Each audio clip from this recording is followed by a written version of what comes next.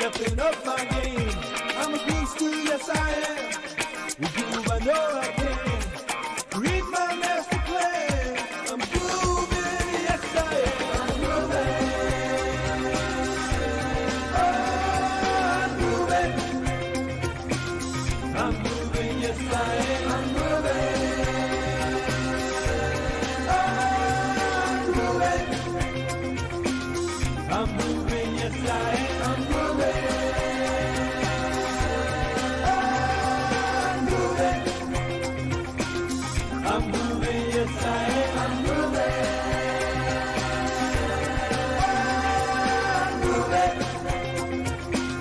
I'm moving, yes I am. Groove Nation inspires me. The buzz loose and break free. I'm dancing to my dreams. Bursting at the seams. I'm feeling groove-alicious. Groove knows who I am. 'Cause now is my time to have a groove state of mind. I'm grooving. Oh, I'm grooving. I'm grooving, yes I am. I'm grooving. Oh, I'm grooving. I'm grooving, yes I am. I'm grooving.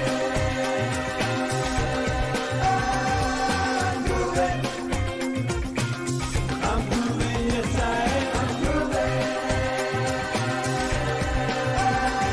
I'm moving. I'm moving, yes I am. Move, move, move, move. I'm moving. Move, move, move, move. I'm moving. I'm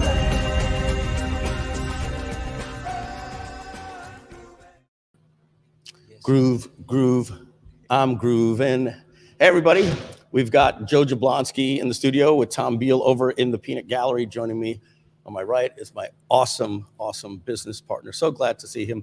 He won't be here all day today. John's recovering from major surgery. If you want to learn more, you have to check out the Groove.cm official Facebook group. There's a post that's just blowing up there with over like 200 comments of love. It's got to bring some joy to you. I know you want to talk more about that later. Was there anything before we start the Grooveathon, we can take as much time as we want, that you want to talk about now, or because it's kind of out there, you know, you put it into the Facebook group. So I'll do the hard part for you. We're going to jump right to the chase here. John had an aneurysm and had brain surgery last week, and he's recovering, but the journey to get there, so that we don't get anybody worried. Thank God he's back. He's here with us. I didn't know we were going here today, but no, but hey, well, you know, I think it's important, right? Because we all have our roles in the company, but it's, you know, you and me are supposed to be on camera almost all the times together, right? And this is something we were looking forward to, and you've got to rest, doctor's orders, and even for the way that you're feeling and stuff like that. And for you to get out over here, I feel guilty. Like, I'm going to try to stop by. You even said, well, maybe Tuesday, you know, and all that type of stuff. So, folks, day 6 of the Grooveathon, we've got a lot to cover, but obviously we've got some good personal stuff when John surprises us here in the studio and comes in after major surgery. You want to talk about it later? Sure. No, we can talk about it a little bit. Yeah. So I was you know, blessed, and there's a long story to it. And the post that I put in the Groove group was something that I wrote on my personal page, and I think I was pretty candid with it. And since then, I've got a lot of private messages, and I even talked to the wife of a friend of mine who died yesterday, a year ago, just to call her on his anniversary. And she goes, I told her, and she's like, John, how lucky are you? You know, my sister, she turned 40, and 10 days after her 40th birthday, she just dropped dead of a brain aneurysm. And it's just not known. And the doctors at NYU told me it's either 1 in 50 or 1 in 100 people have a brain aneurysm walking around and they have no idea. And then when they're going to find out about it is when they have a stroke or they die. And to have found it was just a miracle in itself. And then to have the kind of tenacity that I have, and then the amount of people that I have in my camp to find that doctor at NYU. If this was 10 years ago, they were the guy that invented it. They invented the procedure, and he invented the thing that's used in the procedure. And he's very humble about it, like as if I did it, but But if we take out all of the different things on risks and different things like that, if we just look flat at the numbers, I think it's literally like body temperature, right? It was like, it was 1 in 98.6.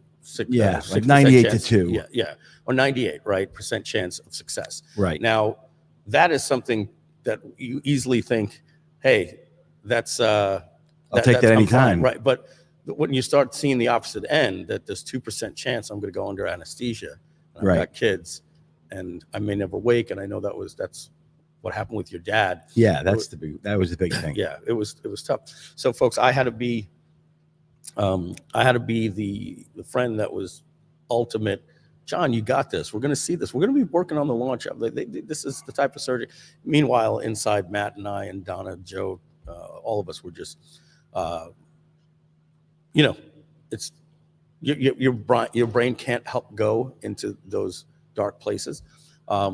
So, the day that you went in for surgery, we just heard John from Luda text message. John's in for surgery. We'll know in 3 hours. And then in 3 hours and 1 minute, I didn't have a text. And, it's not my place to start saying, if she knows, she'll text. And God forbid she's dealing with something else or a complication. So at 3 hours and 1 minute, and we didn't hear for about 4 hours and 5 minutes. And when it came through, it was kind of like, okay, blast it out to the world that, you're on the other side in recovery. I want to tell everybody, and John, I don't want to get into too much because John really wants to share this, like almost documentary style. But a couple of things about it that are worth noting, how fortuitous it was that you actually found out, because you weren't scheduled to do any type of test, and you've been suffering with a debilitating skin condition that comes once a year, and it lasts for about 3 months, and then it goes away, and you think, oh, it must be because of my diet. Oh, it must be because I've done that. And then the next year it comes back, and it's been coming since I've known you. This was the 4th attack.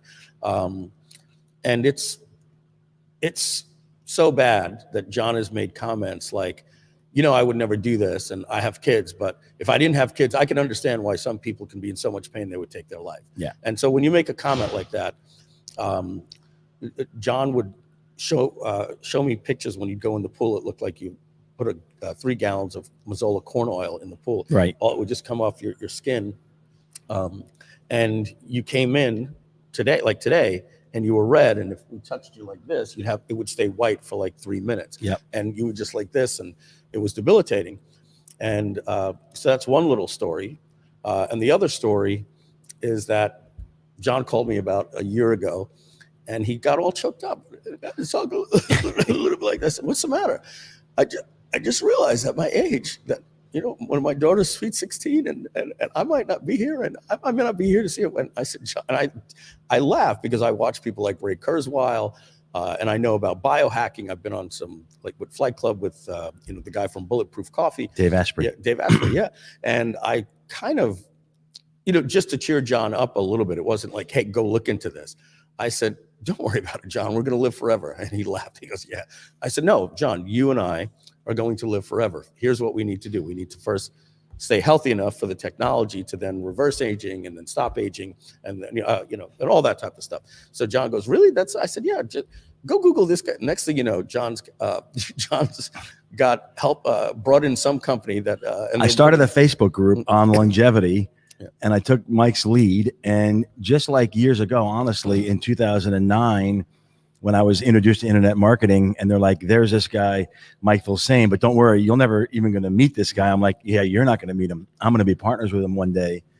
Same thing. Mike tells me about this longevity thing, and I'm like, I'm going to go find these people, and became friends with 4 or 5 Harvard and Yale and Stanford PhDs that were even did some marketing consulting for and them. did some marketing consulting and told them, platform.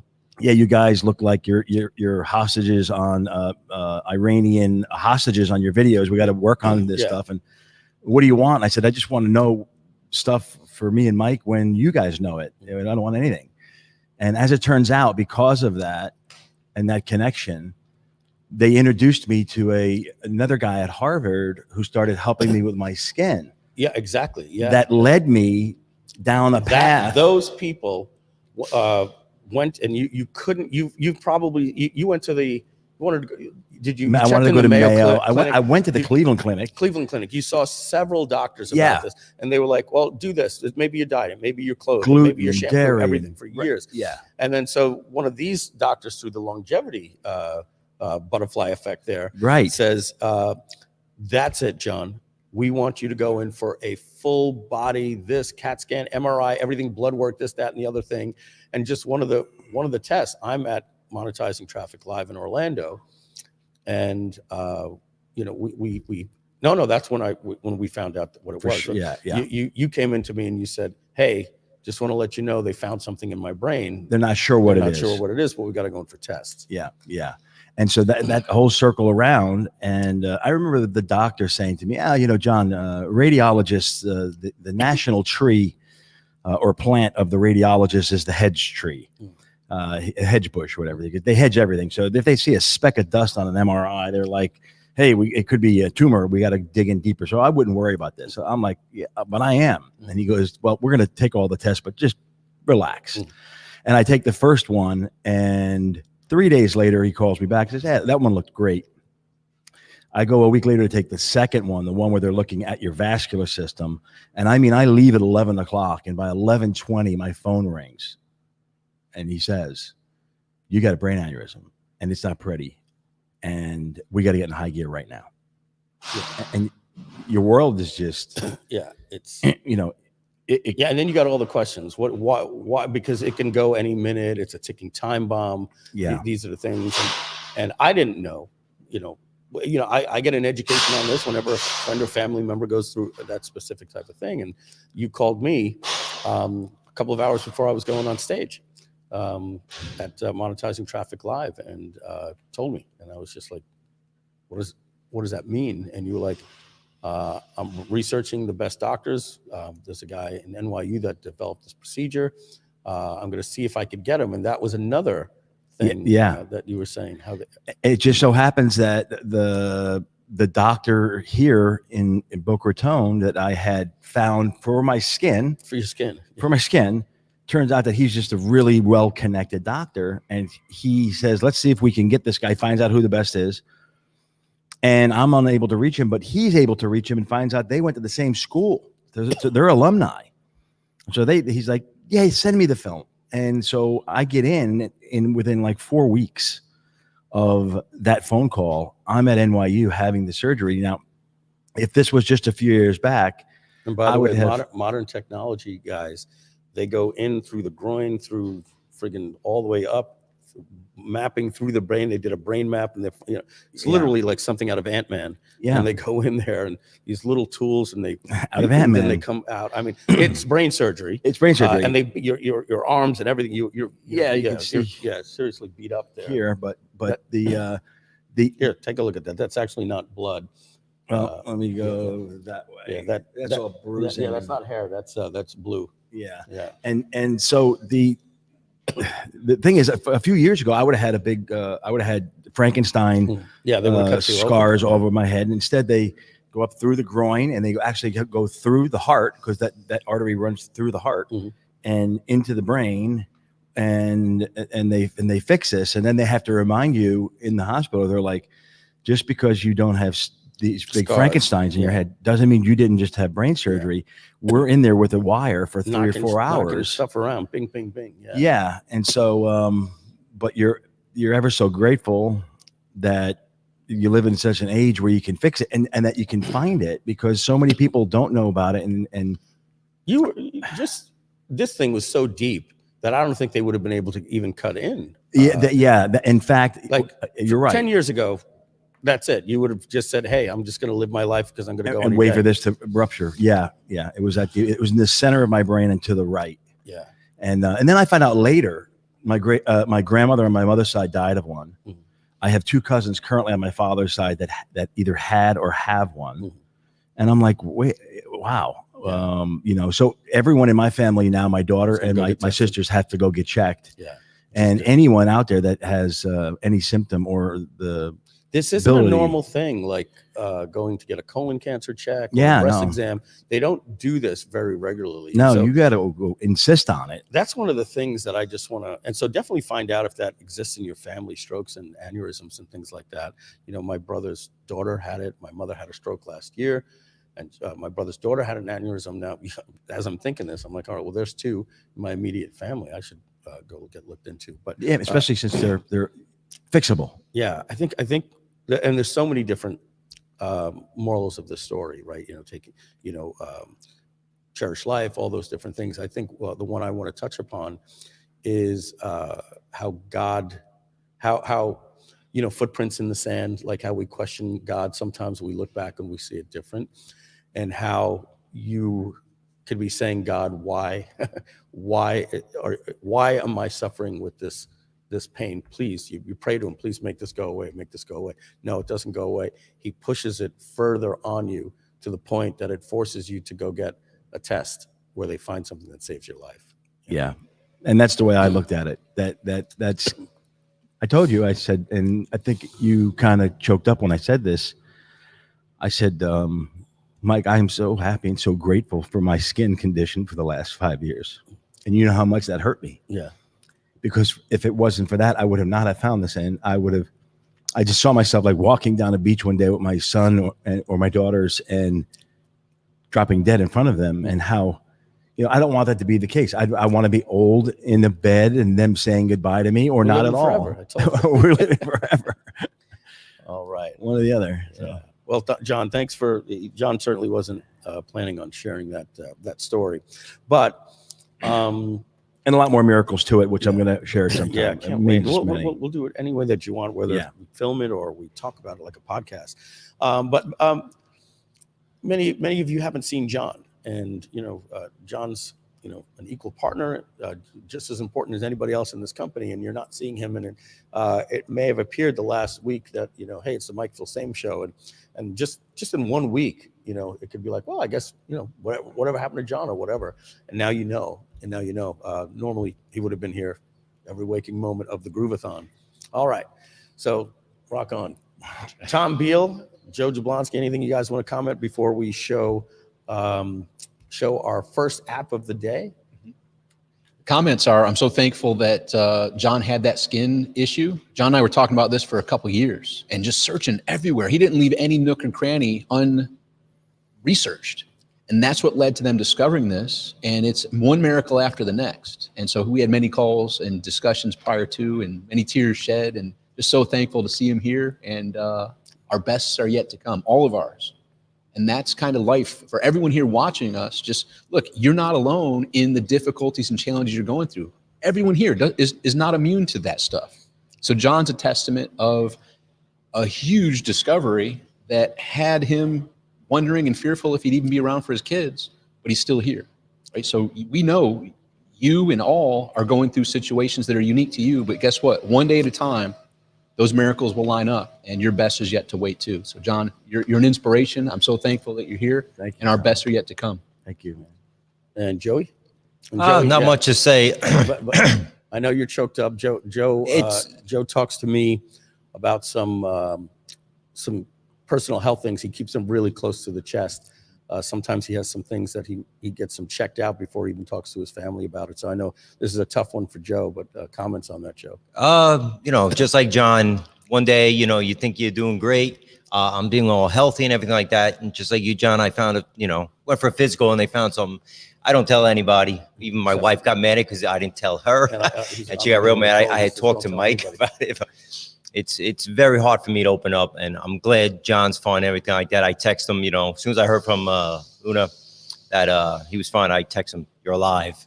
And I was like, that was it. And it was, I'm glad you're here, and I couldn't imagine what you're going through, because when I heard something might be wrong with me, I'm like, oh my God, my daughter, my son, what, you start thinking about everything else besides, I started thinking about my family and how I'm going to leave them, how I'm not going to walk my daughter down the aisle, just like you went through, but was a little more intense. But yeah, that was the toughest part too. That was the toughest part, honestly. The doctor told me, Dr. Nelson said to me, I want to give you a compliment.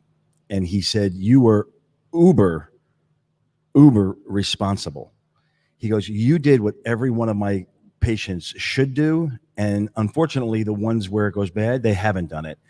And I made a video for each of my children, saying, I'm sorry that I died and that I can't be there for you. I know. You just told me that the other day. And it was so tough, but I had to do that. I've seen those in movies, right? And yeah. And I know a friend that did that and didn't make it. So and isn't that the best thing that you could possibly leave is a communication to your child that after the fact? And yeah, because you didn't tell. I want to jump in here, guys. Yeah. Because I think about doing this all the time for Curtis, and I have nothing wrong with me. There's nothing wrong, but you never know what life might bring your way, and someday you could be off this earth. And I think everybody should do that for their loved ones. Give them the gift of if you can't sit down and actually just tell it to their face right now, give them the gift of recording something. Yeah. And what I did is I gave it to Luda, and I said, these are videos for these people, and they don't ever get to see them unless I'm not here. And I'll tell you something, Donna, you made a good point, and I see this on Facebook a lot, and this is important. We all know there's several marketers and people in our communities that have died in the last 6 months or whatever. And then you see all of the posts on Facebook, and it was just, and Mike was such a great guy, and we loved him, and how he was at parties, and all of these beautiful tributes. When somebody dies, you see them. But shouldn't we really see them before they die? Yeah. Shouldn't we really take the time and say, Mike, thank you for being such a good friend. Thank you. You're a really awesome guy. And we don't. And so doing those videos, or certainly on Facebook, I like to say to people, I almost want to post sometimes, but then it's too self-serving. Hey, what would you say what would be your post about me if I had died? Because you want to know that, you want to hear that. And I think people should hear those things. And we don't share them until after they are dead. And then we tell the world how we felt about them. And we need to maybe beforehand. I think that's a good exercise for the personal development community that could be written right. And maybe because I know that, like Tom, I got something from you and about 5 other marketers, and I think it was related to business. You had said, hey, I just read this book, and forgive me if I get it wrong, but it was something along the lines of, I was asked to go out to some people and ask if I had one superpower, what was it? What would it be? And then it was written so well that anybody that's busy, you probably got dozens back, because it's like, how do I not tell Tom how I actually feel? And this was in a business sense. And then I sent something that I was like, shit, I wish I would have told Tom this a long time ago. This is what I really feel. Do you remember, you got comments on that? I do. Tom? That's from the 80-20 book by Perry Marshall. And it's an exercise in there that asks, what is my unique ability? You've seen me, you know me. Yeah. What's that one thing that separates me from the rest? And to hear your and all the other feedback was interesting and amazing, because everyone's sitting here, we just do what we do. And it's good to hear that. And then feedback. You threw them all up on TomBeal.com as testimonials. Of course. Why would you not? Of course. Yes, kidding. Yep. Very powerful. And the other thing is, John, you were responsible, and you took care of the loose ends that many of us don't. The wills, the insurance, all that stuff that we all have as those to-do lists. I'll get to it one day. Guess what? One day never comes. Let me tell you something. Having a real deadline, like the meaning of a deadline, right, is it came about because there's a line around the prison that should a prisoner pass that line, you're dead. I didn't know that. The deadline. A real deadline. And so when you have that, let me tell you something, you're motivated. You're going in, this is the date, it's all happening. I couldn't book my hotel room and my flight. And I called you, I said, Mike, I can't book the flight. Do you know why? And he knew right away. He's like, yeah, because you've just completely committed to going. Yeah. And when you have that kind of deadline, you get stuff done right away. It just gets done. I did more in the 3 or 4 week period than I had done in 6 months or a year. Then you said to me, Mike, when I get through this, I'm going to sit with you. There's some things that you need to do. Yeah. The even living, things about it in the living will. The living will. Especially in the state of Florida, how certain things that you think other people get access to, they don't. And there was the girl, I forget her name. She was in Orlando or Jacksonville. I forget her name, very famous in Florida. And they kept her alive for 24 years against her parents' will because the state of Florida would not let them. She was completely brain dead. Yeah. And in the state They of wouldn't Florida, let them pull the plug. they wouldn't let the And she was parents. The parents have said, hey, completely she's this 20-something years. And they were in court battle after court battle. And had she had a living will and had she had a document saying these are my instructions, that can happen. And here's the thing. There may be a will Right. that says they get this, my granddaughter gets this and all that, which is Should I pass? She thought she did the right thing. And meanwhile, these kids, it's 20 years, they didn't get anything to help for college. And Right. because if she had the choice, she probably would have been like, wait, no, I made a will for these reasons, but not a living will. Right. So I wasn't even aware of that myself. Yes. Yeah. All right. Okay, everyone. Before we move on, yes, I wanted to see, John, Please can you do. see the screen if I flash this up, for instance? Do you see that? yes, he does. Yeah. Okay. Sort of. It's a little bit. We Yeah. love you. Angie Norris. I just want to share some of the outpouring of love that you have been getting in the group. They are Easier for you just to read here. So glad you're better. so glad you're better, John. Healthy wishes coming your way. Frank Salinas said there are no coincidences when listening to your story. Mary said that's both scary and amazing. I agree, it is. Jenny shared that her mother had 2 operations for brain aneurysms, and she's grateful for science and technology, as are we, absolutely. Chris, a powerful story and love the happy ending. Carolina is so grateful for you, John. A Facebook user sending you lots of love. I think this is Elaine Collier sending gratitude to us as well. Thank you for sharing your story. I mean, everyone is just so happy, as we are, that you are okay. And also, there are some comments here. Where was it? I saw one of them. I saw one of the comments said, "Can we see the mobile app?" No, I'm just kidding.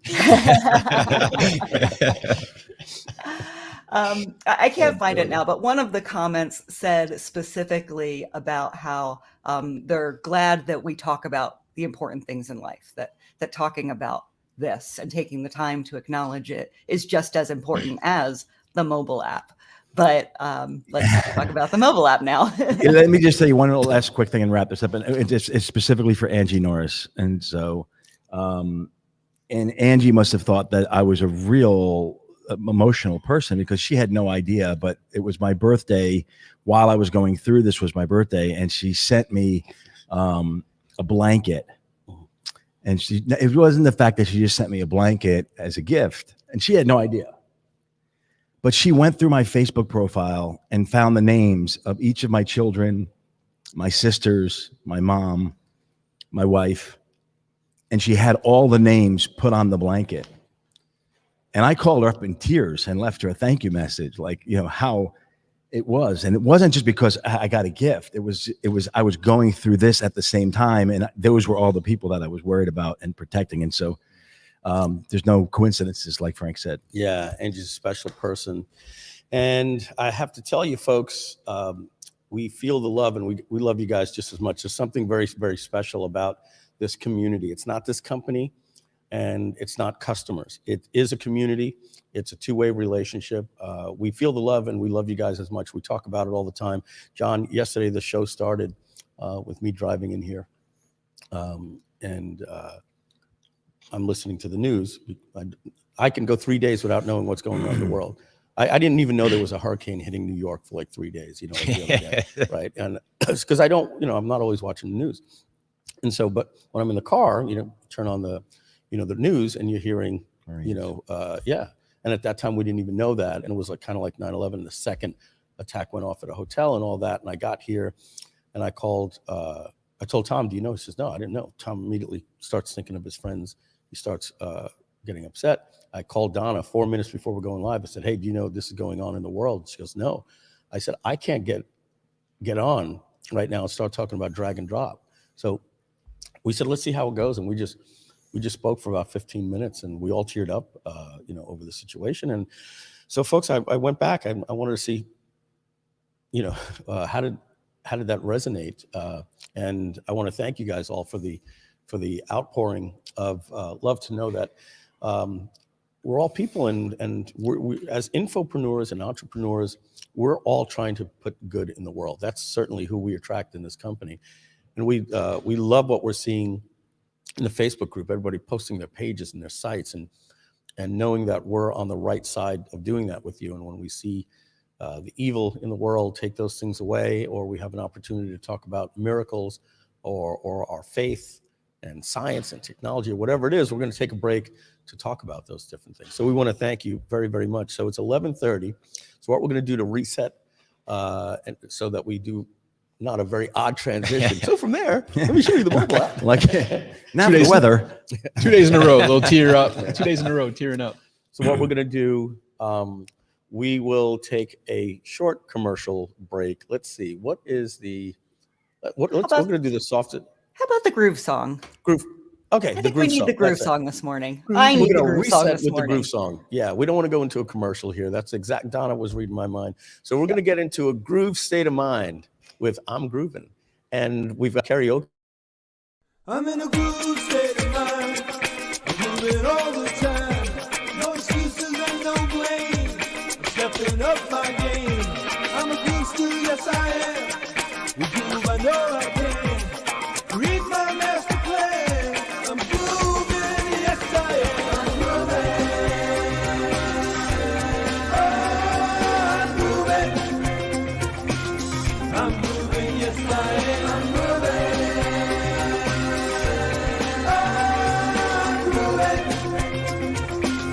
I'm moving, yes I am. I'm moving. I'm moving, yes I am. I'm moving.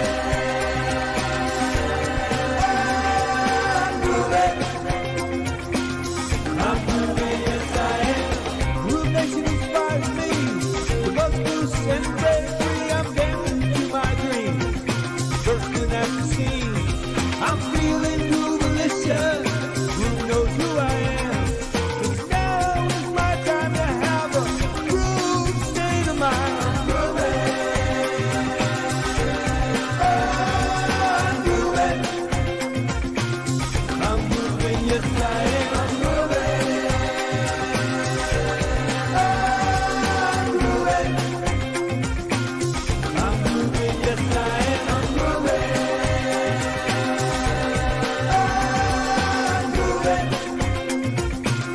I'm moving, yes I am. I'm moving. I'm moving.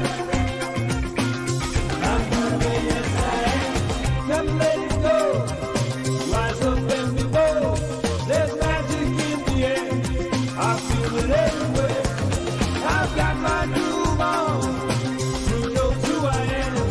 'Cause now is the time to have a groove state of mind. I'm grooving. Oh, I'm moving, yes I am. I'm moving. Oh, I'm moving, yes I am. I'm moving.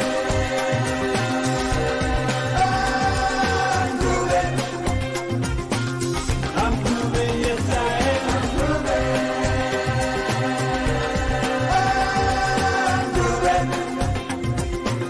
I'm moving, yes I am. Time to bust the move. Dance to your own beat. The groove where life is oh so sweet. Groove has got my back. Groove is there for me. There's magic in my mind. I'm grooving all the time. Groove, groove, groove, groove. I'm grooving. Groove, groove, groove, groove. I'm grooving. Groove, groove, groove, groove.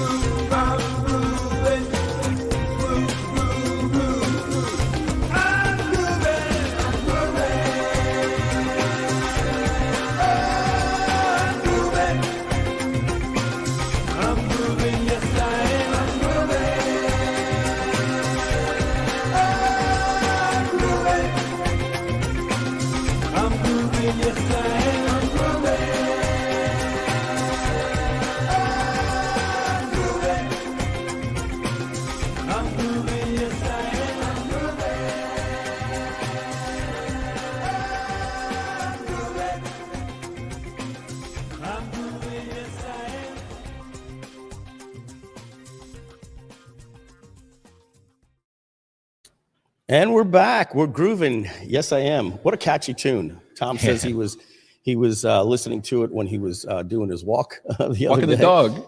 Yeah, and I'm grooving. We need to come up with a dance though. So someone out there, all right, Tom, create a dance. I think you should lead the way. What is the dance? Grooving. I like You got to do it on a treadmill. I'm grooving. Do it for about 30 seconds, and then I'll. But we have to come up with like a line dance. All right, everybody. So let's see. Over here on my screen, let me get this up. If we see, let me get my notifications up. We'll add myself to the stream here. Whoops. Sorry about that. Could have been a lot worse. Good catch. Thank God I did it. Otherwise, Like, show them the trick on the computer. Show them the fake trip. All right, so here we go. Spilling coffee because I'm so excited. All right, so here's what we got, folks. Gonna add my am I in the stream or do I? Okay, share screen. We're gonna do this one here, and now we're gonna add it to the stream. There we go. Whoops. There. All right. So we're seeing the screen here, and I want you to know there's been a couple of things added to the menu. One you'll see right here when you click here, the Groove.cm mobile app, or you could also find it obviously here as well, and right here, the Groove.cm app. That's going to open up to a little tutorial video to tell you how to download it. And yes, it works for both iOS and Android. So there are links here to get it at the Google Play Store and at the Apple App Store. And here's me right here in the studio telling you a little bit about it. But instead of doing that, let's just do it live. So I'm just going to click right here, and here's my phone. And I'm going to swipe down and click on the, and then you see it right here, right? The icon right here looks like the Groove logo. You click that, and it has to pull down to refresh, different things like that. What I'm going to do is I'm going to click right over here. Let me see if I can move this out of the way. Yeah, there's just nothing you can do about that. I'm going to click right here, okay? And that brings us to all of the different apps, right? So it has GrooveCell. And folks, this is a mobile app. So if you notice Groove Pages, it'll give you stats. You don't go in here to build a website, right? This is when you're on a train, you're in a car, you're waiting at the doctor's office or something like that, and you want to get basic stats. You'll notice that logging in to the Groove platform, in fact, let's do that. You're going to notice it is not designed for mobile. So if I click over here on toggle mobile, you see it's a mess. It's not meant for mobile, and we're not going to do it ever for mobile. That's why we designed a mobile app. So it's designed for the Chrome browser. And when we go back to here, you'll notice you have GrooveCell, Groove Mail, Groove Video, Groove Pages, Groove Affiliate, Groove Member, and Groove Cart. So with GrooveCell, let me see. I'm going to click into GrooveCell. Excuse me. And you'll notice that it's basically reporting data, right?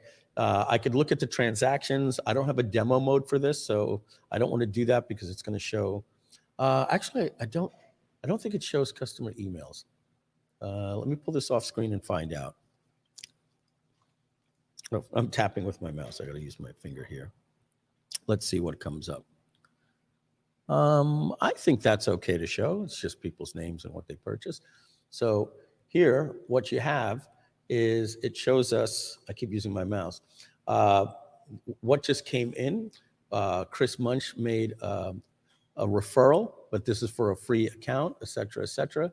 And so we get affiliate information, customer information. Now I could tap on that, but then I'm going to give up too much personal information, but that's where I could search for anything, a customer, I can do refunds, I could look into affiliates, I could pay affiliates, but I'll let you know, I will never do that myself unless it's, an emergency, because most of the time I have my laptop with me where I could log in anyway, and I could log in and do like the real data. This is just so that we could get excited and see what's going on with our sales.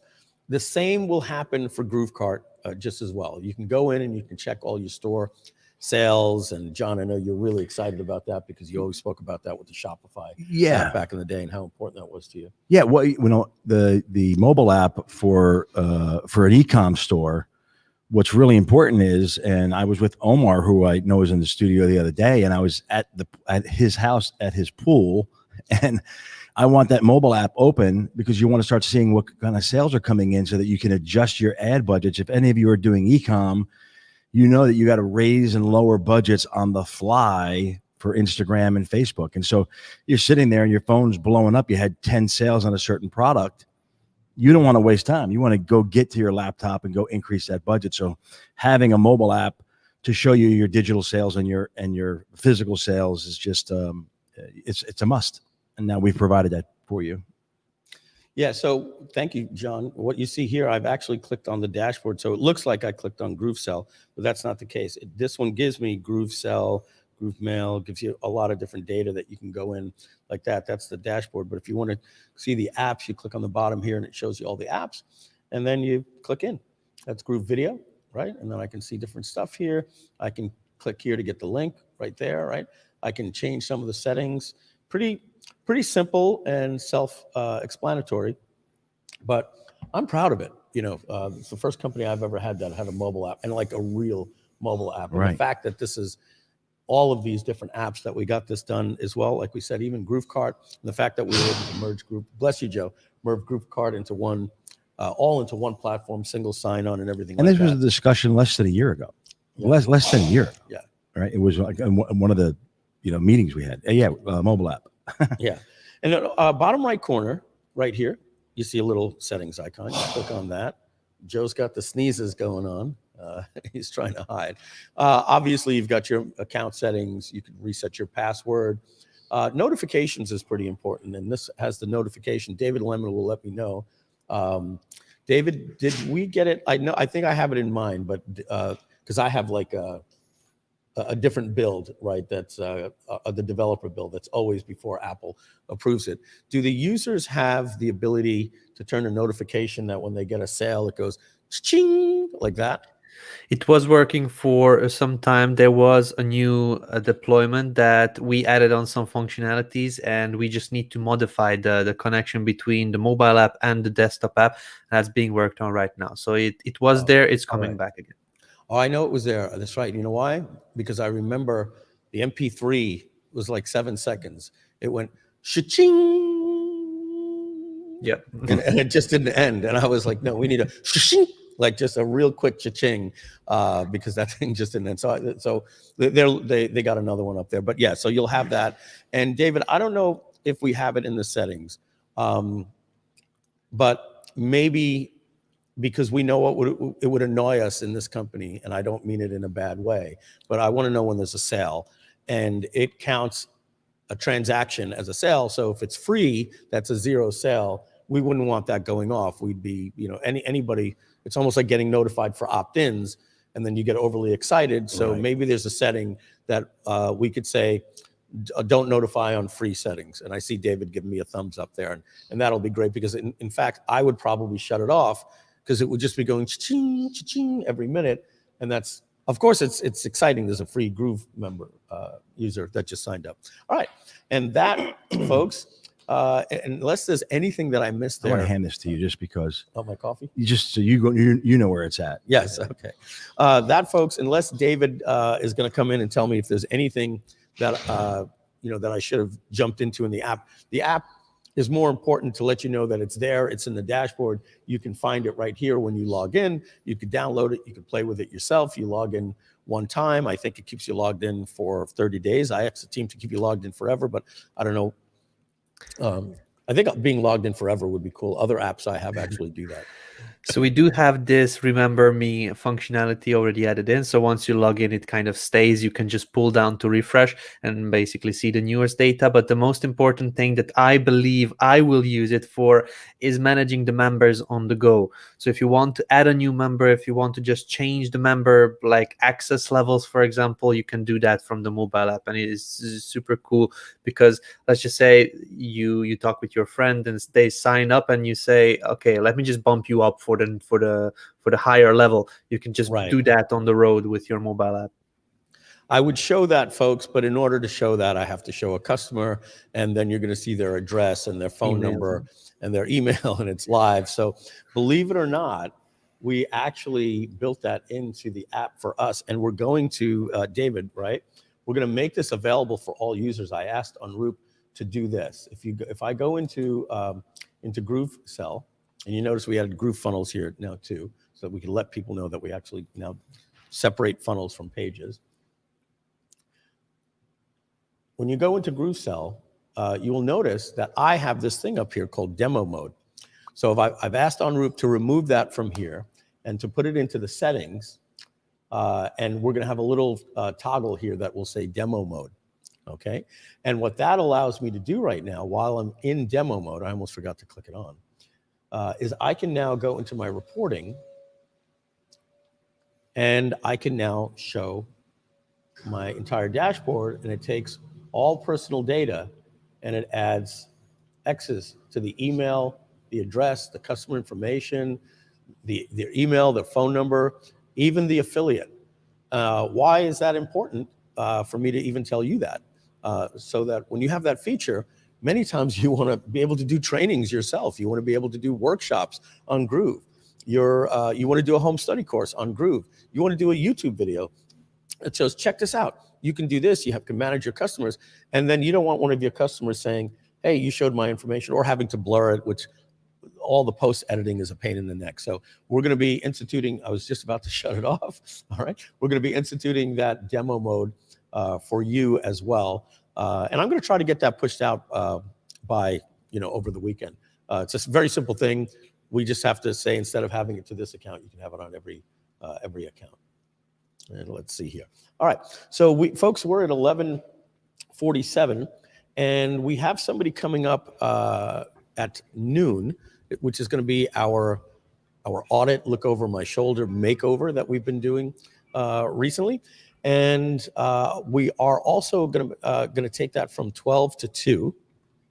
And then after that, we have Rich Schefren, who is coming in. He has a hard out at 2 o'clock. So we're going to stay on time, stay very, very focused today. I'm not going to start anything new. I'm going to use this time right now for us to take a long commercial. Then we're going to come back, and let me see if I heard a little bloop, bloop, which usually means somebody just entered the room. And let's see, I do see that Old Man Glasses tells me Gregory is in the room. Little wave there, Gregory, if you can hear me. Let's see, there, I got the wave. So Gregory's going to be joining us in 10 minutes. We're going to do a 2-hour makeover. Hey, Mike, Gregory. I have an app question before we go to break. I've seen this question before, and I don't know if we've planned it or what. So every time we talk about the app, we get this question. Will we have Groove member apps for our memberships? We just lost Donna. Oh my goodness. Okay. Joe, did you take that out? Just 1 second, Donna. Yeah. We're getting professional earpieces coming in. Joe touched the white AirPod and it knocked it out. I totally understand. All right, you're back. So here's the question. I mean, I know that right now, our Groove members, people who want to access courses on Groove Member, can open up their browser and log into Groove Member on their phones. So we already have the ability to access membership site I just content. lost her again. Now I hear you, Donna. Okay. So we already have the ability to access membership site content by logging into our phones on a browser. Right. Do we have any plans to, and I don't know, I haven't even wrapped my head around the request yet, but have like a mobile app for Groove Member specifically, so that our members can have like a place that their members can go that's an app to log in. Like maybe we can do that. And really, I'm spitballing here because we haven't talked about this at all. But there's that, like, I forget the name of it. It's the functionality where it looks like an app, but it's not in the app store. A web app, so that people will be able to create these web app presences for their Groove member site for their members. Yeah, so their members can have their own login. So first off, I'll tell you where we were going with it and where we're not anymore, but it'll continue and we'll work with them. Was the last GrooveAthon last October, we partnered with a couple of different people. Obviously, we had purchased Chatmatic at the time, and during that buyout, we said, hey, we want to focus. So we called up Travis and we said, hey, we're turning the company back over to you. You can keep all the investment. And we dissolved that deal. One of the other deals was with Matthew McGregor with 22 Apps. We took a 15% piece of that company, just gratis, for coming on as a consultant and putting it under the Groove Digital brand. And we were talking 22 apps, et cetera, et cetera. When we looked at Kajabi get a $2 billion investment for just something that is Groove member, which we think we're going to create a better version. And we saw ActiveCampaign get a $3 billion valuation. All they are is Groove Mail. We all had that meeting, John and with Matt and with you, Donna, and we said, this is great to conquer the world, but we're already doing 17 apps. Nobody's ever done this before. And yes, it's cool to have 22 apps. And by the way, folks, we also had the same deal with Usign as well. And we relinquished that. And we said, hey, we've got to focus on this one company, because what was happening is we had to talk about integration. We were having phone calls. We had to say, hey, you guys need to be on Groove pages. We have to move your site. You got to be emailing from here, and you've got to be selling on GrooveSell. And then it was consulting, because that was part of the deal, is they get consulting. So I'm on with Review Trust on Monday and 22 Apps on Tuesday. And then by the end of the week, it's like I'm running everybody else's business other than Groove. So we decided to divest in all of those different things and focus on Groove, and I think it shows. And obviously, GroovePay is our real brand. And if you're wondering where Matt is, very similar thing. He had plans to see his dad. His dad's getting a little older, so he flew to Paris, and he had plans 5 months ago before we did the launch. And we said, Matt, go see your dad, family first. Do not cancel that trip. So he's in Paris, probably watching right now with Nico and Sam and Andrea. But so 22 apps, the deal with 22 apps is it is a CMS. It is a content management software. And if you're seeing my screen right now, let's add my screen here to the stream. The deal with 22 apps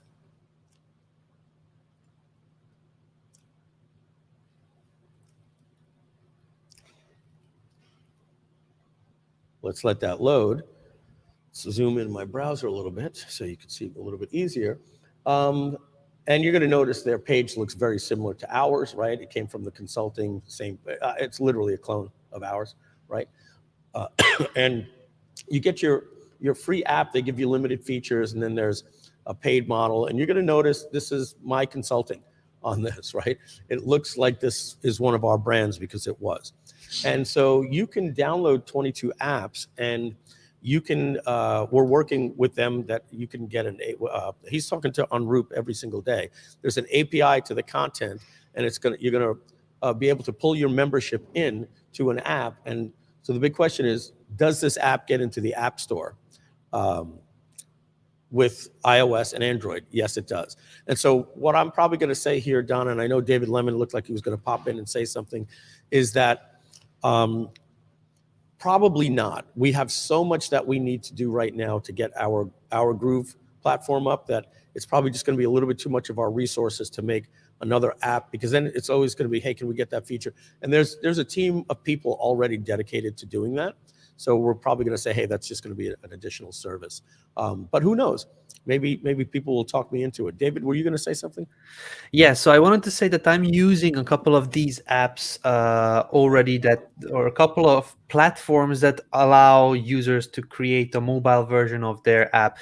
Most of the times, those are extra services and they are managed separately. But the platforms that create those are more stable. So what we're doing now with Groove Member is just getting ready with a second version, the second variation of Groove Member. And all of those other companies that have already a mobile app, they are running for years. So it will, we could say that after we're stable, after a couple of years, we could think about a mobile app, another extra service to add on. But at this moment, where we are at this stage, I don't think we should divide our focus and basically just work on something extra without our platform being like full on most powerful out there. So that's my thinking on that.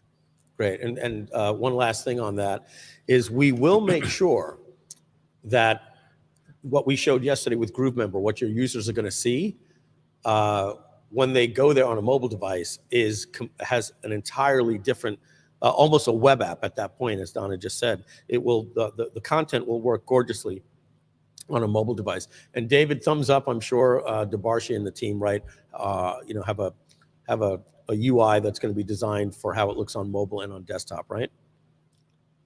Thumbs up there. All right, folks. 11:56. And I think also we can probably, because you can create a web app from anything. Like you can drop any URL from. Yes. You can make that a bookmark on your phone. Yeah, and it just shows up right on your. And it just shows like up, and then you could log in. So we could train our users how to design a mobile page that looks like an app login, and teach their members how they just drag that link to their phone to log into their membership. So it's not as quick and easy as having an app already or having an app that shows in the App Store right away. But there's no reason why you can't have a mobile experience for your users right away now, show them how to do it right as to the home app screen. is now. Yeah, because getting in the App Store, you have to get approved. You got to become a developer, all that different type of stuff. It's not as easy like we can just give that to people. All right, 11:57. We're going to take that long commercial, make it a short commercial. We're going to go dim the lights. John's going to step away, and I'm going to snap my fingers right here in the studio, very cinematic, and tell you why you should upgrade to Groove before August 31st. And we'll be right back after that with a makeover. Hi, my name is Mike Filsaime, CEO and co-founder of Groove. I hope you're enjoying this Groovathon. While our speakers are taking a break, now is a great time to learn more about Groove and the amazing upgrade opportunity that's ending very soon. If you're watching this on Facebook Live or YouTube Live and you're wondering what Groove is all about, you're going to want to head to Groove.cm and grab your free account. We have the best software platform on the planet for digital and e-commerce marketers, and it's absolutely free for you to get started. And there's no credit card required. Now, if you're a little bit more advanced than a newbie, or you know that you're going to be a successful online entrepreneur one day, then you really want to consider taking advantage of our limited time upgrade. Just visit Groove.cm/upgrade now to lock in this incredible upgrade. Or when you log in, just click on the pink button that says upgrade in the top right corner. For a limited time, you can get lifetime access and unlock our entire platform, a marketing suite of powerful tools. Over 17 apps in all, designed to give you everything you need to be an e-commerce or digital marketer. Also, when you go to Groove.cm/upgrade, there's a video there that explains everything. But here's the important thing. Right now, you can get lifetime access to this incredible suite of tools for just a one-time price of $1,397, and you'll never have to pay us anything ever again, ever, period. If you add up all of the tools in Groove, a page builder, shopping cart, affiliate management, e-commerce store, email marketing, membership sites, marketing videos, social proof widgets, webinars, streaming videos, and so much more. With the other guys, you're paying over $3,500 per month or $20,000 to $30,000 per year to run your online business. And those other complicated platforms don't do half of what Groove does. But what if you could pay $13.97 one time and never have to pay anything ever again? And what if all of those tools were easier to use than anything else out there, all while integrated to work with each other, all in one dashboard? Of course, you would say, where do I sign? Now, I have to mention, you need to do this right now, today, because the lifetime offer for $1,397 is expiring, and it expires very soon. To see how much time you have left, and if there's still time, please go to Groove.cm/upgrade or log into Groove and click the upgrade button in the top right corner. When this lifetime offer expires, the new price is nearly doubling from $1,397 to a whopping $1,997. And shortly after that, you and many others will be paying $299 per month each and every month for less features than what you can get right now for just $1,397. You don't want to miss out on this literal deal of a lifetime. Upgrade to the lifetime platinum deal. So do this now. Visit Groove.cm/upgrade and lock in the lowest price we've ever offered. Those that pass on this lifetime offer today will later be paying as much as $299 per month. Don't let that be you. Get this lifetime deal for a one-time payment of just $1,397, and you'll never have to pay us anything again, ever, period. Visit Groove.cm/upgrade. That's .cm because customers matter. That's Groove.cm/upgrade, or just log into Groove and click on the pink upgrade button in the top right corner. And now back to the Groovathon.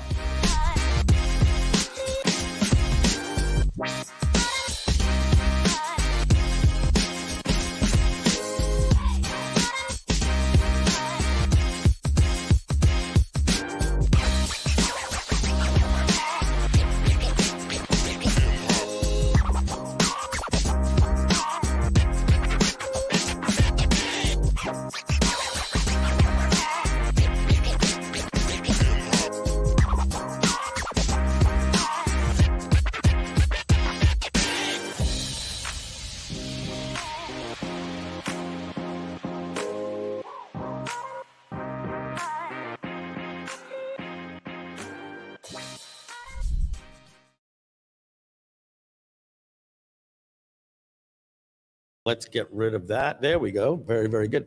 All right, everybody. It is the top of the hour. That our first hour is done.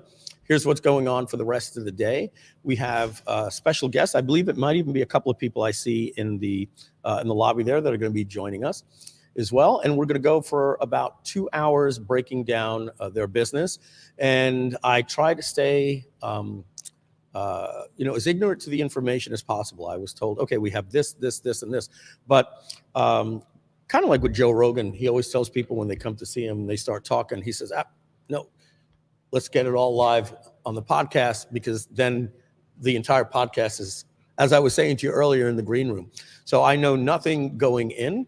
And so we're going to bring them on. We're going to go for 2 hours.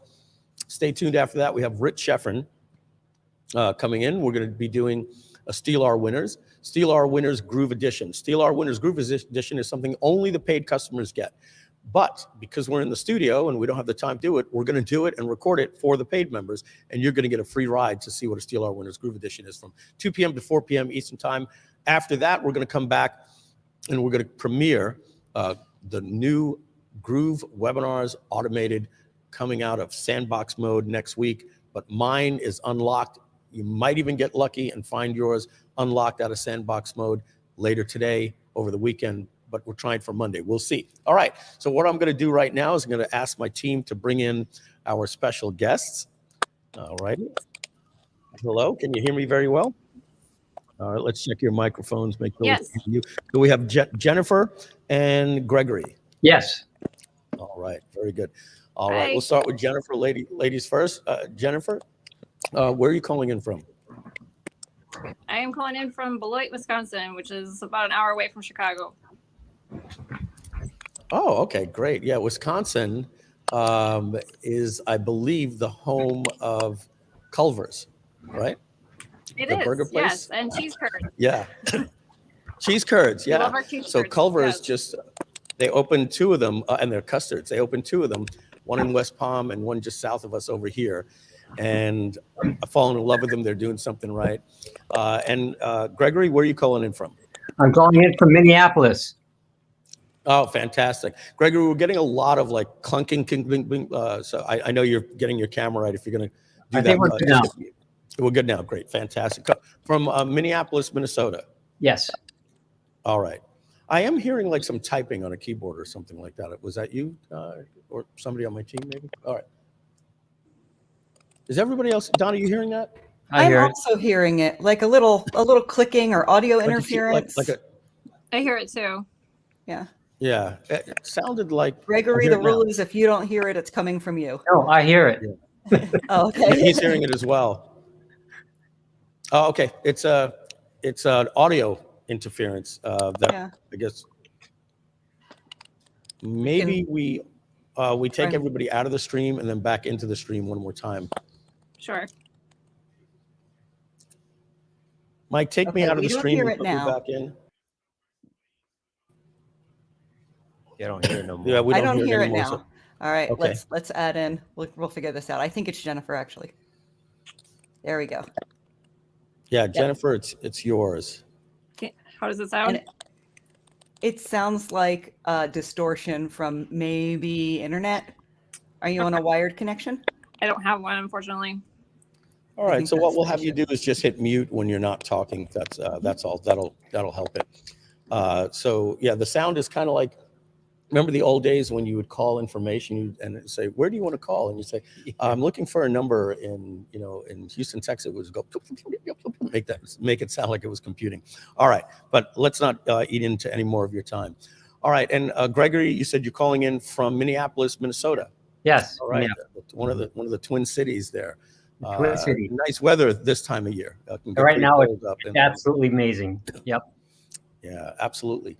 I was just watching a documentary on YouTube yesterday called The Missing Chapter of The Last Dance. And The Last Dance was a Michael Jordan documentary. And of the 5 people that won 3 rings with him, Luke Longley, his name wasn't even mentioned in the entire documentary. So they did something for him, and he was actually drafted by the Minnesota Timberwolves. So back there, he spent a little time with you guys. So let's talk about your business. What is it that you guys do? Can you hear me okay? Perfect. Great. So I had started my business back in 2005, but I've been in my field since I started in the field 2005, and then I started the business 2016. And then Gregory joined me a couple years ago as my business partner and amazing copywriter. And so basically what we do is we help people get rid of back pain. And, excellent. And my hook that I have in my advertising, my marketing is I help you get rid of 20 years or more of back pain in as little as 20 minutes. Oh, that's great. That's got that 15 minutes or more can save you car insurance, right? Exactly. That's yeah. All right. So with that, what qualifies you? And I don't say that like what qualifies you. Like were you a chiropractor? Did you cure your own back ailment? What's your secret sauce and expertise? Sure. So I actually have had pain myself for 25 years, so I very intimately understand what it's like to have that. And in my quest to heal myself, I started to realize that I can help others too. And so I first became a licensed massage therapist, and then I found that I was very good at that and able to get people out of pain just with that. And then I decided to go on and get more certifications and more training. So I actually have more than 10 different techniques that I use to help people.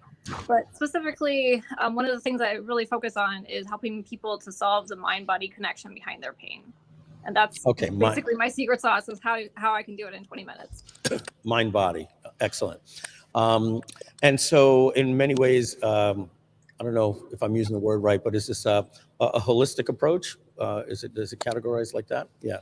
And is it an information only, like I'll teach you and you do this, or is it information and do you supplement that with supplements and say, also, here are some things that we recommend that you can buy from my store that is good for this and good for that and good for that? So I do kind of a little bit of each. I have a online program called Freedom from Back Pain, which is educational, informational, but also gets people into action on their own. And then I also help people in groups and one-on-one with helping them to solve their pain. Okay, excellent. So Jennifer, usually when I'm talking about partnerships, I'll usually call one person the talent, and I don't mean that in any way. I mean that in the Hollywood way, like who's the person on camera, right? And that's what they refer to people as the talent, right? So when I'm on the cruise and I'm talking to people and I see people that say, I want to make sure nobody ever dies from cancer again by eating the wrong foods. And that's my mission. I'm out there to help people like that. But I understand, I watch all the Groove videos, I watch some of this stuff, but like, that's just not me. I want to spend more time educating. And so I'll usually say to them, that's great. You're the talent. And sometimes you shine better. And that's what we call your HUBU, your highest use and best use. And that's where you need to be. And I'm always telling people, don't be afraid to partner with people that can help you take care of the other things. And so Gregory, you said he does the copywriting, so which is great to hear, right? Because that's not an easy thing. Some people have a skill for that, right? And you're saying, no, not me. Gregory, let's shift over to you for a minute. You do the copywriting. Do you do the marketing in the company as well and build the landing pages, or are you just a copywriter? So let's talk about that. Well, yeah, I was heading into building the landing pages for the tech, and then this came along. We thought, wow, this is going to be a huge jumpstart for us. I also want to say Jennifer definitely is the talent. She also has a background in videography, so she's very well versed in video and videoing herself. So she looks great on screen. That's huge for us because she's the person that knows all this, and she's the spokesperson. Right. Yeah. The front face. Yeah. So Gregory, let's talk a little bit about your background, copywriting. How did you come into copywriting? Really only picked it up about 3 years ago. Started messing around with it. I had my own business for 35 years as a jeweler, and during that time I wrote stuff. I wrote sales letters that did all right. But I didn't really key into the fact that I was doing copywriting as such. And so when I let that business go and sold it off the equipment, I thought, what I want to do now? And I thought, I really like this writing stuff because I like to write anyway. Which is great. So I dove into the copywriting, and I think I have quite a knack for it. And we'll see once we launch this if we make any sales, which we know we will. So that's it. I'm kind of coming at it from. I'm really good at conversational copy. I've taken a bunch of the courses, reading the books, and we're writing copy now. Now the way what were some of the books that you liked on copy, or just one? Well, just one. Matter of fact, it's really a standout right now that I'm reading right now. It's called Great Leads by Michael Masterson and John Ford. It's outstanding. Yeah. So Michael Masterson, do you know his real name? Yeah, Mark Ford. Yeah. Mark Ford. Yeah. For everybody, right? So Rich Schefren, who's coming on later today at 2:00, is best friends with Michael Masterson. Cool. Mark Ford. He lives about his cigar bar is about 4 blocks from here. We see him on the regular, and we were just talking about Agora, and he's one of the founders of Agora Publishing, which is a multi-billion-dollar company doing exactly what we do. They just do it on a different level. They have an incredible model, but it's information publishing, and they're quite impressive. Yes. I met Bill Bonner once. That was my claim to fame. Oh yeah, Bill Bonner. I had a conversation with him in Paris, of all places, about copywriting. And they know copywriting. They know copywriting in that company. They've got dozens of copywriter. I met Eduardo, who I have his book over there. He's written one of their best campaigns. I read his book too. Awesome book. Yeah, very, very good book. Oh, okay, great. So so you're a student of copywriting, and you've also said you've taken the courses. So that's great. All right. So how did you guys meet? So go ahead, Jennifer. Go ahead, Jennifer. So we met at a training, and I was sat next to Greg, and we had an opportunity to work together. And I think he actually tells it better than I do. So from your experience of what you you want the real story? Okay, so we're at this training. It's for healers, and that's Jennifer's gig. And I was invited to actually, I felt inspired to go to this, and I don't really have that background, but it was very, very enlightening for me, and it was fantastic. But I noticed Jennifer across the room for a day or two, and I thought, there's something about this person, and I made a point to sit next to her. And when I did, I really thought, wow, there's just this. She just has kind of an energy about her. And then we got talking later, and we kind of hit it off. And then after that, we stayed in touch. And one time we just kind of caught up a few months later on a Zoom call, and she was talking about her business. And I was doing some business coaching at the time. And I said, you need some coaching here. So we just coached a little, and then we came up with this really great idea. Since she already had this course created, this video course in how to heal back pain, I said, let's get that selling. And that started the whole thing. All right, great. What I have right here is my little microphone for on the go. That gets clipped on right here. And what that means is, dun, dun, dun, we're heading over to the whiteboard so we can break this stuff down. So I'm just going to drag this over here so I can talk to you guys live and still see you. All right. I'm going to switch out microphones. And Mike, yeah, your magic works. I can see them over here now. That's fantastic. So what we're going to do is we're going to add the whiteboard to the stream. Let me do that. All right. There we go. All right, so you guys are seeing me over here. You can see me good, right? Yeah. Okay. So let's start with the product first in the funnel. As you guys remember, and I always like to find out where my little line is so I don't draw over here where I have to block it. So I'm going to put right here this imaginary line. We did this yesterday. I'll make it a little bit darker for everybody. We did this yesterday as well. And what I call this right here is GTC, get to click, right? And this we're going to call after the click, right? Get the click after the click. Two different types of marketing. We literally have to separate these campaigns. We have to understand that back in the day, we used to do something called, before the internet, it was known as marketing and sales, right? There was a marketing department and there's a sales department. They're two different things. The marketing department did all of the TV ads, the radio ads, the print media ads, and they were the people that got the attention of the customer. And getting the attention is one thing. Getting the attention needs a call to action to make them pick up the phone back in the old days, right? Call in for your free consultation, that type of stuff. So that's marketing. And then when they called, you had a sales team, right? Let's take a look at it as the old infomercial, right? The marketing was the television commercial. It showed in the product, but we had to get somebody on the phone to actually take the credit card, all right? We renamed the marketing and sales online as traffic and conversion. So we have a traffic strategy that we target different people. We spoke about the triad the other day. And then once they cross this line right here, they end up on our website and we're in total control.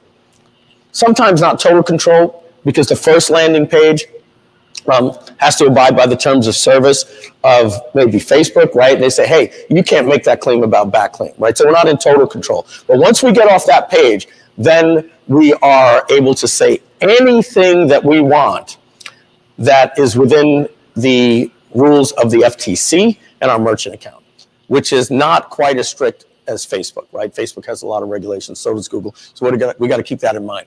So I'm going to jump to the after the click for a minute, and then we're going to go back to getting the traffic. So just a couple of audit questions first. Is this product selling already? Is there a funnel where this product is already making sales, or this is something that is planning? I have set it up online and I had some sales. I haven't been super active with it because I realized that I needed to reframe my marketing. So that's what we've been working on lately. But yes, I have had sales. All right. Well, the good news is there, if you've made one sale, it tells me a lot. It tells me that the product is created. There's an ability to take payments. You've gotten payment processing, Stripe, PayPal, GroovePay, all that stuff taken care of. There was some type of funnel that the customer ended up on a thank you page. There was some type of support in place. And the only thing that we need to do now is, I will call it feed the monster, but generally we got to make sure that the sales process is optimized. All right. So at the front of the funnel, very, very first page, or it's okay. We don't have to talk about the past. We can. I'm very aware that you may say, well, that didn't work. And Mike, I'd love to hear what's working. And we have a little bit of a plan. So even if that's shifted, let's talk about what it is now or what the plan is going to be. Are we planning on having a landing page where the first goal of the call to action is to get the email address, or are we going straight for a sale or for a webinar?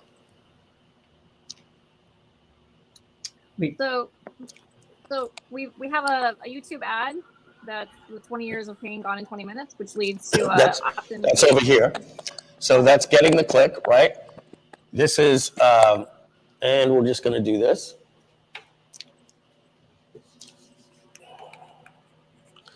I'm going to keep anything in blue that might be a free traffic strategy. And I'm just going to put this here. I'm going to put skip ad. All right, that's a little button in here. That's inside of the YouTube video. So what you're saying is you're targeting, and we're hearing a little dinging there, folks. Not sure if that was a phone or coming through us. We're getting, you're targeting people that might have back pain, right? And then you're running, you're hijacking that content on YouTube. And then there's an ad that I can already tell has a nice catchy slogan. Is that correct? Yeah, Jennifer's having a little bit of trouble, but I can answer all these questions. Yep, a YouTube ad. We also, you were talking, we got plugged into Paul Murphy too. So we're doing his great, his magic funnel thing. I helped Jennifer script. It's awesome. 10 videos, and so she's in the process of making those videos. But yes, YouTube ad as a paid thing, we definitely want to run too. Yes. All right. So you're doing YouTube ads, so you're paying for YouTube. And do you also have a free traffic strategy with yet, YouTube? but we will. Yeah. That's the goal. That's the goal. Yeah. Okay, Yeah. got it. All right, so perfect. And are you going to be doing a free a YouTube ad strategy that's free, where you're putting up videos on YouTube where people are searching? All right, great. Yeah. So see why I do that here, just so that everybody can see the difference, right? So this is also videos that come in from search. Yes. Right, the second largest search engine in the world. I'm going to let you know for right here. Just Google this term, Aleric, A-L-E-R-I-C. And you could let me know if I got it wrong, but I believe it's Aleric, A-L-E-R-I-C, and then put in YouTube advertising webinar. Get on that. It's an automated webinar. It's one of the best marketing funnels I've ever seen. The person is an absolute genius. He just spoke at Ryan Dice's and Perry Belcher's War Room. We're working with them. We're going to be starting very, very soon. Their YouTube strategy is the absolute best. And I could go on to tell you all about it here today, but his webinar will do it for free, and it'll blow your mind. So that's for you and for everybody watching. All right, so we got an ad, or we got a free video, and that sends them to a landing page. And that landing page is promising what? Jennifer? So that linked to our basically our free 10 course video series that Greg just mentioned with the 2 traffic. So you'll have daily access for 10 days to 10 videos on YouTube, which is called Solve Your Back Pain Naturally. So they're getting 10 videos over 10 days, right? Yes. Something like that. Okay. Now, what does this page look like? It's asking for just their name and their email address, or is going to, right? Yes. You're not looking to sell them anything, right? All right. Nope. So we're just capturing name and email. Okay. Is there a video on this page saying, hi, welcome, this, that, and the other thing, and enter your name and email address, or is it just headline and sales copy? No video right now. Okay. Just a headline, little sub-headline. Yep. And a big picture of Jennifer. A big picture of Jennifer. Got it. Actually on Groove right now. All right, so we're gonna go see that right now. I'll get the URL, and we'll in a few minutes, and we'll take a look. Are you planning on doing a split test with that with video? We'd like to split test everything. Yeah, so I would definitely recommend. So let me. I don't want to go out and make any assumptions, but I'm not going to listen to anybody that says landing pages do better without video. Every campaign is different. There are so many different things. The market, the information that's being given away for free. Is this something that everybody's heard of before? And it doesn't need a lot of education? Or is it something that might need a little bit of education that says, hey, you may not be aware of this, but the video needs to actually sell a little bit to get people to enter their name and email address. And I never know the answer to that. All I can tell you is that I don't think we would ever put a landing page out without video. We're actually starting what we call a biz op funnel for Groove, where we're flipping it, and we're going after the people that are looking to make money with affiliate marketing. And so our funnel starts with, hey, do you know that we have an affiliate program that pays 20%, right? And you do that by giving away free software. And by the way, you also get free software. So we're just flipping the narrative. And currently we're testing that without video. It's just a page that says, hey, get a free affiliate account that does it. And then we have a page that does it with a video of me sitting over there in the like we do with the commercials. So I would definitely recommend that we do a test. And I'm just gonna put this right here like this. Test a video. All right. Okay. So now they enter their name and their email address. Where do they go from there? Obviously, they get fulfilled their 10 video courses. But what's the next page that happens in the funnel, or you plan to? So we have a thank you page or a bridge page with a welcome video welcoming them to the Solve Your Back Pain Naturally course. Okay, I'm going to put this over here for a reason, because we don't have a page here that I thought might be there. And so we're going to put thank you page. All right, and that's instructions. Here's how you get what you asked for. So now I'm assuming there's going to be an email follow-up series that gives them information about these videos and information about buying. One thing I haven't seen yet is we've got traffic. Where's the page that has, is this a little hard to see, guys? Yes. Yeah, Mike, this one's washed out over here. Is there a page from here? And this is what I would call the, when we talk about average order value or time through the funnel, immediately, instantly, where they see a checkout page. So they opted in. We don't have a tripwire or a checkout page here. We're going to the thank you page. They're going to get some emails to learn about how they can get their 10 videos. Where do we ask them to pay for the course, the main course, or the main information? We thought we're debating two different flows. One is directly to an opt-in and then to the sales page, and the other is oriented more toward the free traffic with the 10 videos, and then on every video and every email, there's a call to action that takes them to the sales page. Okay. That's definitely a good strategy, without a doubt. And what we have to remember is everything has breakage, right? People are very, very busy. And what is breakage? Breakage is the amount of people that don't make it to the next step, right? So when we look at a webinar campaign, when we start all the way over here, right? We realize that the first thing is there's an ad, and the ad shows on Facebook, and they don't click on it. And now maybe you're paying, sometimes by impressions or whatever the case may be, all right? So there's breakage there. You got to improve that ad. And now they click on the ad, right? When they click on the ad, they land on a landing page. Now, only maybe 25% of those people are going to register for a webinar. So you just had 75% breakage. Now, they got to show up for the webinar.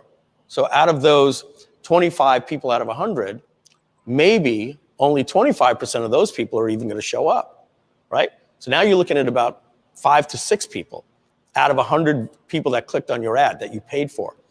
And now, out of those 6 people that show up on the webinar, how many people are going to be like, this isn't doing it for me, get to the point, guys, I'm not interested in this story, let's get to it, I've got to pick up my kids. So they don't even see the offer.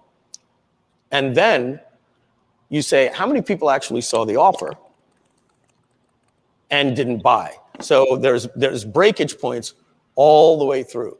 So what you guys just told me is that you're testing one funnel, and the other one I like as well. But the latter one you said is that you're testing a funnel where they see this, they go to a thank you page, and now they get instructions on how to watch. Let's just call this video 1, video 2, video 3, video 4, and video 5, right? And then there's a little page with this with a call to action button. So what we got to realize is, even if you have a link here that says watch video 1 and an email sequence that goes here, there's going to be some breakage. So what I can guarantee you is that 100% of the people that enter their email address will see this thank you page. What I can also guarantee you is that not 100% of these people will ever watch this first video. So you have some level of breakage, right? So how do we get 100% of the people to see the offer? All right, it's called not only an upsell page, it's also called, in this case, an auto page. All right, now I've got to go off here for a minute. The first thing I want to let you know is right now, 100% of the people that enter their name and email address are going to see your offer, right? And you can let them know that this offer is better than the one that they're going to get here, right? And you take your time. Don't have any anxiety of saying, I don't have the right to make an offer to these people. They don't have enough information yet. That's the purpose of this page. Let me explain to you my business model here at Groove. We give somebody something for free of such great value that, hey, you just told me I'm getting a free page builder. I'm getting 500 contacts for email. I could sell my products. I get a store. I want to get in there and I want to play with the store, right? I still stop them right here with a 30-minute video and page that explains what the pro is. Now that should make sense that, hey, you may think that they don't have enough information yet. How could I be making a pitch? They haven't seen these videos. It seems a little counterintuitive, but the one-time offer is not just, hey, buy this now and you'll figure out what's behind the curtain. And if you don't, you're going to pay more. It's, hold on a second. I'm not asking you to buy anything. Let me educate you on what you have for free or what these videos are going to be, or in my case, what you're getting for free and what the software actually is. And then there's a lot of information at Groove.cm/upgrade. Page goes on forever. And I go from free to $1,397. And 5% of the people come for free and give me nearly $1,500, right? I could get people to pay me $5,000, a certain percentage, if my value was good enough and I presented it well. A lower percentage of people would do it. I could get people to pay me $10,000. It would be a much smaller percentage and the numbers wouldn't work. But if it was positioned right and you're saying not only you're getting this, but you're going to be getting a trip on the cruise for you and your spouse. And if you can't make it this year, right? If the value is right and the customer sees it as a good deal and it's going to help them, they will pay. So don't shy away from putting an offer here. In fact, I almost recommend it. Was that a hand raise there? Yeah. So how is that different from our sales page? Because that sounds like our sales page. Well, I don't know how it's different from your sales page, but I can make some assumptions. Okay. And I'm also going to say that it wasn't in the funnel. So what I was saying is that you were giving something for free and then going to a thank you page. So you weren't asking them for any money. No. And then you were hoping that 100% of them are going to go to this video and see this button that goes to your sales page. But not 100 of them will. Only a certain percentage of them will, because people are busy. They go back into their inbox and you know what happened? They just got another email, or they got something from their attorney or their life insurance or whatever else that you're competing with in the inbox. You have their attention right here. They gave you the name and email address. And now you want to make an offer. Now, what is the difference between this and the sales page? I'm going to tell you categorically. It's the price. See this here? It says auto. You know what that means? I don't want to make any assumptions. Yeah, one-time offer.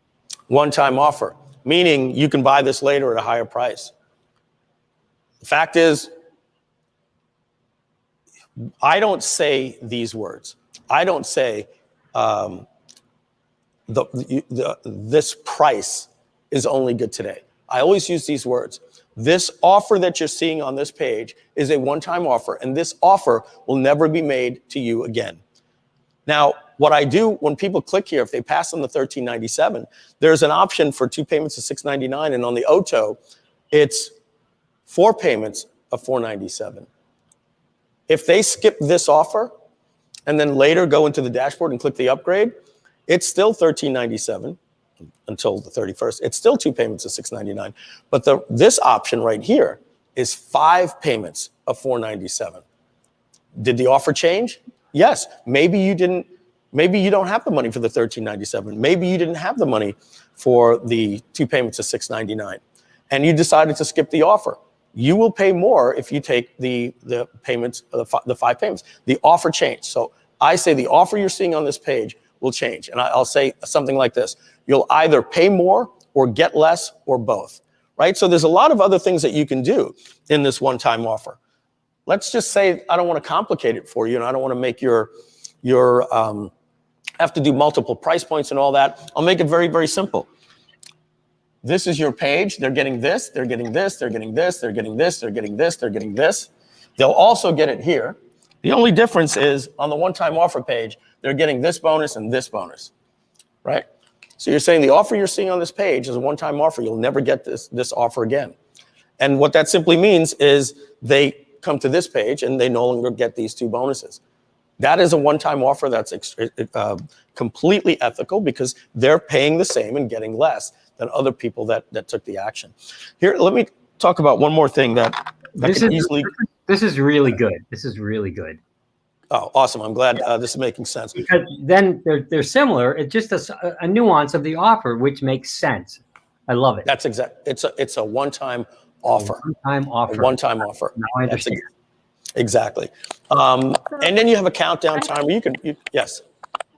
I have a question. So do you still have like the same basic sales page as for that one-time offer, and then the offer is just a little bit different, or do you actually create something different? Same thing? Same page. Okay. So life didn't get more complicated. What you're simply doing is taking this gorgeous page that we wrote with your great copy, and then we put at the top, you can swipe it from Groove.cm / special - lifetime - offer. I'll get you the URL because it's a little bit different than Groove.cm / upgrade. Groove.cm / upgrade just has the headline that says, hey, get 17 apps and blah, blah, blah. The one-time offer pushes that down and has one-time offer text that says, wait, before you continue, you're only going to see this offer once. Please read every word. It's very, very important that, please read every word carefully. And then we tell them the consequences and to skip this offer. And you have to do some things like an exit pop because you don't want people thinking they got to get to the thank you page. So an exit pop, this is wait to skip this offer, scroll down the page. You guys can just copy ours. We'll get everybody the link for that as well. All right. So here's the key here. This goes so unsaid in funnel marketing. And sometimes I even forget this. This page and this page can't compete. They can't compete. If they do, you'll be okay. But they're going to say, if you made me such a great promise. So let me make some assumptions that may not be the case. But let's assume I'm right just for the case of educating everybody here. Let's say that these 10 videos help you cure back pain. And this product helps you cure back pain. If I do such a good job right here, saying, hey, I've got a 5-part video series that you can do or anybody can do. I suffered from back pain and all this different type of stuff. Over 5 days, you're going to be able to cure your back pain. Great. Enter my name and email address. Now I've got an upsell page that says, hey, you really want to clear your back pain, right? It's number one, it's counterproductive to the initial offer. Okay. Number two is they say to themselves, well, I was just all excited about going and watching these videos. I'm gonna take my chances and go watch those videos. I'm excited about those 5 videos. This offer spites this offer. Does that make sense? Right? So what we want to always do is operate under the model of useful but incomplete. Useful but incomplete. And so what does useful and incomplete mean? Well, let me give you an example. I like to use the webinar model. It works like this. You're interested in learning how to do better on webinars. So my free page, I'm going to offer you something useful but incomplete. You don't find that it's incomplete until you get to this page. So how it works is you come to my landing page because you're learning how to do better on webinars. And my video over here says, Hi, my name is Mike Filsaime. Do you know I give all the credibility about why you want to learn from webinars from me. I've done millions of dollars on webinars, and here's what I found out. The most important thing that you need to do on a webinar is get people to register for your webinar. So I have a free video series that's going to show you how you can double your webinar registrations. And guess what? If you double your webinar registrations, you're going to double your revenue. So this one simple video series is going to teach you how to double your revenue. So simply enter your name and email address on the form below, and you're going to get this video series sent right to you. Great. That is very useful information, but it's incomplete because this offer says, wait, hey, thanks so much for taking the time to learn more about how to increase your webinars. I just gave you the first tip on how to increase registrations. Do you know that that tip is only law number 1 of the 5 laws of a successful webinar? I have a mini course that teaches you the other 4 laws. You're going to get the first law for free, and that's in your inbox, and you say this. That will show up in your inbox in about an hour, right? Even if it's there immediately, right? You say, the way the internet works, it may take about an hour for that to show up in your inbox. In the meantime, I wanted to talk to you about the other 4 laws. What are they? Well, we talked about registration, and that's great. But if people register and they don't show up, well, then you can't make a sale. So law number 2 is what we call the indoctrination sequence to make sure that everybody that registers shows up. Now, law number 3 is making sure that you have a great presentation so that they actually stay to the end and see your offer. So law number 3 we call the stick rate. Now, it's great if they register, they show up, and they watch the entire webinar. But if you don't know how to do a great presentation, then again, it's all for nothing. So law number 4 is called the law of maximum close rate, so you could actually make sales. And now you're wondering, how could there possibly be another 5th law? Well, the 5th law is what I call the law of echo. Did you know that when you do a webinar, 2/3 of your sales are going to come from the replay? So law number 5 is my replay strategy that's going to show you how you can triple the sales that you did on your webinar. Now, if that sounds great, I have blah, blah, blah. And that's an offer, right? So what I did is I brought them in and I didn't do anything shady. If they want that free video, I can tell you, if I'm going to give you a really good course on law number 1 that teaches you how to do headlines and write better bullets and what's a good landing page and how not to use testimonials and how to use authority and all that, I feel very, very good. I made you a promise. I'm going to show you how you can increase registrations, and I fulfill it in my video series. It's useful, but incomplete. You want the whole package. You get that here. So I'm not sure if your video series is useful but incomplete. I just saw you go like this, but that is what you want to focus on, giving away free, and that's why this offer right here has a useful but incomplete narrative. Well, this will change a little bit how we're doing it, but this is genius. Thank you. Awesome. Jennifer, I think it's Jennifer, right? I can't see the little name. Okay, I'll get you that. I do. Everything I said is actually comes from one of our funnels, so I'll get you access to a course that we have called Webinar Control, which is no longer on the market because every slide says Webinar Jam, and we can't brand that other company anymore. But I'll get that for you. Nice. Yeah, you sold it really well. Good. Yeah, you want to know, right? Here's the subtitle to the mini course that's free. So the title is Solve Your Back Pain Naturally, and then the subtitle is the top 3 hidden root causes behind chronic back pain that keep your back from healing itself naturally and how to solve them. So causes, yeah. Oh, and how to solve them. Okay, so yeah. Let's talk about what could be useful and complete. There's 2 things that people want to know. One is, what is the cause, right? And then how to solve them, right? So I think it's not as good, in my opinion, to give them these are the causes. But now if you want to learn how to cure it, you're going to have to pay. What I would recommend is, I think I heard you say there are 3 things, right? Was that, you did say there were 3 root causes or something like that? You did. Right. So what I would do is I would say, right here, I wouldn't mention the 3. I would say, hey, do you know that there may be a root cause to your back pain that I want to let you know about? That is, most of the people we talk to, it's this hidden problem.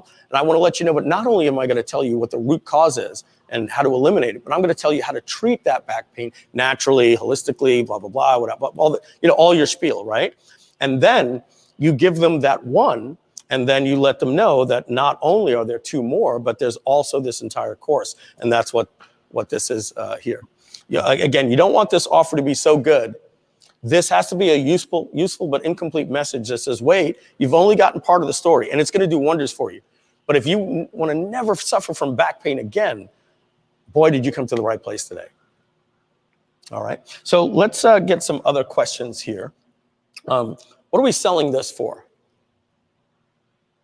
Either the Oto or the, later on these videos. The $97 is the product. And what are they getting for $97? Yeah. How are you doing with your mic, Jennifer? It's really bad. It clicks a lot. So I'll give you a suggestion, Jennifer. I'm going to give you a suggestion for your microphone.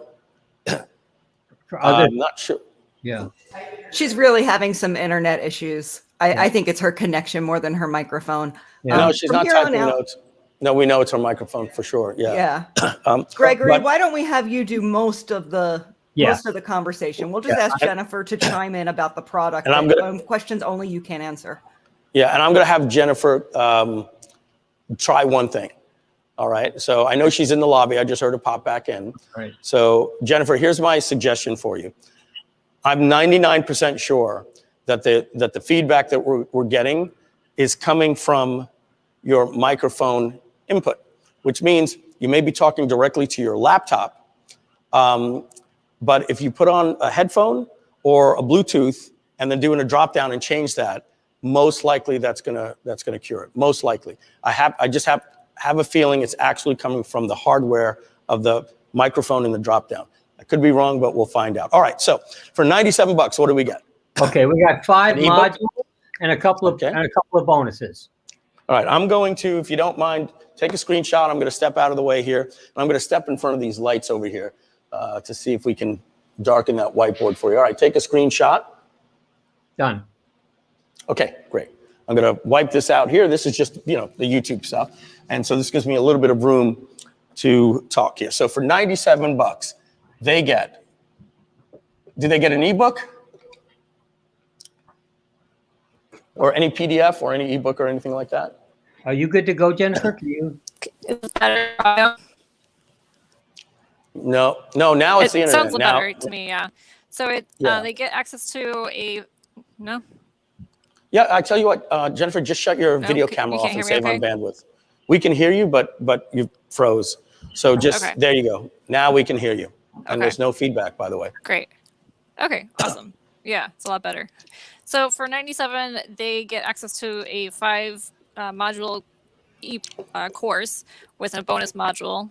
And then they also have a companion workbook.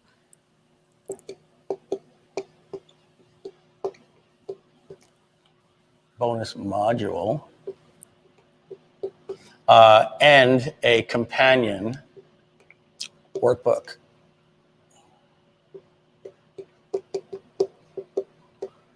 Okay, bonus. Okay. Make that a bonus. If it's not, just put that into the spiel as a bonus. Hey, David, what do we got? Hey, so Jennifer dropped out. It seems that she's having internet issues. She's back now. Let me just add her back. And Jennifer, don't panic. Guys, don't worry. We did a webinar once with Angie Norris, and she forgot to put her PayPal account active, and she had 180 people on the webinar saying, I'm trying to buy it. I can't. She started sweating on camera. I said, hey, this is technology. This isn't you. You're brave enough to be here to share this information. And sometimes the internet gods are just against us. But don't worry. We have the patience of saints here, and everybody understands that that's happened. So don't be getting off camera going, damn, it happens to me live all the time. So it's fine. We're going to take the time to get the right information. So we got a 5-module course. Let me ask a question. In a module, is it just one video, or is it module 1 is 3 videos that are each 10 minutes each? It's usually 3 to 5 videos, ranging about a total of 45 minutes to an hour. Yeah, so let's look like this. And the total of the 3 to 5 videos is an hour. So each module is about an hour, broken up into 3 to 5 videos. right? Okay, so we've got, here are our 5 modules, right? And then there's 1, 2, 3, sometimes a few different videos that we have in here. And you got about an hour of training here in all of these. All right, so here's one of the things I want to make sure that your copywriting does when you're talking, whether it's in a video or sales. The way you describe these modules is the promised land. After you go through module 1, you will finally be able to do this, okay? What I find is when we focus on the wrong things, like how much is in the module, how long it is, that it's an hour, and telling people what they're going to do. So again, the metaphor or the little story that I do to let you know that you don't want to do is say it like this. Okay. Once you buy my product, we have over 47 videos that are either 60 to 90 minutes. Okay. What did I just tell you that you've got, right? 60 hours of homework to do and you're busy, right? And the next thing I do is I tell you, and in module 1, health and wellness, right? In module 1, we're going to show you how you'll wake up each morning and your breakfast will be rice cakes with no fat, no butter, and egg whites, and turkey pastrami, whatever, all the stuff that you don't like, right? And we got to get your body moving. So what we're going to do is you're going to wake up, and before you go to work, we need you to get up 90 minutes early so that you can do 6 sets of push-ups, 6. Okay, maybe that's true. Maybe what you need to do is eat right and move your body. But I've got to get you into that with some videos in the introduction module. Hey, if you can commit to this for 30 days, it's going to be tough, right? But you don't do that when you're selling the product, right? So what you want to do is you want to say in module 1, you're going to finally learn the evil foods that are against your body and the simple foods that you could substitute that'll still taste great and you won't even notice the difference, right? Maybe a tiny sacrifice or whatever, because you don't want to mislead them. And we're going to do some quick little exercise that are going to get your brain and your blood moving to make you better throughout the day.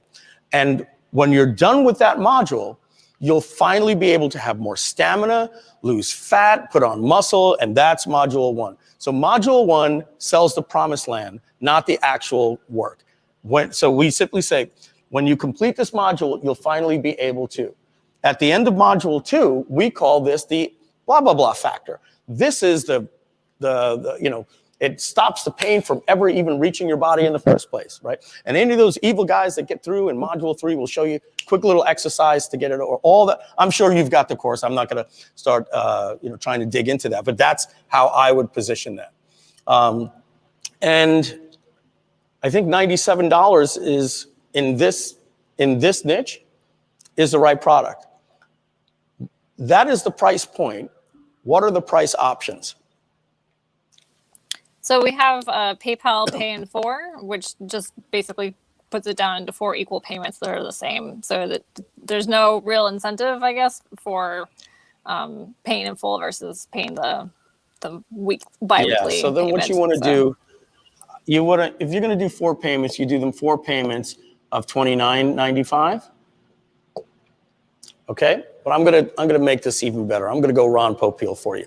All right, it's $97. Actually, it's $197, right? Because curing back pain is priceless, right?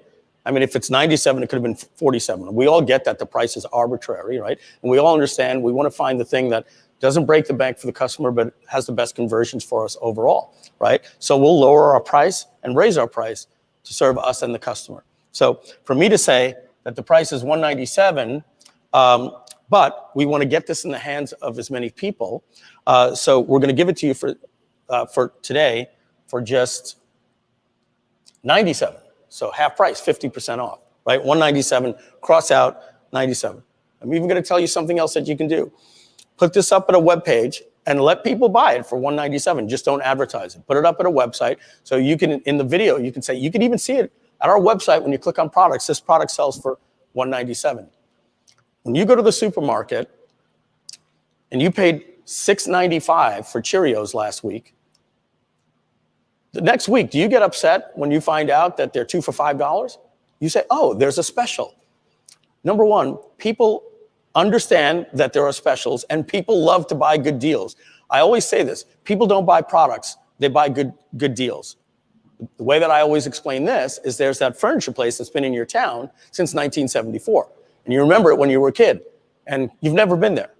And you drive by it every single day. There's that furniture. And then one day you're seeing lights at 7 o'clock at night. It's getting dim at night. And you're seeing the lights flashing like Batman in the sky. And you're like, is there a carnival in town? What is going on as you're driving? What is going on? And as you're pulling up, you're noticing there's one of these, men floating around, one of those windy men. They've got, they're serving popcorn, and they've got little rides for kids. And you're like, what is going on? And then you see the sign, and it says, going out of business sale. All right, that's called a reason why sale. All right, you just simply come up with a reason why you want to get this in the hands of as many people. So you're running a special, right? We have Black Friday sales, right? You can run a sale anytime you want, right? So now you pull over. Honey, what are you doing? You're driving like a maniac. I want to pull in because the sign says going out of business sale. That's the reason why. It says everything must go 80 to 90% off all inventory while inventory lasts until Sunday at midnight, right? And it's now 7 o'clock on Saturday or Sunday. What did we just do? We just saw that we were dealing with urgency because on Monday morning, they're no longer here. So we have urgency and we have scarcity. As those people are walking in, I'm getting less chance to get inventory. And so we're walking around and we see this lamp, 2 for $4. And we're like, honey, look at this, these 2 lamps. Spouse says, but we don't need a lamp. Yeah, but look, for $6, right? So my point here to you is this. So I do that because we can all picture ourselves doing this. You had no intention to buy furniture. In fact, sometimes you don't need it. The deal can be so good, right? You found yourself one day watching QVC going, oh, what is this thing? And the next thing you know, back in the day, you were like, let me call this, right? Because the countdown time, all these things are going in, and they do a good job telling us that it's a special deal. And there's a consequence. It's going away. People love to buy offers. They love special deals, and we attach our products to them. And when you're solving the pain of the back, you're in the what I call the perfect storm of an offer. But if we don't tell people why they need to buy today and that there's a consequence, and there's nothing wrong with that, right? And there's a special. And as I just said, Cheerios, 2 for $5, normally $6.49 for a box. It's totally okay for you to say, hey, it's normally this. And today you're getting a special deal. But here's what I want to tell you. Ron Popeil style. If you know Ron Popeil, he died just last month. He was Ronco, the Showtime rotisserie gold. You say, so I'm going to break this down for you for just 4 payments. And I'm going to create a really special offer here, folks. You're going to love this one. Watch this. For just 4 payments of $29.95. Now, I wouldn't do that voice, but I'm channeling Ron Popeil. But here's something we want to do for you. If you're willing to take this deal today, what we'll do is we'll make the first payment of $29.95 for you today, so you can get started today for just $0. And then you just pay us 3 more payments of $29.95 starting in 30 days. That there, folks, is an offer. Now, you can later come back and get this deal, and you could get it at $97, or you could pay 4 payments of $29.95. But the special offer today is we pay that first payment. So that means you can start solving your back problem today for no cost today, because we're making your first payment. And guess what? If this doesn't do everything we said it does and more, and solve your back problem and show you the root causes and all these different types of things, well, guess what? You simply contact us and get a full refund, if you paid in full, or tell us it didn't work, and you can cancel the subscription and keep the bonuses on us just for trying it out. Mic drop. That's your offer, guys. Okay, there's a little scary quality here. Mm-hmm. We're basically selling our things for $0 and waiting, 3 months to really get paid. No, you're not actually, right? You're waiting 30 days to get $29.95. Right. Right. And that's called a payment plan. Like, let me put it to you this way, right? When you go to Groove, I just told you that you can pay me $13.97 or 5 payments of $4.97, or sometimes 4 payments of $4.97. I'll wait to get the money. In fact, when we end the lifetime offer, I'm going to get $2.99 a month. So I'm going to be getting a lot less money than I normally get. And it's going to take me 6 months, but have a long-term strategy that they'll keep paying me. So this is, folks, is about the lifetime value of the customer. Which one of these things is going to give you a higher earnings per click overall? And by giving somebody an opportunity to buy the product today, now, here's what you do. You give them the $97, you have a little pay in full bonus. Little pay in full bonus. And look, for those, and don't make it a bonus that spites the offer. Never make somebody say, that's not fair, why am I not getting that? So let me give you, I like to give you an examples of how that works, right? So you're gonna come to GrooveCon. You've got a choice. It's $497. You can come for $497, or you can come for 2 payments of $249. The choice is up to you. Now, anybody that decides to pay in full, what we're gonna do is we're gonna give you VIP seating, which means you get to sit in the first 3 rows. Okay, if you want the cash flow option, does that really bother you? Whatever. So they get to sit in the front. I still get to come and I can finance it, make it a little bit easier. So what you wanna do is give a bonus that doesn't make somebody say, that's not fair. So you simply say, hey, if you pay in full, we'll give you this. You know, we'll give you the guide in color so that you could print it out on a color printer, right? Okay, no big deal, fine, not a big deal. Otherwise, it's in black and white. I'm coming up with different ideas, but it's something that doesn't get somebody that upset. And you'll be surprised how many people are happy to just get things to pay in full. So not everybody is paying you 3 payments of $29.95 start. Oh, and guess what? Make it 14 days. Make it 7 days. We'll make your first payment. And your next payment doesn't start for 7 days, and then it's just 3 payments, right? So when I have a video online called Mike Filsaime Explains the Offer, what I say is the offer, when you break it down fundamentally, you know, deconstruct it, as we say, comes down to 2 things. Remember I said, get the click after the click? Same thing with an offer. The offer is what they're going to get and how they're, what they're going to get and how they're going to get it. That's here. And what they're going to pay and how they're going to pay for it.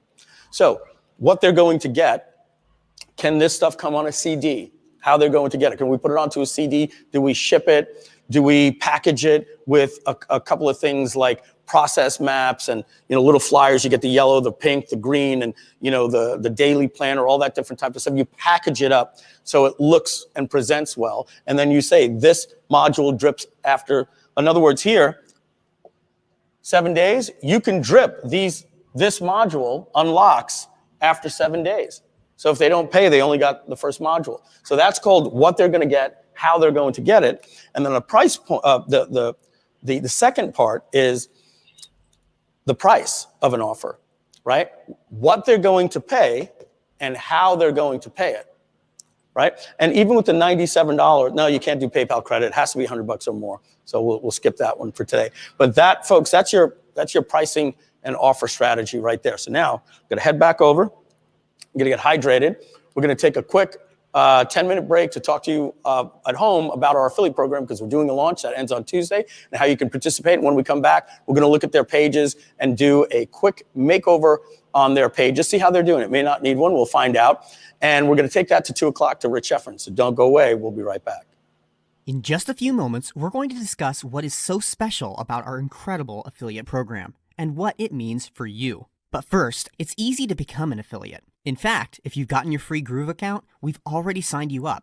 Your links and promotional tools are all ready to go. So you can start earning up to 40% commissions on Tier 1 and 10% commission on Tier 2 if you upgrade your account to any of our paid options. That's right, we pay on 2 tiers. But what really makes our affiliate program more unique than anything else out there in the world is our first tag wins and affiliate assist concepts. So what is first tag wins and why does it matter? Let's dive in. Most programs use the affiliate model where the last cookie wins the referral, but we combine a few options to increase your chances of success. We use the last cookie until that person signs up. So that means if they click on multiple affiliate links, the last one they click on before signing up is the hero cookie. If that's your link, then you own that lead for life. You have to be the person that causes the sign up for a free account.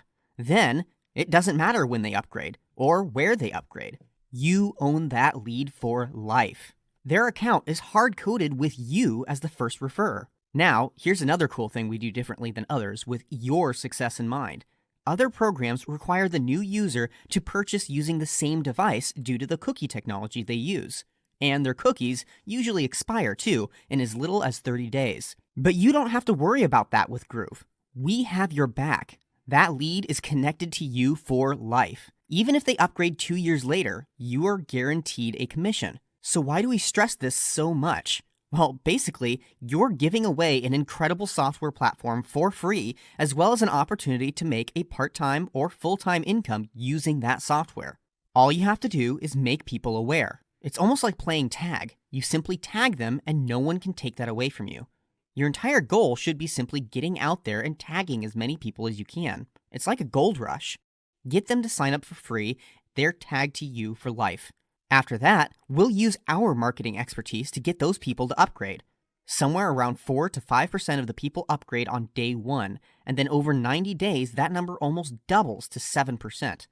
If you're doing the math in your head, you can easily see how huge of an opportunity this is.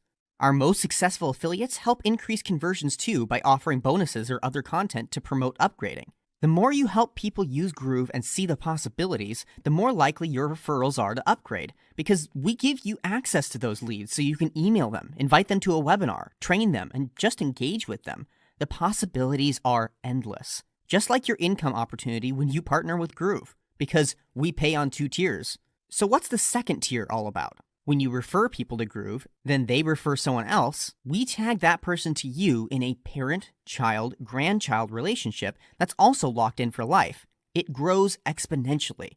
So it's very important for you to get started and begin building your referrals and encourage them to build theirs so that you get paid on other people's efforts and referrals. This is huge. Imagine if you refer a massive influencer, just one person, like let's say Ty Lopez or Tony Robbins. You get the rewards when they start telling other people about Groove, which could be hundreds, thousands, or tens of thousands of people over time. You will get paid on their efforts and their referrals, and those will be locked into you, hard-coded in your second tier downline. This is why it's so important for you to start getting that word out right now. So let's take a look at the math. We have 2 affiliate programs, one for pro members that have paid and upgraded, and one for free members that have not upgraded. Pro members get double the affiliate commission. They get paid 40% on Tier 1 for all of their efforts and 10% on their Tier 2 referrals for the efforts of the people that they refer. Now, free members that don't upgrade, well, they still get paid at the rate of 20% on Tier 1 only, which is why it might be a good thing for you to upgrade as well. As you can see, when you invest in us, we invest in you. Now, I want to be clear. Upgrading just for the affiliate program is a good idea, but you also get the entire Groove suite, which is an incredible platform for you to run your business on. Now back to the math. As you can see here, each free referral, on average, that you refer to us is going to result in a $9.60 commission to you. Let's break it down even more. These are based on free signups on average, not sales. Now let's be clear, we are not paying you for every free account you bring. The $9.60 commission figure is your average expectation. So what this means is if you refer on average about 100 people to us, based on our upgrade rates, we're going to pay you on your account about $960. And over the next weeks and months to come, if you refer over 1,000 people to us, that will result in on average to about $9,600 to you. Depending on your influence, this could take several months, but when you reach about 5,000 referrals, you can expect that we would have paid you about $48,000. And that's why you want to set a goal for some time, whether it's in 6 months, a year, or 2 or 3 years, for you to refer 10,000 people to us, because that's going to result in about $96,000 of commissions to you. These numbers are for pro members. Right. You can expect half if you're a free member. Again, that's a great reason to upgrade. Keep in mind, this is what happens when somebody signs up on day 1. But many people do like to upgrade days, weeks, and sometimes even months later. And we continue to market to those people with retargeting, onboarding processes, and email follow-up sequences. So you can rest assured knowing that we do our very best to convert these people to upgrade. And we do believe that eventually they will upgrade if they have any type of serious business online. So you want to make sure you're getting out there right now, getting everybody you know and everybody you can reach, including the little guys and the influencers, because that second tier can really explode. So what makes it viral and so easy for you and your downline to make sales? We train you on how to be an affiliate, and we train them too. We have pre-made copy-paste promotional tools for you to use, and we recommend that you use them all. There are pre-made high-converting email swipes, blog reviews, banners, thank you page ads that you could put on your thank you pages when people opt into your newsletter or when people buy your products. Now, these ads say something like an advertised bonus, so when they download your product, step 2 is to get GrooveSell for free. If you like Facebook, we have Facebook ads and other social media posts. We have pre-made Facebook, Twitter, and LinkedIn ads for you, and more to come. We have articles that you can post, press releases that you can use at places like PRWeb. We even have video reviews where you can just copy and paste what we give you and post it on Facebook, and it'll load the video with your affiliate link right underneath. And finally, last but not least, we have email signatures. We highly recommend you go into Gmail or Outlook and change your email signature to what we provide you with. Every single time you send an email, it's like having a PS with our message that tells people to get Groove for free. Again, you never know who might be interacting with you that might sign up for Groove, so make sure to follow all of these steps. And of course, GrooveSell gives you all of the stats to see your clicks, referrals, and sales. All the data you need to see how well you're doing. Every single day, more than 1,000 people are finding Groove for the first time. That's why it's very important for you to get started right now. Take all of the promotion tools we provide and make sure to do every single step, because that's going to give you the greatest opportunity to make referrals and sales. And remember, those people will also see the same video and become your sub-army of affiliates underneath you, earning you income. So please hurry before someone else beats you to it. If you wait even a day or let somebody else beat you to it, they're going to get that person converted because it's easy and it's free. And you'll lose any opportunity to make a referral on them or any of the people they refer. As if all that wasn't enough for you to see the insane results you can get promoting Groove, there's still one more thing that makes the Groove Partner Program even more extraordinary, and created with your success in mind: the assist concept. Here's what makes this so special. Let's say you have a few free signups that simply aren't ready to purchase now, and you've moved on to focus your efforts on hotter leads. Well, if another Groove partner manages to entice them to upgrade, that's considered an assist, and the commission is split 50-50. So instead of that lead staying cold, you can still make money. That's the beauty of it. They got the user to upgrade with their bonuses, support, articles they've written, ads they've purchased, or just going out of their way to promote. And frankly, doing a better job than you or even us on getting that lead to convert. You still get a commission, and they still get something for their efforts getting that lead off the fence and finally upgrading. It's a win-win for everyone. And it gives you even more opportunities because you can be the person that assists another affiliate. Groove is the only affiliate program around where both the first and the last cookie wins. The sky's the limit. There's no cap on what you can earn. Oh, and did I mention that we pay out commissions weekly? So once a commission is earned and the refund period passes, you don't have to wait 6 weeks or more to get paid. We are paying affiliates every week, and not just once a month like most companies. So check out your promo tools and get started today. And thanks for being a part of the Groove Partner Program. We appreciate you and can't wait to see how far you go.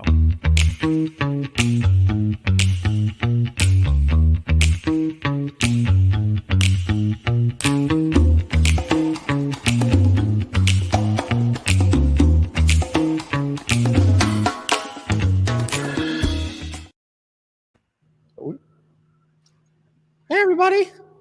And we're back. Again, I tell you, I leave that thing for a minute every day, knocking in on us. All right, so what we're going to do, welcome back, Gregory. How's Jennifer doing? I think she's here. There she is. All right. Very, I have very a good. different device now, so I think I'm good. Yeah, got good bandwidth going on here. All right, so now I'm going to check with my Skype, and usually I get your login here. So I'm going to just see if I have that information. Okay, yes, I do. So let's get this off screen. Just bear with me a minute, everybody. I'm logging into their account. So guys, don't show my screen until I say, because I'm pasting personal information here. Thank you. You're welcome. I have a question about affiliates when you have a second. Yeah, give me 2 seconds, and we've got Joe Jablonski here, and he can help us with that because he's our partner relations head here, also partner in the company. Let's see if I could log in. Don't save to my one password, and we are in. All right, so Donna, you can delete that information from there, and the entire funnel is in here. So I've got a little. Is that okay for me to show the entire funnel in the Google Drive, Donna and Jennifer? Donna gave me a link of a Google Drive. I don't think there's anything in there that can't be shown. It's just links to pages. Okay. Not much in there. Okay, great. So you had a question about affiliates. Yeah, so I've never done it before, but it's something that we're interested in doing. And we want to offer a guarantee for the program, like say, I mean, we're talking about a lifetime guarantee, but maybe even just a 6 months to a year. But if you have affiliates, how do you offer a guarantee if the person asks for their money back? And then you have to basically, like, you're giving away money to your affiliates without getting paid. How does that work? Yeah, good question. And by the way, here's Joe Jablonski. He runs our entire affiliate department here. So people keeping me company. We got Tom Beal sitting over there getting some work done. And so here's what we need to know. Number one is that you pay your affiliates on all sales that haven't been refunded. So that means in order to pay them on sales that haven't been refunded, we don't pay them until after the refund period is over. And what we're going to do, I can't show you because do you have a product set up in Groove? Not yet. Not yet. I have some samples. We haven't gotten to that point yet, but I do have like a way that you could like upload a PDF from the workbook if you want to show us how. So yeah, it takes a good 20-25 minutes to set up a product because you got to go through all these different things. So when you do set up a product, the first thing is what is the name of it. The second thing is, are you using PayPal or Stripe? Then you set up your pricing, and then it says content, and content asks you for one thing. What is the main page where this goes, where your affiliates are going to start? And then it says, how does your refund period work? And you put in 30 days. And then you say, what's the buffer period? And we put in 7 days.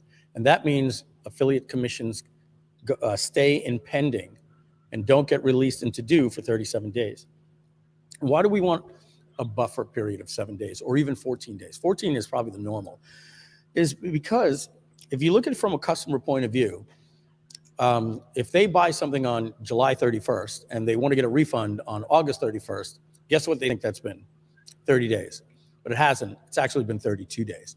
And they put the request in on Friday at 6 p.m. after your staff is done, and God forbid your staff doesn't work 7 days a week. They come back on Monday, and now they actually did put a refund request in 2 days late. It's a 30-day refund. You're not going to give them a hassle, but the person in the support desk is following the rules. So they come to you and they say, hey, and this customer wants a refund. They send you an email. You don't get it till the next morning, and then you finally say yes. Okay, great. So you refund that person, and it's been 35 or 36 days from the date of the sale.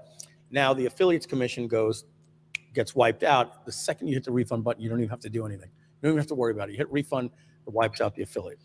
And they get a notification as well that this sale was refunded. Now, if you pay that person and the customer didn't ask for a refund, on the 39th day, they come in and they ask for a refund, and you paid it, right? Let's just say, make this a little easier. You paid the commission on day 45, and now day 50. Like, this customer is way out, right? And they're coming up, my husband ordered this and he used my credit card without my permission. I'm gonna put you on rip-off report. Right? Hey, relax. Just ask nice. Right? Now you've already paid that affiliate. So what you do is you put a refund in, and what that does is that puts a charge back to the affiliate. It makes their account negative. Now you're out. That's just the way it is. That's doing business.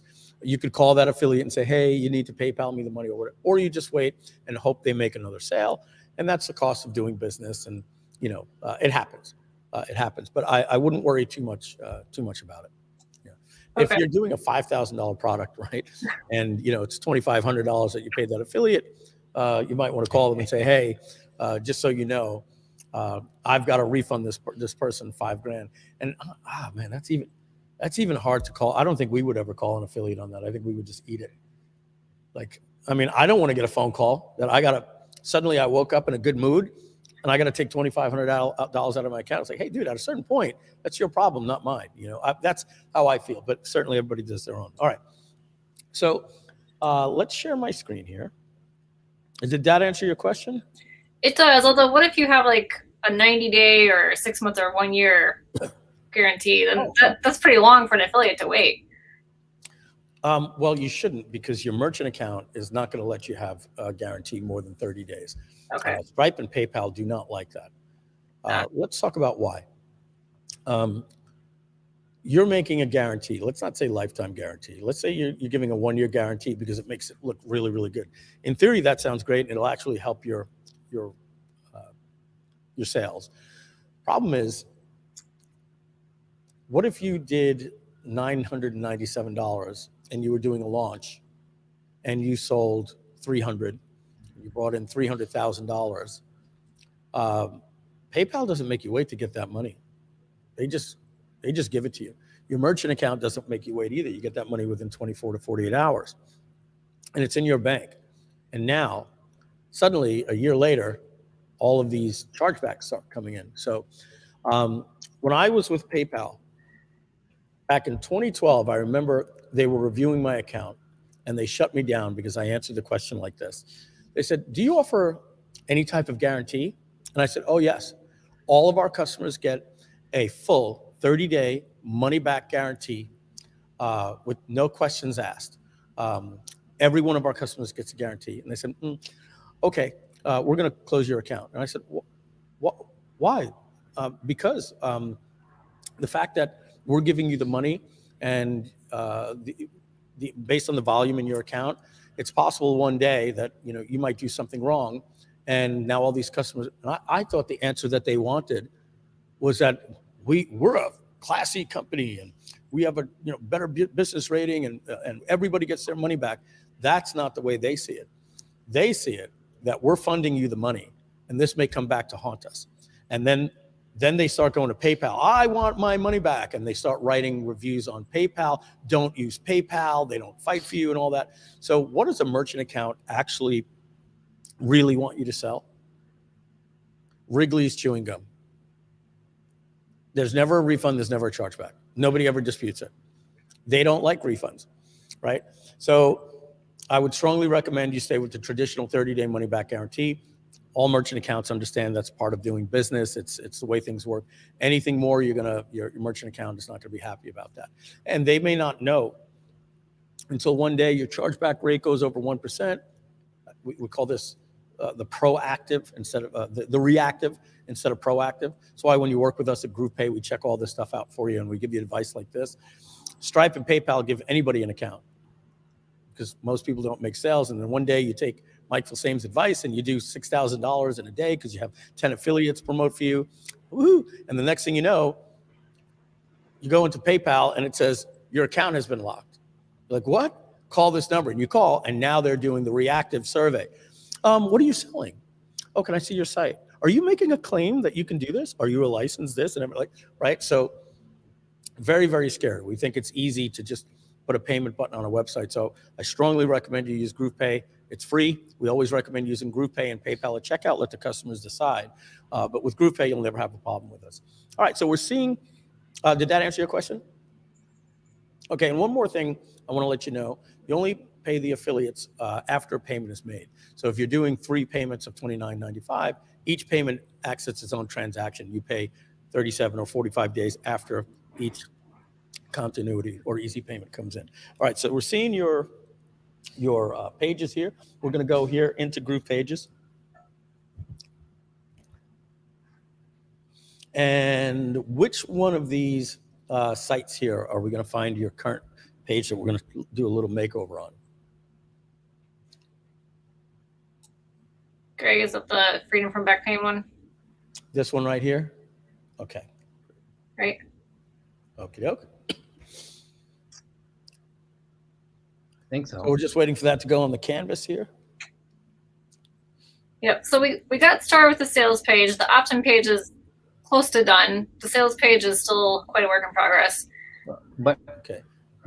But we've rewritten this, but we don't know how to load it very well, obviously. Obviously. I did definitely struggled with some of the formatting. That's why we need your help. Okay. That's very here. All right. So It's almost like we picked you guys for a reason. Oh my God. All right, let's see what other pages we have in here. We have the opt-in page. All right. So here's what I'm going to make an assumption. And I don't want to make any assumptions, but so I'm just going to ask a question. Why didn't you start with our templates? That's the way that you should do it. You don't want to, first thing you never want to do is drag an empty container in and start designing it yourself, unless you're my design team. We have blocks to do anything you want, but even there's a hierarchy above a block, and that's a template, or above that is an actual funnel. I definitely tried the templates, and I just couldn't seem to get them to work. So then I just built it from scratch. All right, so I'm going to pull in 2 templates for you. Okay. One, is going to be one for a video and one for without a video.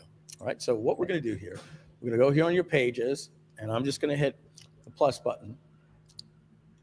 And I'm going to tell you, for somebody without design skills, don't have a masterpiece in place that the template has to look this particular way or that particular way.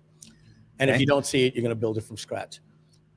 The copy and any template is usually going to be off by about 1 or 2% conversion. All right. So what I'm going to do here is I'm going to click over here, and I'm just going to start out with this free resource or download. That's essentially what we're giving, right? So check this out. I'm going to see which one of these we have here, and we have this digital marketing opt-in, and I'm just going to choose this one right here. And folks, you've been noticing the last couple of days we have a lot of screenshots missing. That's an engine that generates the screenshots. The one we have just is terrible, and we're replacing it, so you're not going to see these missing screenshots anymore, because it kind of sucks when you can't see what a template looks like. So that's going to be fixed. We were hoping to have that done. You know, I said, hey guys, I don't want to be doing demos all week with screenshots missing. They tried, we couldn't get it done this week. All right, so let's take a look at what I have right here. I have, let's take a look. Let's open your website right back up in another tab so I can keep your page and mine open at the same time.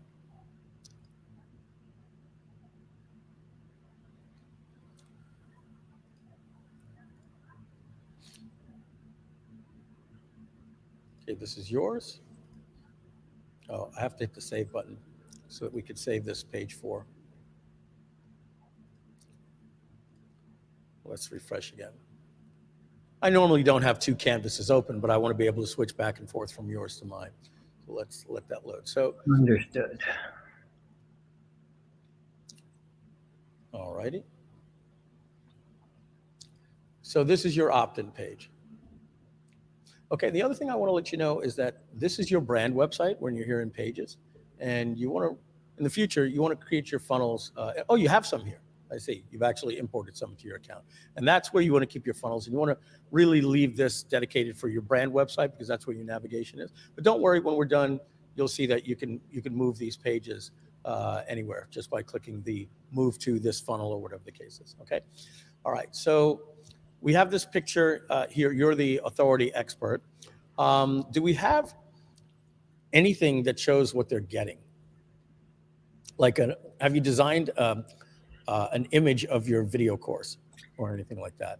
I don't yet have one for this video course, but I do for the paid one. So I was thinking about doing something like that. Okay. You're going to have to delete this one because I'm going to get an image off of Google. Sure. Actually, let me steal one off of my site so we don't have a problem. Let me see if I've got something over at Groove.cm that I can just grab an image. And then we're just going to say to you, you replace this image. All right. Okay, I'm going to just take this image, right? We're going to save this image to my hard drive. And we're going to go to the page that I'm building. And we want something to look like this, representing videos and whatever they're getting for free. And I'll have my team design something very, very nice for you. David and Donna will make a little note when we hand off to get our guys to help you finish this out. So I'm just going to upload this. I think I downloaded that to my download, so this should be it here. Putting that in, and so this represents this right here, okay? And now we're going to take this headline. We're gonna find out. I'm not going to touch this with a 10-foot pole. I like this. 20 years of back pain gone in 20 minutes or less. No, we'll just leave it 20 minutes. It's the winning formula. We won't mess with that. So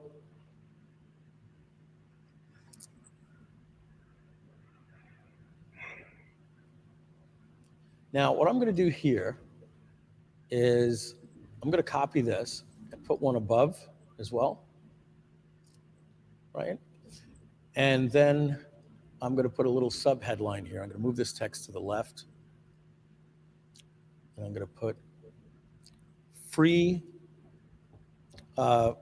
video course, video tutorial, free, what do we call it? What was it, the actual?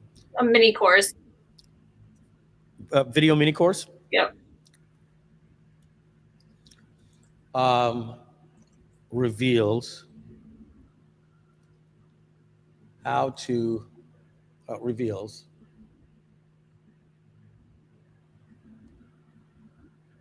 the secret to 20 years of back pain gone in 20 minutes. I'm just going to play around with this here and see if I put a little underline right here on this one. I like that word, gone. Yeah, all right. And let's just see. Now, what I like to do, guys, is see what I refer to as the motif or the theme or the color schema of a page. And here I'm seeing I've got yellow, blue, and yellow. So I'm not going to do this, right? I'm not going to make this red. Now I'm starting to add too many colors to the page. Instead, what I want to do is let's take a look at how this looks yellow.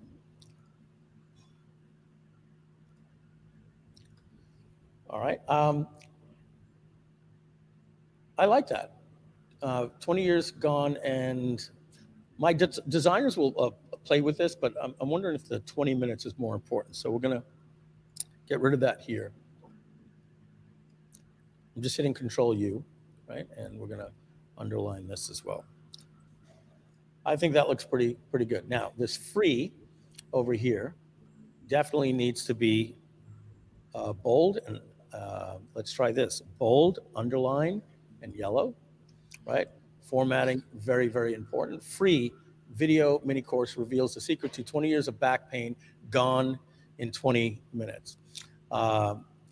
And then we could put more details about that here. Let me see if there's anything that we have here.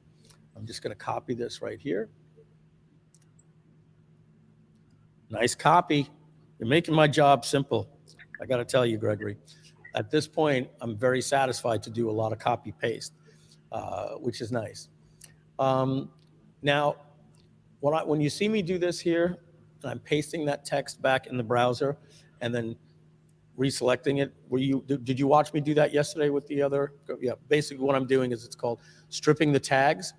So I want to get rid of all the formatting. And if I copy all this, if this was yellow with bold and all that type of stuff, and I just paste that in here, it's going to paste that with all that formatting. I don't want that. What I want to do is use the formatting that's in here. So I strip it by putting it in my address bar, and now I just get raw text. It's the same as putting it into a text document that has no ability to mark up bold.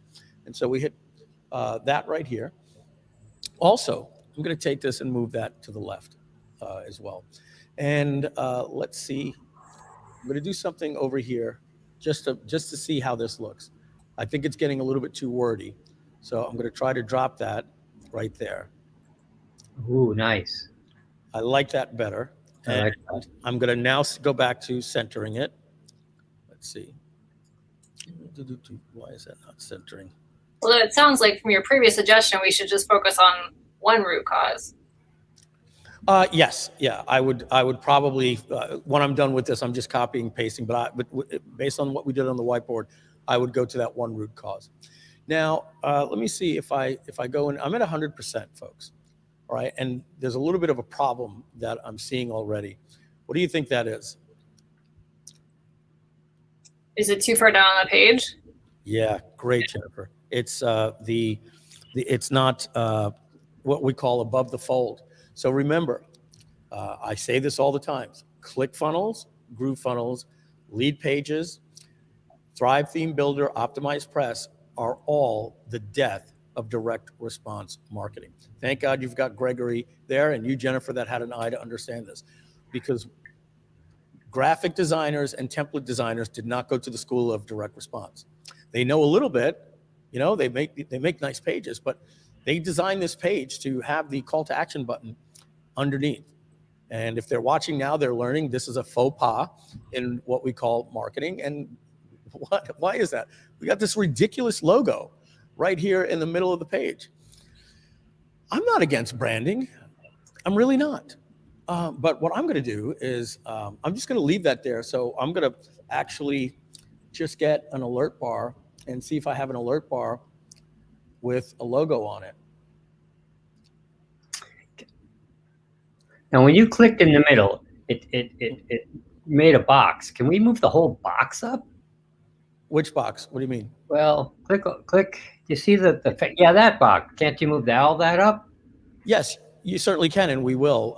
So Okay. what may be happening is, so what we have to understand is, if I have this button right here, let's say my hand is a button, and if we can go full screen on me here, this will demo a little bit easier for everybody. Let's, okay. If we have this button right here and this button, and we want to separate them, and I think that they're too far apart, I might look at this button and see, oh, there's no padding. How can that be? They're so far apart. Well, we have to check this button to see if there's padding and margin. Oh, this one has a 15, and we can bring it together. So what we're looking at here, if we go back to the screen, is we're noticing that I have a red line, and my first instinct is it must be like a 50 padding above this. So I go to the spacing, and I notice there's no padding or margins. All right, if I do this, you'll see it goes down even further, but it's at 0. So what does that mean? Well, its parent above here probably has some spacing that's pushing that down. So I'm going to click spacing, and I don't see why there is padding or spacing here. David Lemon, are you watching? Can you tell me what I'm missing here? I don't think it would be this logo, but I should be. I'm here, Mike. What's the issue? Okay. Okay. You see this red box right here? There's all this spacing right here. Yeah. How do I move this up? I have no padding or spacing here, so I'm going up one in the dome tree to the block, and let's just reset that. And I don't see any padding or spacing there either. Okay. I believe this is we had. Can you go and click on the block, please? On the block I'm on the section, block and level. then okay, you are on the block. You see on the top right, it says P tag. It doesn't say block for some reason. So Right. close the sidebar and click on the block again. Okay. So just make sure that you close the sidebar and then click on the block again. It still says P tag. Okay, so there's something that is not showing up right. If you're modifying the spacing options of the padding here on the block, will that change something? Oh, there it's showing now. Okay. Now it's showing. So I it have seems the- that there is when you click the off bottom and click side. on again, there is something that is kind of needing a little bit of work on it. We'll have a look into it. Okay. Folks, that appears to be a little bit of a bug, but we're not sure exactly why. But we did find some, it did pop up here in the spacing. We have a padding here that was pushing it out. Oh, that's the background. That's oh, the David, you see that? That's the bottom padding. You can modify the top padding and then pull it up. Yeah, but do you also notice that it's changing the background? Do you see the background moving? Yes, because you're adding padding to the bottom of the page. Okay, so you're saying I should be doing this one? Yeah. Oh, there we go. There it is. Ah. It had a padding, so we could just move that there. So I'm going to leave that logo there just for a minute, And so that I could move on, I'm going to look here if I have a navigation bar block. And this one has a logo with just a button and no navigation. This is great. I'm going to use this to just drag this up here to show you that if I wanted to put a logo here, I can just move this logo over to there. So I'm going to get rid of this so you could add your own logo. Now, do you want your logo on the page? I mean, I have a logo, but honestly, to me, it's not that important. It's more about them as the viewer. Yeah, I say we don't need the branding just yet. So we're going to get rid of that. Look at that. We moved this up already. Yeah. But I still have some text over here that is still not above the fold. Let's see how it looks without the builder. All right, we're above the fold now that, you know, we're getting rid of all of this stuff here that the user isn't going to see. I'm kind of happy with that. But there's something missing. An authority block here. So there's many different ways that you're going to do this. I'm going to show you how to think a little bit outside the box here. What we do, and we don't have this feature yet where we can copy a block from another template and paste it. We're adding that. We have like a temporary copy paste bin. But I'm going to show you how you can do it by adding it to your favorites and then dragging it from your favorites. Okay. So what I'm going to do is I'm going to go in and look at another page. And I'm going to look for, I remember we were working yesterday and there was a nice section, a nice page that had like about the author. Let me see if I can find that in the funnels. Just bear with me, folks. I got to go digging for something. And was it in one of these? I think it was in one of the webinar funnels. In fact, I'm positive. Okay, so what I did, just so you know, I'm going real quick. So let's unpack this. I'm going into, this is where you build your brand website. This is where you build your funnels. You can add pages. It's just like folders. I'm going into the webinars. I'm going to create a new webinar funnel. And I'm clicking on now the webinars here.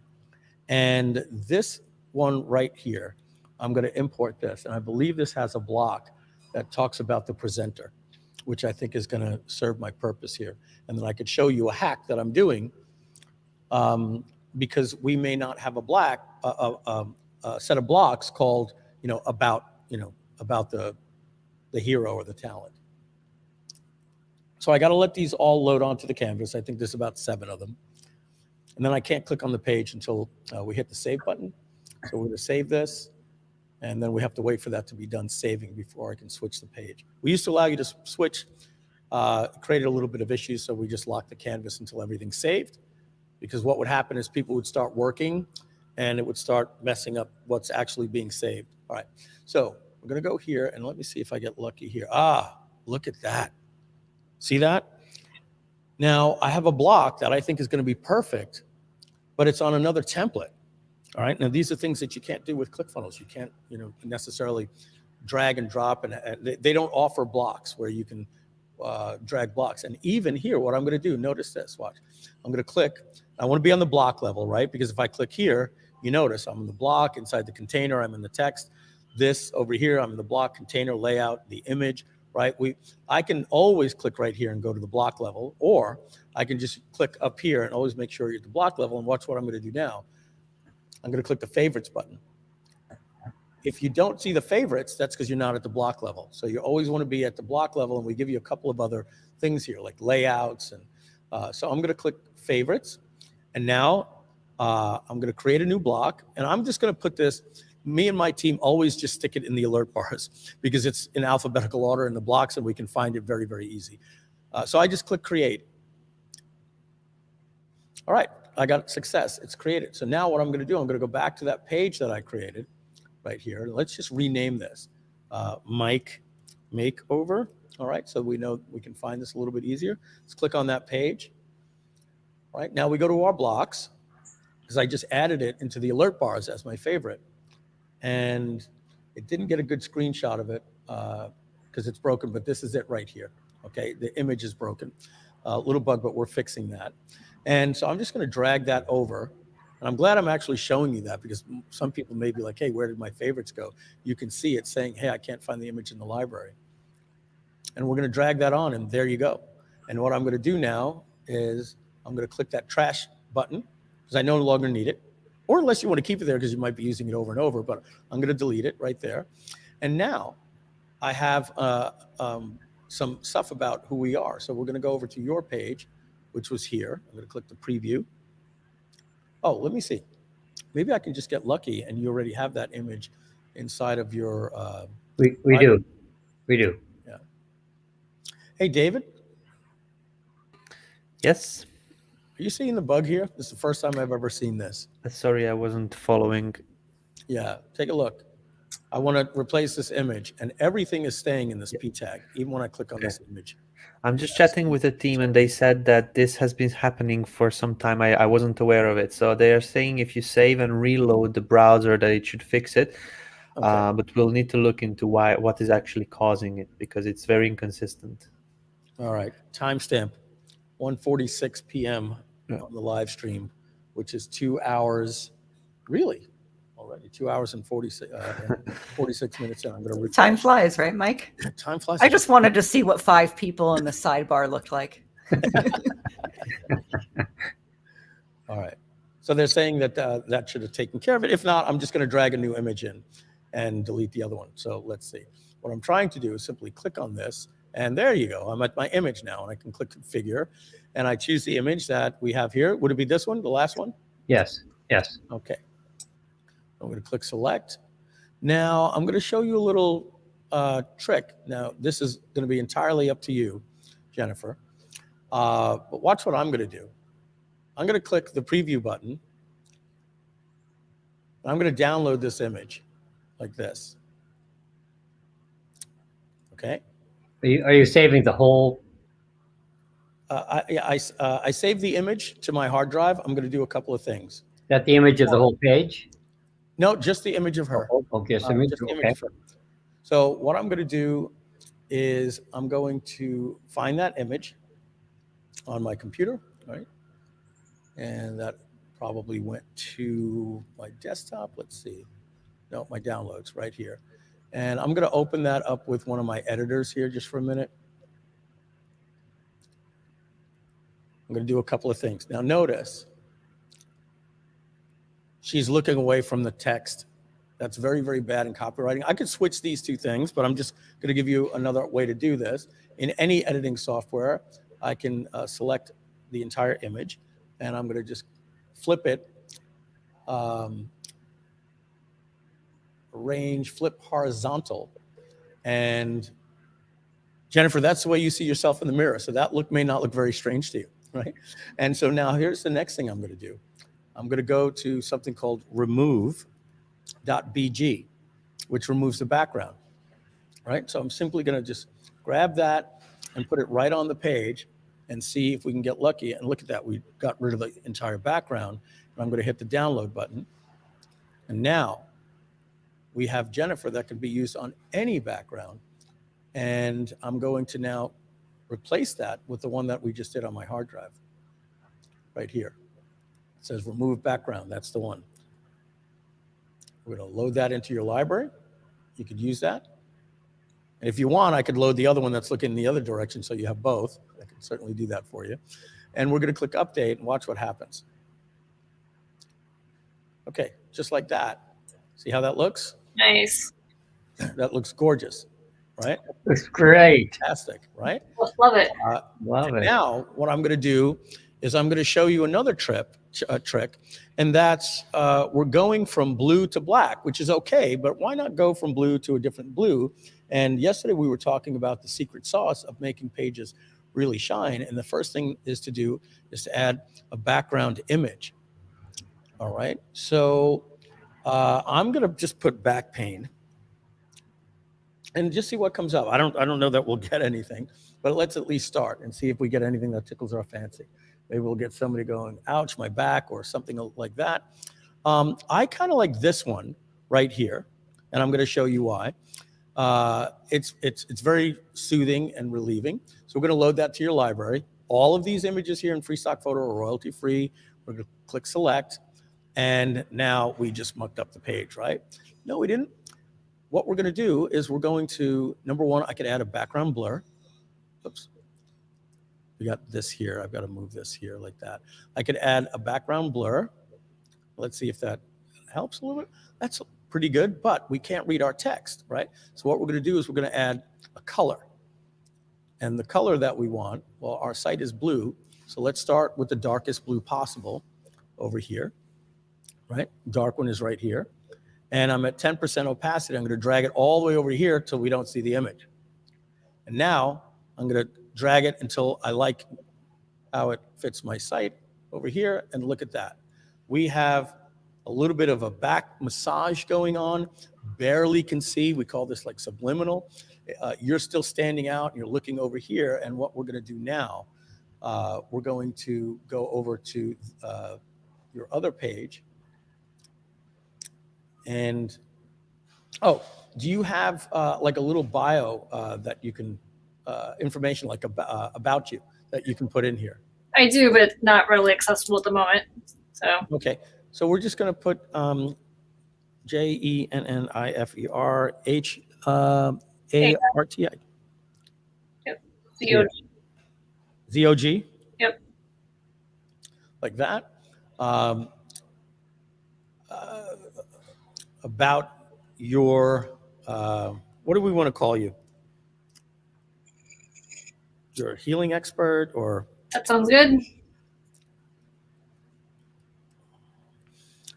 All right, and then you'll put a little bit of a bio here. And I'm okay with this. I'll give you another option what you can do here. Check this out. I'm going to take this and delete it. Okay, I'm going to take this and delete it. And I'm going to take this text over here, and I'm going to move it over to here, right? I want to keep that left justified. All right. I have an idea for the speaker bio section. Yes. Instead of that meet your whatever, which is great, but I think we have an opportunity here to say, meet Jennifer, she's got your back. I like it. Thanks so much. Wait a minute, I'm the copy guy. I'm going to make this a little bit more blue here, folks. I just want to see what happens when I make that a little bit more blue and darken that up a little bit. No, let's go. It's a little bit too light. But how about like this? That looks even better. Look at that. That's like matching perfectly. All right. So meet Jennifer. She has your back. Or I have your back. How about that? I like it. In quotes, I have your back. Okay. Yeah. Or even I got your back. Yeah, I actually like got better. I've got your back because it sounds more colloquial. Right. I got your back, exclamation point, like that. And I'm going to put that into quote, into italics. So it looks like you said it there, right? And then I'm going to put a little dash here so it almost looks like, this is the copywriter's dash on a Mac. It's the Option Shift dash button, and I got the little thing like that. Let's make that a little bit bigger now. Shift dash. That's a little bit more important. There we go. We'll save that. Now, what I've got to do is I want to put a nice button in here. So I'm just going to grab an element. We don't have pre-styled buttons for you guys just yet. That's coming. So I'm just going to have to get a little button over here and drag it. And we'll put it above. I want to put it above that text. Okay. And so now I got to style this button over here. And so good, we get to learn about the button. Because the other one was a form button, if you were wondering why I didn't just keep it, because it was meant to be a submit button, and I want to create just a regular button. So what's a good thing like yes, cure, no, we can't use cure. You can look at our page. Rid of my, what did you say? Well, we have something on our button on our opt-in page. I forget what it is. Click here to find out how to heal your back. How about heal my back pain naturally? How about that? All right. Okay. Sounds good.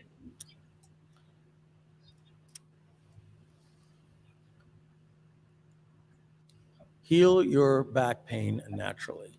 There we go. Now, we got to design this thing. All right, the size of the button, I want that to be a fixed pixel. All right, more like this. And so all I did is click size, play around with that right now. The background color, let's go with a nice yellow like this.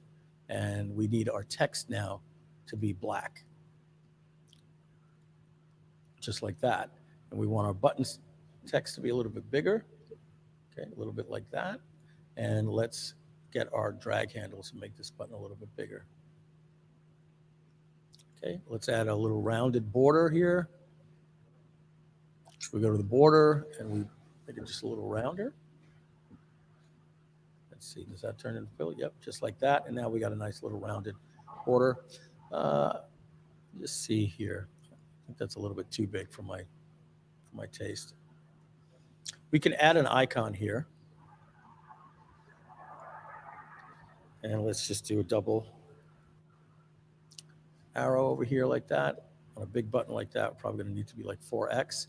And I also want to add a sub-label. And that means I can write some text. Get near instant relief. And again, I'm not sure about claims and stuff like that for your back pain. All right, and let's see what happens to the button when we do that. Okay, that looks pretty good. I actually like that. Horizontal pixel distance. Let's get it a little bit closer. I just moved that a little bit closer to the end there. I think that's pretty cool. Now, we're going to have a little bit of fun with this. I'm going to take that button and I'm going to do a little animation here. And I'm going to make it, which one is the one where it just shakes? Let's see if we just have it shaking and we repeat the animation.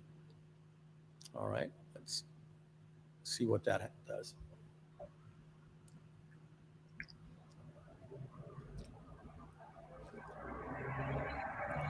Let's see what bounce does.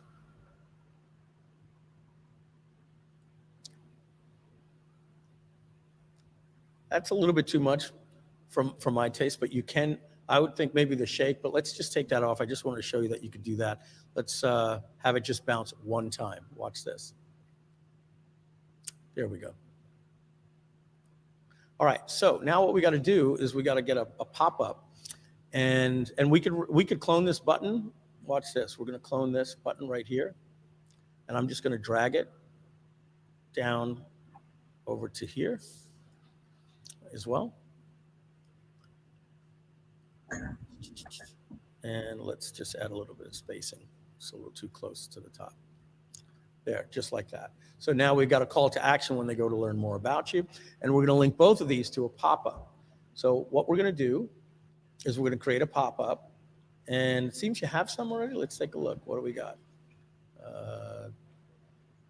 That's not a bad one. And let's see. Is this the other one over here? Let's see. Pop-up 2. Okay.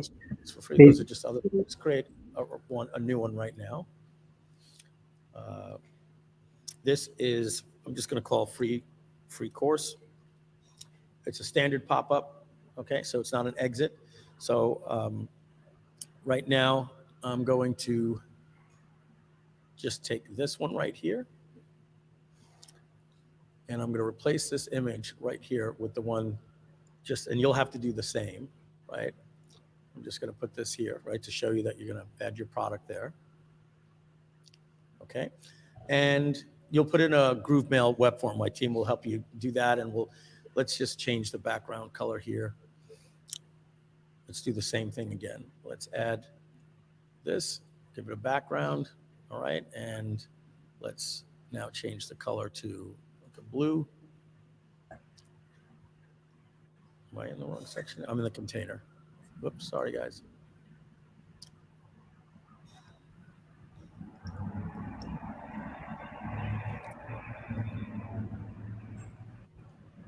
I think I messed this one up. Yeah, I did. So hang out. I put the image in the wrong place.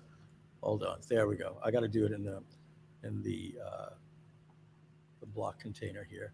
These things do get a little tricky. You're doing a lot better than I could. So. Yeah, they're tricky. I want to make your background look a little nicer. Let's see if that got back there. And just, if I change the background, is that doing anything? Yeah, the image didn't come through. I'm just going to make it a light blue for now, just so that we can move on. My team will help us out with that. All right, so there we go. We're going to put your opt-in form here from GrooveMail. My team will get that done. Let's just link this button to the pop-up over here. Click here, and we click to configure that, and we got to link that to the pop-up that we just created called Free Course. Okay. We're going to do the same thing to this one. Link that to the pop-up for the free course. I think you have to link the entire button up higher. I did. Yeah, if I have the configure, we're good. That's the whole button. Let's take a look. Let's see if I got that right. This will open the pop-up, and this should open the pop-up as well. Yeah. So what they'll do is you'll have your picture of your course, and this will be designed. The color didn't come through, the blue. So, but either way, my team will help us get that going. Now it's 2:01, and I know that we got Rich Schefren, right, Donna? Is he here already? I didn't realize how fast the time flew. But so what we've done, folks, is we've done a makeover of this page right here. So let's just open that. I think Rich is coming into the studio. I confirmed with him last night, so he should be walking in the door. Oh, there you go. I've been so lost. Rich is over there in the peanut gallery. Yeah, just snuck going. in. Okay, so what we've done is we've made this page versus this page. And now that I see this blue actually is not working for me. So I am going to change that back to black because now that I see it actually live, I need to break the page up a little bit more. So let's get that in the black, and you're going to see that that's going to look so much better because we want to separate those sections, right? All right, so free video mini course reveals the secret to 20 years of back pain gone in 20 minutes. I'll have my team center this button. I think it'll look a little bit better. They click here, you'll have a picture of your actual course here as well. We've got the top three. You'll change that text, and Jennifer will put her bio in here. And that's your landing page, and then you can test another version of that with a video. And what you do is you just replace this with a video that has an image of that. So you still have the same looking landing page, but they click and they learn from you. All right. So guys, obviously, as we say, we could do this all day, right? But we only had 2 hours today, and I'm actually not a designer, right? The reason why I know how to do some of this stuff is because I used to do this with Microsoft Front Page. I used to build my own website, so I kind of have an understanding of layout. Basically, the way a page is to me, it's a set of blocks. And then blocks are a set of columns, either one column or a side by side like we see on the screen, or sometimes three. And then after that, it's a background and headlines and all those different things. And I build it out in sections, a guarantee section, et cetera, et cetera. Now, I know you got some long copy. My team will help you find a place to put that in. But I always like to ask two things. Number one, did this get you some value today? And number two, is there any questions that you had burning questions that you don't want to say, damn, I wish I had the chance to ask that question?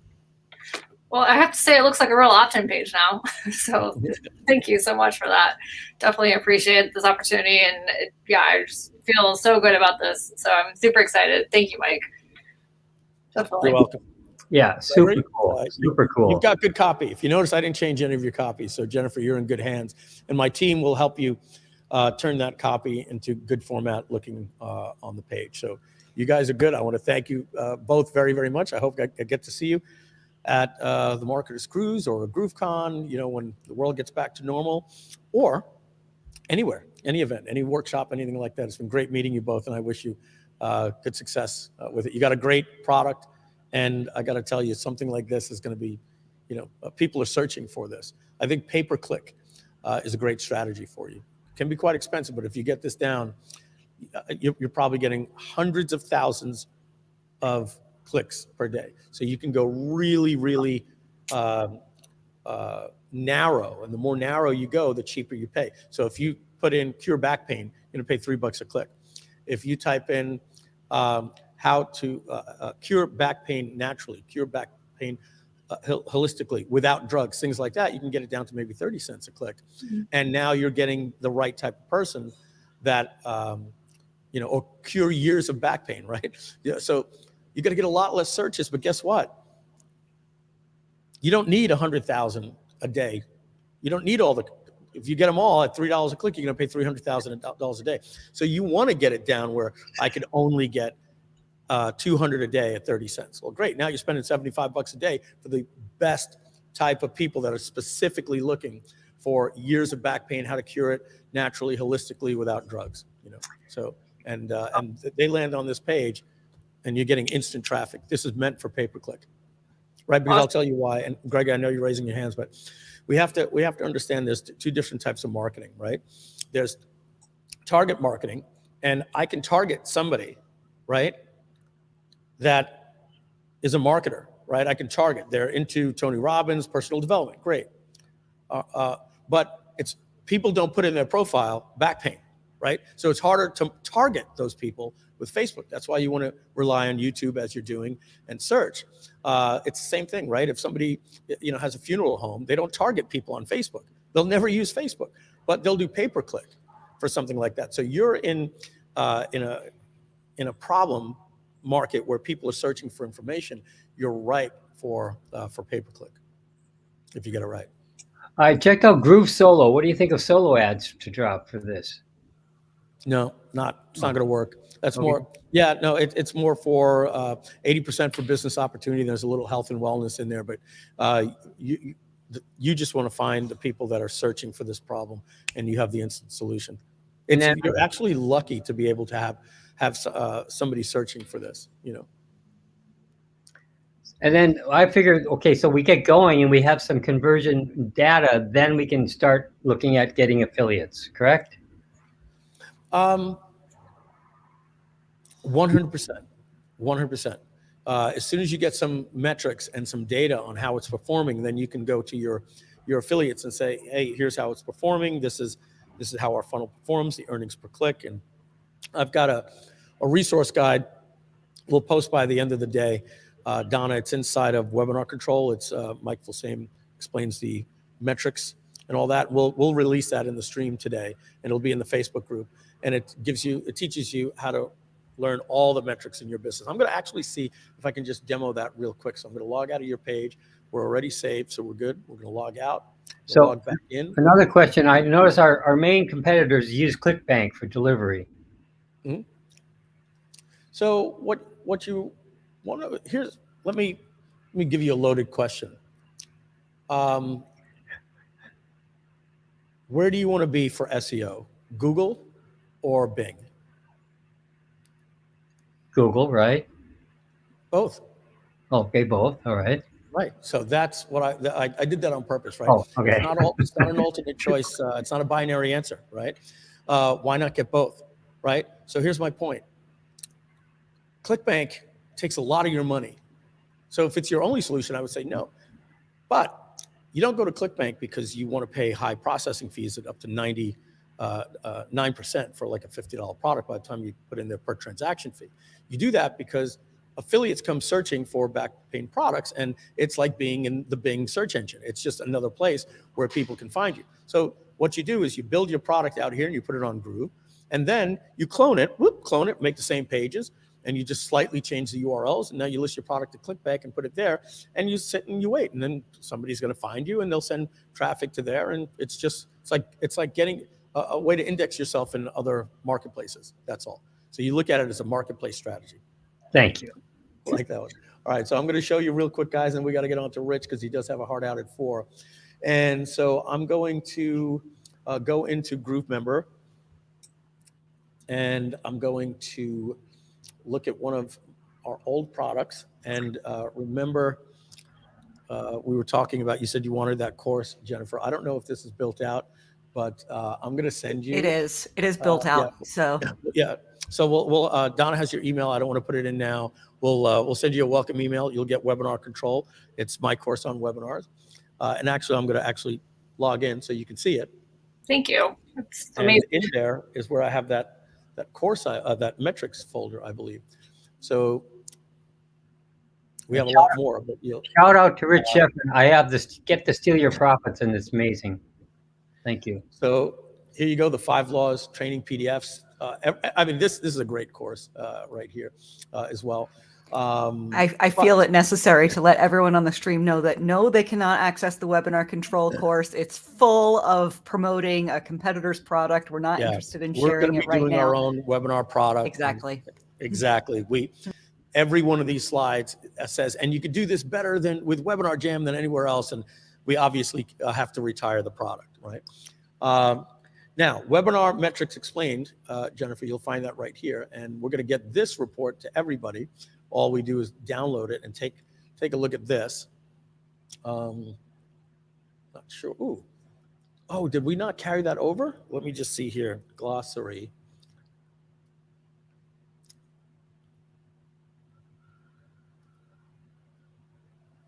Oh my goodness. He didn't carry that over, Donna. He linked it to here. I got it. It's on my computer. Oh, Phew. Good. I'm glad, because now I'm worried. I didn't realize that he didn't download. He just put the link to the place we were moving it from. So that's a problem. So we're going to get this link. You won't be able to find it inside of Webinar Control, but I'm going to drag this over to Donna. Let me just do that right now so we can get that over with. Can I do that from here? Oh, look at that. Haha, Donna's got it. We'll get that as a file and we'll link that to everybody. But check what this thing does. And you're all going to get this today, guys. This will teach you what an earnings per click is and how to calculate it, what cost per click, self-liquidating offer, cost per million, which is cost per thousand, cost per impression, all these different things. And it explains examples, how these things relate to after your affiliates. It's all about advertising and knowing what your margins, cost of goods. You go through this, and it's a crash course on understanding metrics for a business. So everybody will get that today. And so that's it. All right, guys, I want to thank you very much. Give you a big wave off. We're going to take you out of the stream there. It's been great meeting you. And folks, we're going to take a short break right now to let you know about the 2 free tickets that you get when you upgrade. Over 50,000 people have already upgraded. And as you know, it's expiring August 31st. So if you want to get access right now, 2 payments of $6.99 or 1 payment of $13.97, you unlock the Groove app and all of our future products that'll go inside of the Groove app for life. Never make another payment to us or anyone again, ever. And on top of that, one of the things you're not seeing in the commercials is we've just taken the leads from free 500 to lifetime 5,000. We're 5xing that. You're going to get 25,000 contacts that you could use for your affiliates, cart abandonments, emails, opt-ins. Likely most of you aren't going to outgrow that or won't for many, many years. That alone, if you look at the comparable product at Active Campaign, the blue that gives all the features that we have, it's $599 a month when paid monthly. And we also double your commissions. You go from 20% to 40%, and we pay you on tier 2 where we don't on the free. And in order to do that, that allows you, when you upgrade, to promote the launch and get paid double. You make 2 sales, you get your money back. But one of the things we didn't talk about is that you get 2 free tickets to GrooveCon. It's $497 a ticket if you're a free member. And when you upgrade, you and all the other 50,000 people are competing for the last couple of hundred slots. These things are selling fast. We're down maybe just a couple of more days left before the hotel sells out. Then you're going to have to stay at the Motel 6 for a couple of $100 when you can stay at the best hotel in Cocoa Beach for just $170 because we got a room block that is going fast. We also have the Marketers Cruise going to be in town, setting sail from that hotel on Saturday. This is going to be 300 to 400 people additional there for you to network with. There's going to be a great cocktail party. It's at a destination resort in Cocoa Beach, Florida. In fact, why don't I be quiet and let Mike in the past tell you all about it. When we come back, we're going to be here with Rich Schefren. We'll be right back.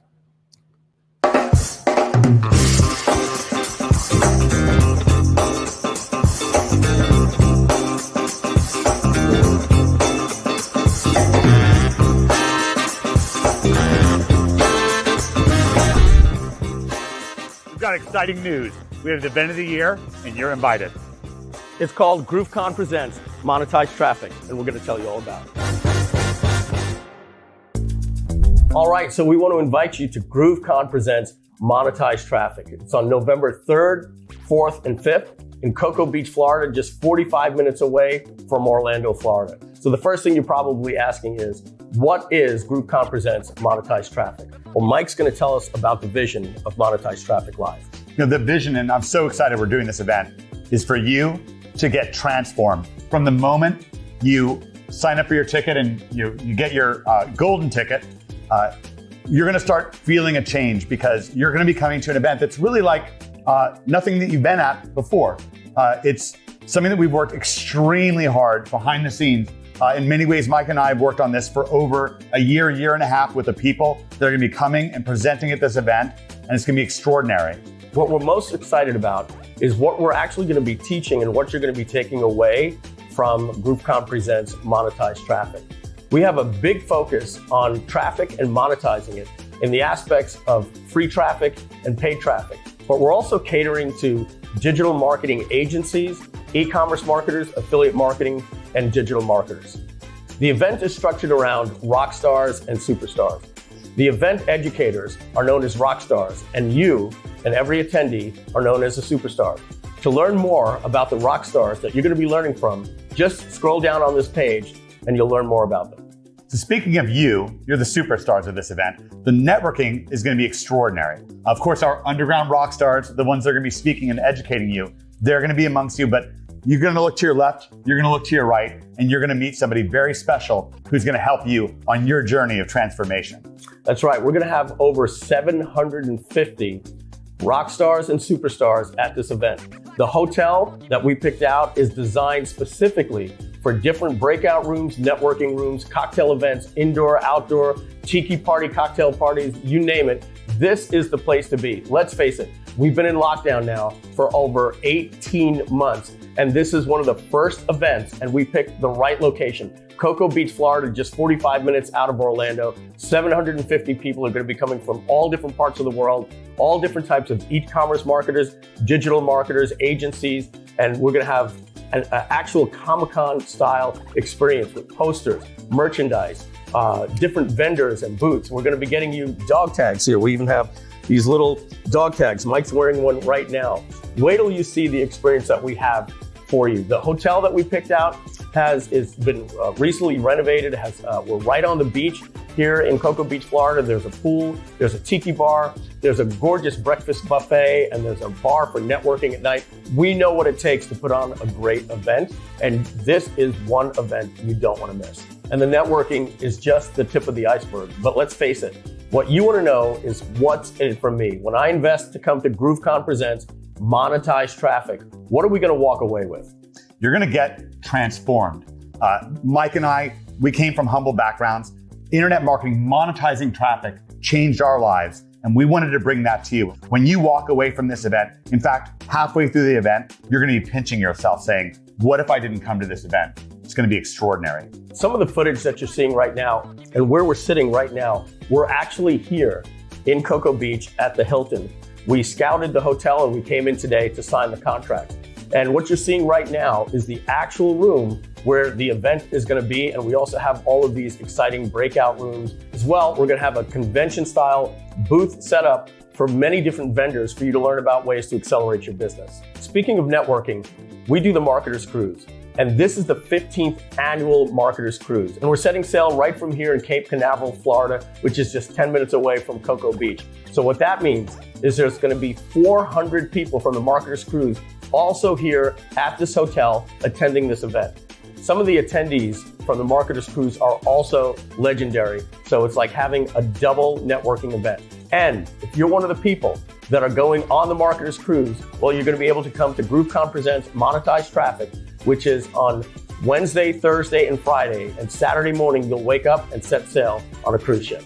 So that's it. We want to formally invite you to come to Cocoa Beach, Florida, November 3rd, 4th, and 5th, and get transformed with GrooveCon Presents Monetizing Traffic. That's right. Remember, consider bringing your family. We're only 45 minutes away from Orlando. This is a destination event. And consider bringing your business partners too. Everybody is welcome to GrooveCon Presents Monetize Traffic. We'll see you there. See you there.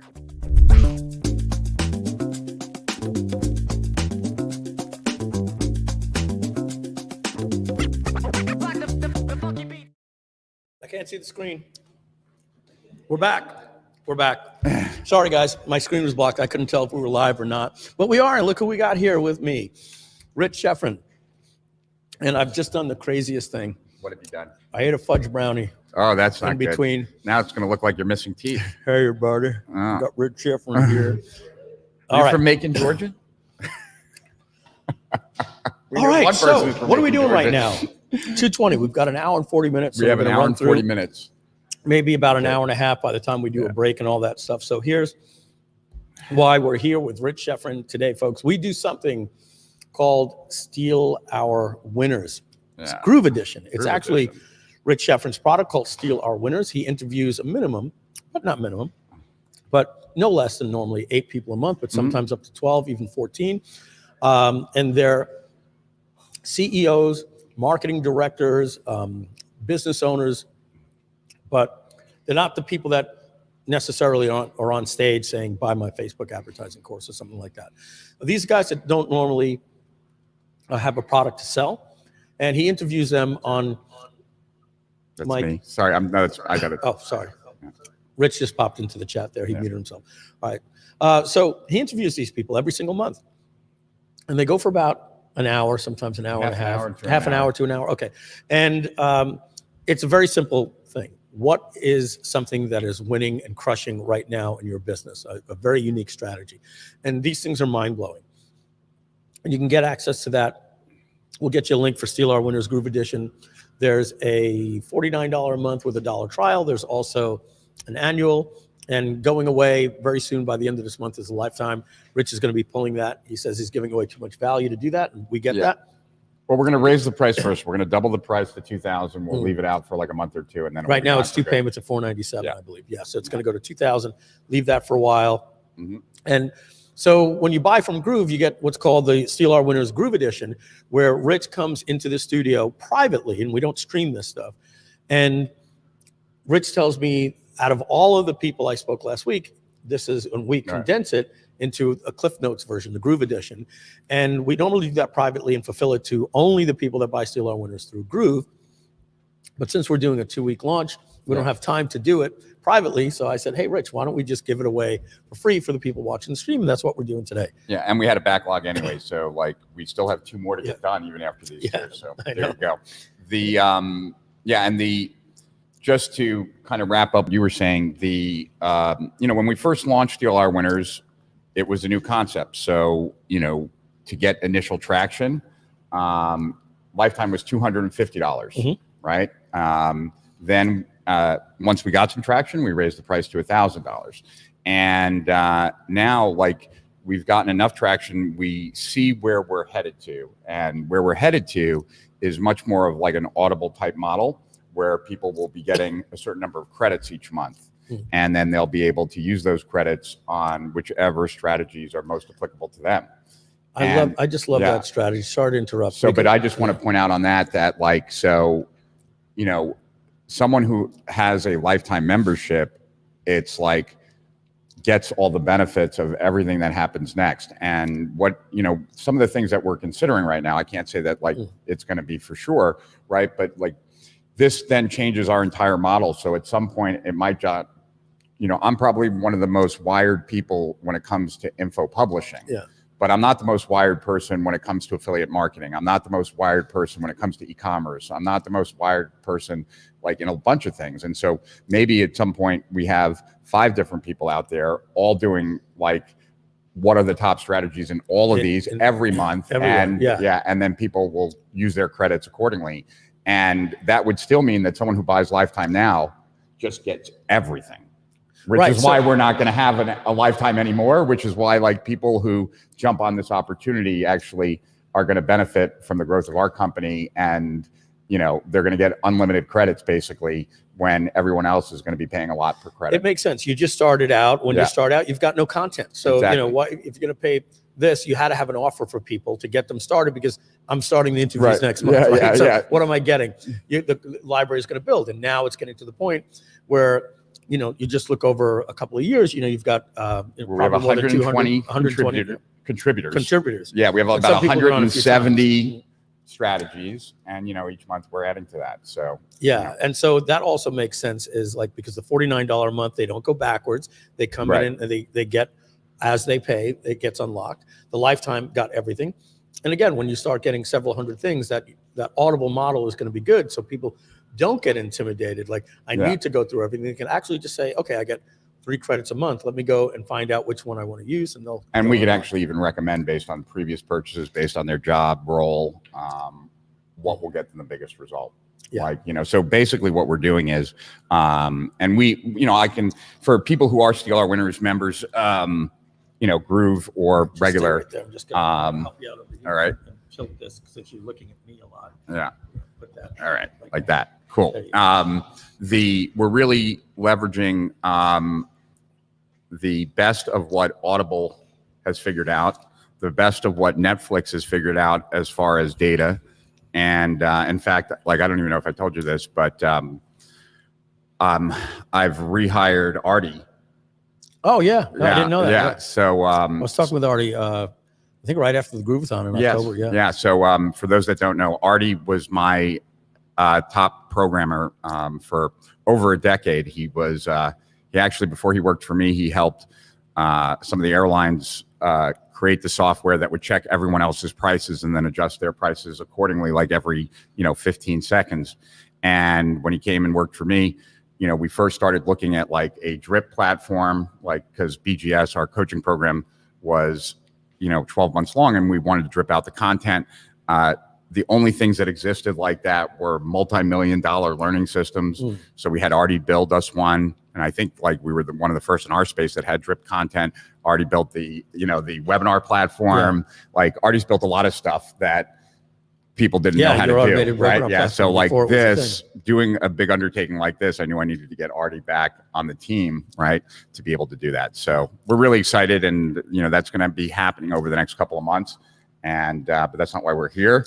We're here right now to talk about some of the strategies that were in Steal Our Winners, and the very first one is one that is very close to home because it's one of our strategies. All right, so let's add you to the stream. I'm already there, so you just have to choose my screen. Yeah, I've got a. We've done there that you go. already, and let me put that. Somebody did. Okay, great. There you go. So okay, so this is a strategy that we wanted to share because it's worked so well for us, and basically.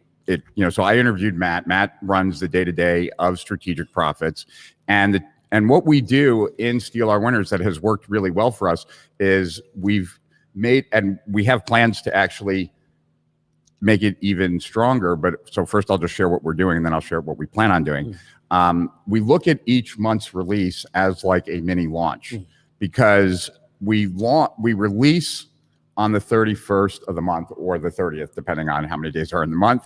So the August edition will come out on the last day of August, right?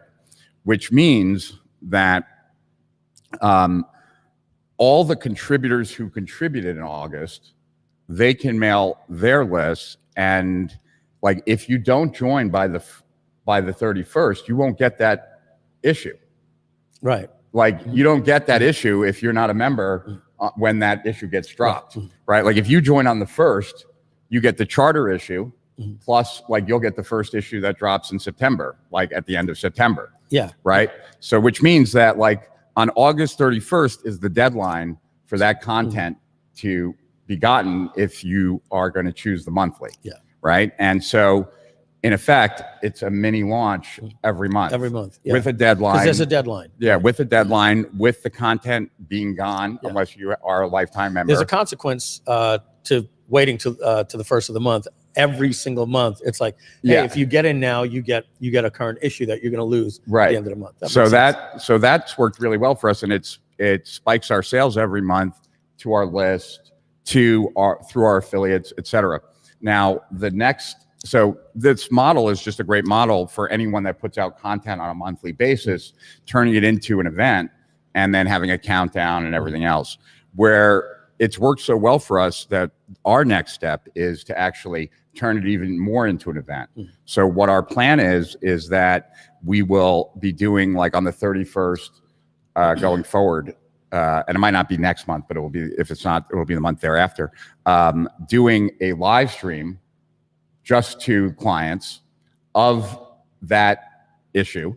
So it's these 8 experts sharing these strategies from 6 p.m. till midnight, like on the 31st. And then as soon as You're bringing the experts on live? no, Oh, no, okay. we're just going to play. You're going to play it. Got it, right. got it. And then as soon as the live stream is that's over, brilliant. yeah, Why then not? right. Exactly. And then as soon as the live stream's over, though all of the individual segments are available, right? But this way we're turning it into an event. And by turning it into an And you've event, been doing this? no, this is what we're going to do next, right? Like we're already doing the mini kind of launch of it, but and that's what says here. Yeah. Grew our revenue by 50%. Yeah. So but by turning it into an event, now we can even do a bigger thing. Like these experts are revealing these secrets from this time to this time. You either get it or it's gone, right? And I believe that that'll work even better. So let me give you just a little strategy, because we're buddies and ideas that come to my head. I don't want to forget it, so everybody can hear it live.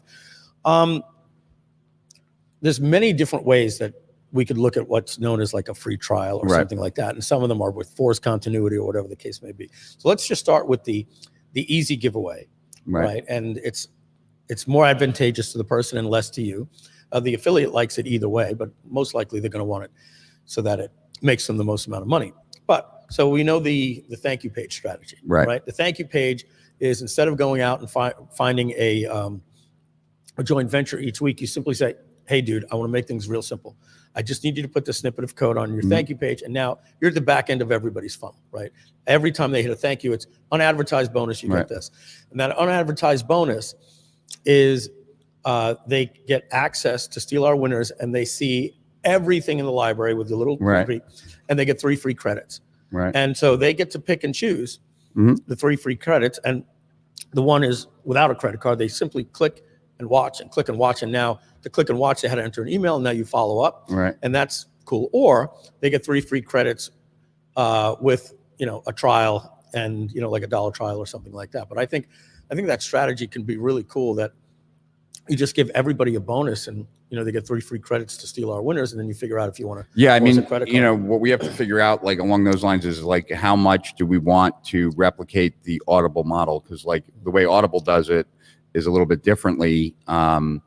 What they do is, I think, and I'll have all the details later on, but what I believe they do is they give an author a bounty if someone is not a member of Audible and joins Audible.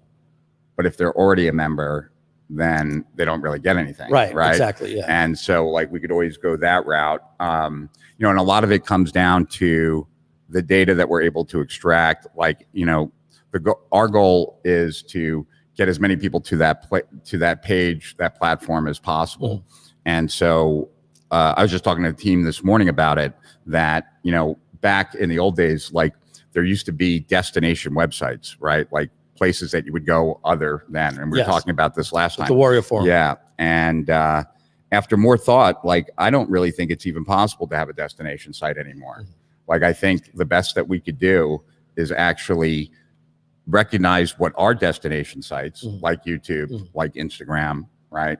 And then dedicate a full-time person to just organic traffic from that site. Recognizing that that's a destination. That's the destination. Yeah, that's the destination. And our goal is to build a really powerful channel and have a person that works just full-time on a channel, taking stuff from Steal Our Winners, putting it on the channel, so that we build out a really popular channel on YouTube.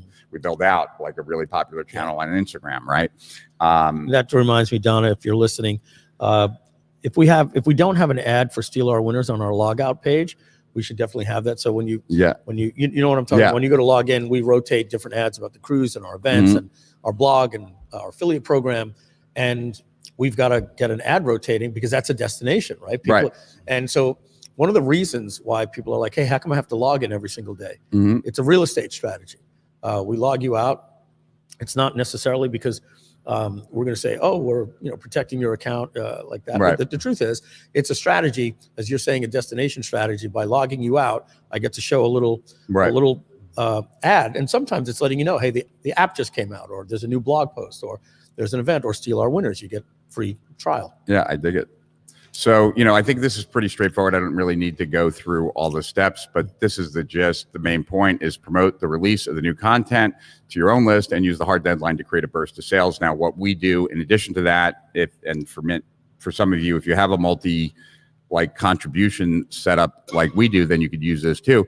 But all of our contributors are given a special link where they can offer their list a $1 trial, right? And so they're like, you can watch my interview plus a bunch of others and get it in for $1, but that goes away in 4 days from now. Yeah, it's kind of like the podcast model on steroids. Yeah. Normally when somebody is on a podcast, they say, hey, it's getting published this week. Can you give some love on social media? What you're doing is you're saying, hey, here's a link and email it to your list. And it's a great way to tap into all of the influence you're getting from the people. And we're going to do a lot more along those fronts. Like the other idea that I shared with the team this morning was just an idea. I don't know whether that so some of the things that I've just mentioned, those are more than ideas. Those are things we're doing. This is more just an idea at this point. Because we want to build something at the end of the day that everyone is rooting for it to win, right? That clients and members want to see us succeed because they love the product, right? That contributors love love what we're doing, love the product, and love the exposure and everything else that they're getting, whatever that everything else is. And same with affiliates. And so as I'm thinking about contributors, we just have to figure out what's the most that we can do for our contributors. One thing obviously is we can sell their back ends right on our on our platform, right? But another thing that we could do potentially is turn their contribution into a mini book, sell it on Amazon for Kindle Unlimited free, 99 cents, whatever. And then any of the leads that come from that give also to the contributor. So it's we're going to publish a mini book for you based on this. Yeah. Right. And it's just so that we're doing more things for them that also benefit us. Right. We could certainly give, I don't know that we will, right? These are all things that we have to figure out, but we could give the email address, we would obviously have some kind of thing in there so that people know that this would happen. But if you use your credit to use on the interview that you and I did or something like that, then you would also get that lead. Yeah. Right. So that's another way that we could do it. Got it. But so there's so many ways we can do it. It's just a question of what we do, which is a good place to be, I guess. Yeah. Remind me to talk to you on the break about our $2.99 a month. Well, we're going to be hanging out on Sunday too. Oh, that's right. Oh, is Sunday the fight? Sunday night's the fight. fight. I thought it was Saturday night. Yeah. Okay, cool. Yeah. We're talking about the Jake Paul Tyron Woodley fight. Tyron's going to kick his butt. Anyway, we got some stuff. Okay, so there's two different strategies here that are much more geared towards making Facebook work right now because of all of the challenges that Facebook is experiencing because they're not getting the same level of data back. Yeah. And because they're not getting the same level of data back, they're having a harder time. So this is a must listen to episode if you're advertising on Facebook. There's two of those. And I don't think that we're really going to be able to do justice to them because I'm not a media buyer. You're not a media buyer. We're getting into stuff in here that's showing you about opening up a CBO, create a CBO with 3 ad sets. He walks us through all this, but I think that for us to try and summarize. For those of us that don't know what a CBO is, what is that? Campaign budget optimizer. Okay. So I was one of them. I didn't know. So I just think that it's here, right? And if you are a Facebook advertiser, then you definitely want to check this out. But I just don't believe that Mike and I are going to do it justice because we're going to go into a lot of details where we're talking about stuff that we're not expert in. Yeah. And I think. But the gist of it is that, now that Facebook doesn't have the same amount of data, you have to be more of a direct response type marketer and not be relying on their ability to put it right in front of the exact audience, right? Yeah. And before that's the way it was back in the day. Before Facebook existed, and Tom, myself, Mike, we were all marketing actively way before Facebook ever existed. And back then, a company like mine had a very hard time because the only option really was pay-per-click, and nobody was searching for what I was selling. Now, they might search for other things that would make it clear that they're a potential customer of mine, like they're searching for Infusionsoft. But if they're searching for Infusionsoft, they're looking for Infusionsoft. They're not looking for me. And that's a problem. And so when Facebook first came on the scene and I could all of a sudden target all of your followers or target all of Kern's followers or whoever, like now I was targeting, a group of people that I've never been able to target before.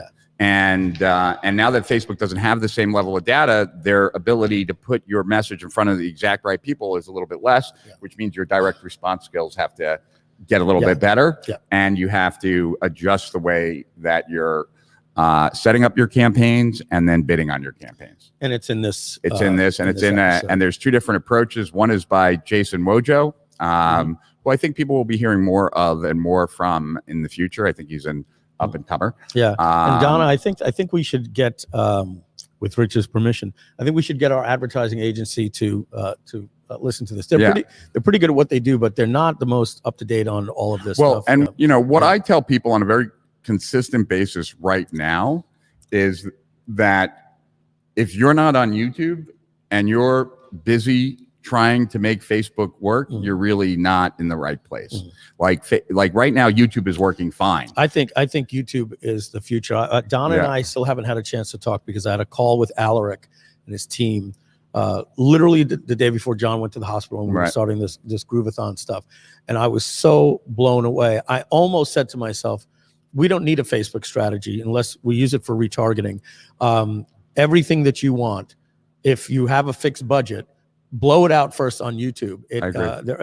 And you have some stuff on in there on YouTube. And I also have a strategy here today about YouTube that is a really great strategy that will reduce your I forget. Did you said you spoke with Alaric in Steel? Oh yeah, Alaric's been in many episodes. He's been in 3, I believe. Alaric and I met Alaric in where did I meet him? Turks and Caicos. I was there with him for Traffic and Funnels. So the next one, this one is, do you know this guy? Because this guy is Julian Reyes. Julian Reyes. Do you know Julian Reyes? No, I don't. Okay, so Julian is just a riot. And he's going to be coming and visiting me at some point. So when he comes to visit, I'll definitely make the intro. He wrote the best-selling pickup product of all time. Pickup artist. Yeah. Like I think it was called Pandora's Box or something like that. His partner wrote the best-selling Christian diet that ever existed. There's a Christian diet. The Shepherd's Diet is what it's called, I think. Shepherd's Diet. Okay. So these two guys both have crazy chops. So it had to do with something biblical, like the way they ate. I have no idea. Because whatever. But and this might be offensive to some people, what I'm about to say next, and I apologize if it's offensive. It's not me who's doing it. I find it humorous, but I realize that other people might. Can you slide in a little bit, Rich? You're getting covered. Other people might be offended by what I find humorous, and I totally get that. So Julian and his partner Andrew have a product now that's called the Exodus Effect. Right? It is an ebook that talks about how there was a mistake in the translation of the Bible. That instead of like, sorry, I didn't mean to laugh. I think it's funny, but like I get that some people are going to be offended. That it's not Cialis oil or whatever. I'm not a big biblical scholar, so sorry. It should have been cannabis oil. And so CBD, CBD is God's gift to humanity. And so the whole book is about that. And God bless them. And he's at mid 5 figures daily spend on YouTube. It's the ROAS is 200% on the front end. So he's making mid 5 figures a day just on the front end book that sells people on CBD. And guess what their back end is? Supplements. A CBD monthly delivery service. Shocking. Yeah, right. So Julian is wicked smart and super creative. He's the type of guy, like just to give you a perspective about him. The first time I met him, I was at this event called Geek Out, which I think I invited you to. Yeah. And in Miami. Yeah. And I was tired because I had been working on my presentation. I was there that night. I connected with 4 guys that were there. Oh, really? And yeah, some legendary guys. Oh, cool. That got them all merchant accounts. They all need merchant accounts. In fact, if Julian's doing this, I'm sure he would like to talk to somebody about a backup merchant account. Well, actually, I have CBD, someone so on that too that like I could talk to you about. I just did the Steal Our Winners today with Maria Asparagus. Do you know her? No. Maria is the name just made me chuckle. Oh, well, she was the first I heard female asparagus. executive at Pornhub in charge of merchant accounts and merchant services. This is me trying not to smile. Yeah. So, and what she site is gave that? me some really good merchant Go merchant service advice about, there's a big difference in the approval rates of like who you get your merchant account from. I didn't know that. Like different by bank, different by and stuff. And so she went over like how to audit yours to figure out like and stuff like that. And actually, Julian talks about it because Julian is friends with her too. Yeah. But anyway, so Julian is a riot, and so the day I met him, we were at Geek Out together, and he was presenting at like 4 p.m. And I said to him, dude, I think I'm gonna miss your presentation. He's like, why? I'm like, I'm exhausted. I need to get some sleep before tonight's activities. He's like, you can't miss my presentation. And I'm like, why can't I miss your presentation? He's like, because I'm going to humiliate my ex-girlfriend in the first 5 minutes. And I'm like, okay, I'll wait the first 10 minutes then. Well, I can't believe that was interesting to you. In that case. I'm like, in that case, I'll wait. So his ex-girlfriend was in the audience, and he calls his attention to her and says, like, I'm just really excited that my ex-girlfriend is now in our industry, and I'm really happy for you. And I heard you met someone, and that's wonderful. And I was wondering, like, if maybe after I'm done speaking here, we could go for some coffee and talk about maybe rekindling things.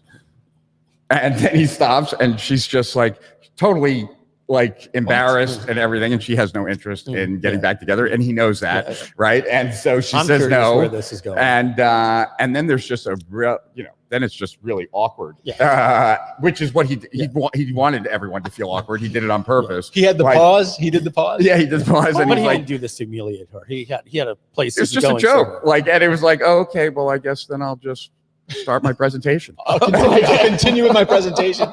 Okay. I wouldn't do that. No, I wouldn't do that either, but it was funny. No. All right. So he really is a strange guy. Very funny though. He's got a lot of he's a colorful character. Yes. All right. Yeah. And if I could show you some stuff that would have you rolling on the floor, like some of his VSLs. But not going to do that. Not today. So he was sharing just a bunch of tactics that have worked well for him, right? Some will be easy for some people to do, some won't be. So these are 9 tactics, right? 9 tactics that he has done, right? So the first one is translate your offer into another language to unlock another piece of the market.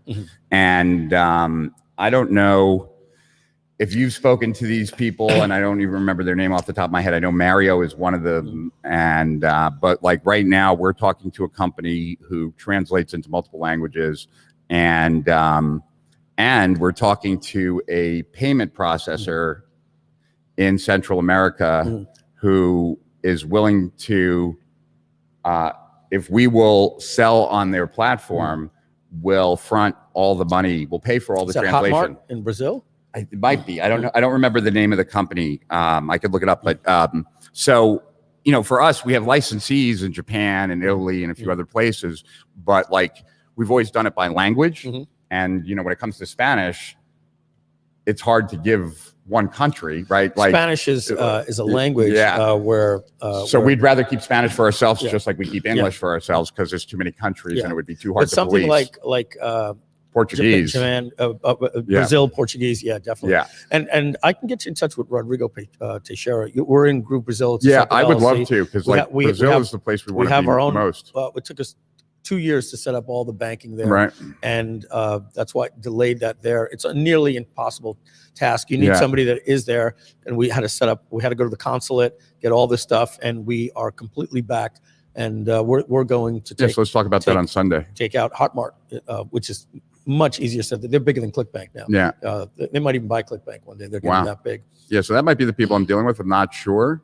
But I would have yeah. to be. Yeah, trust me. Cool. They're the people. Yeah, Cool. They do the processing for everything down there. Yeah, so definitely is an opportunity, and there are companies out there that will translate everything, and do your customer service in the foreign language for you, and it's definitely something to look at, especially because Spanish is such a growing I want to make a comment language on this international market stuff for people, because what we're doing for Groove.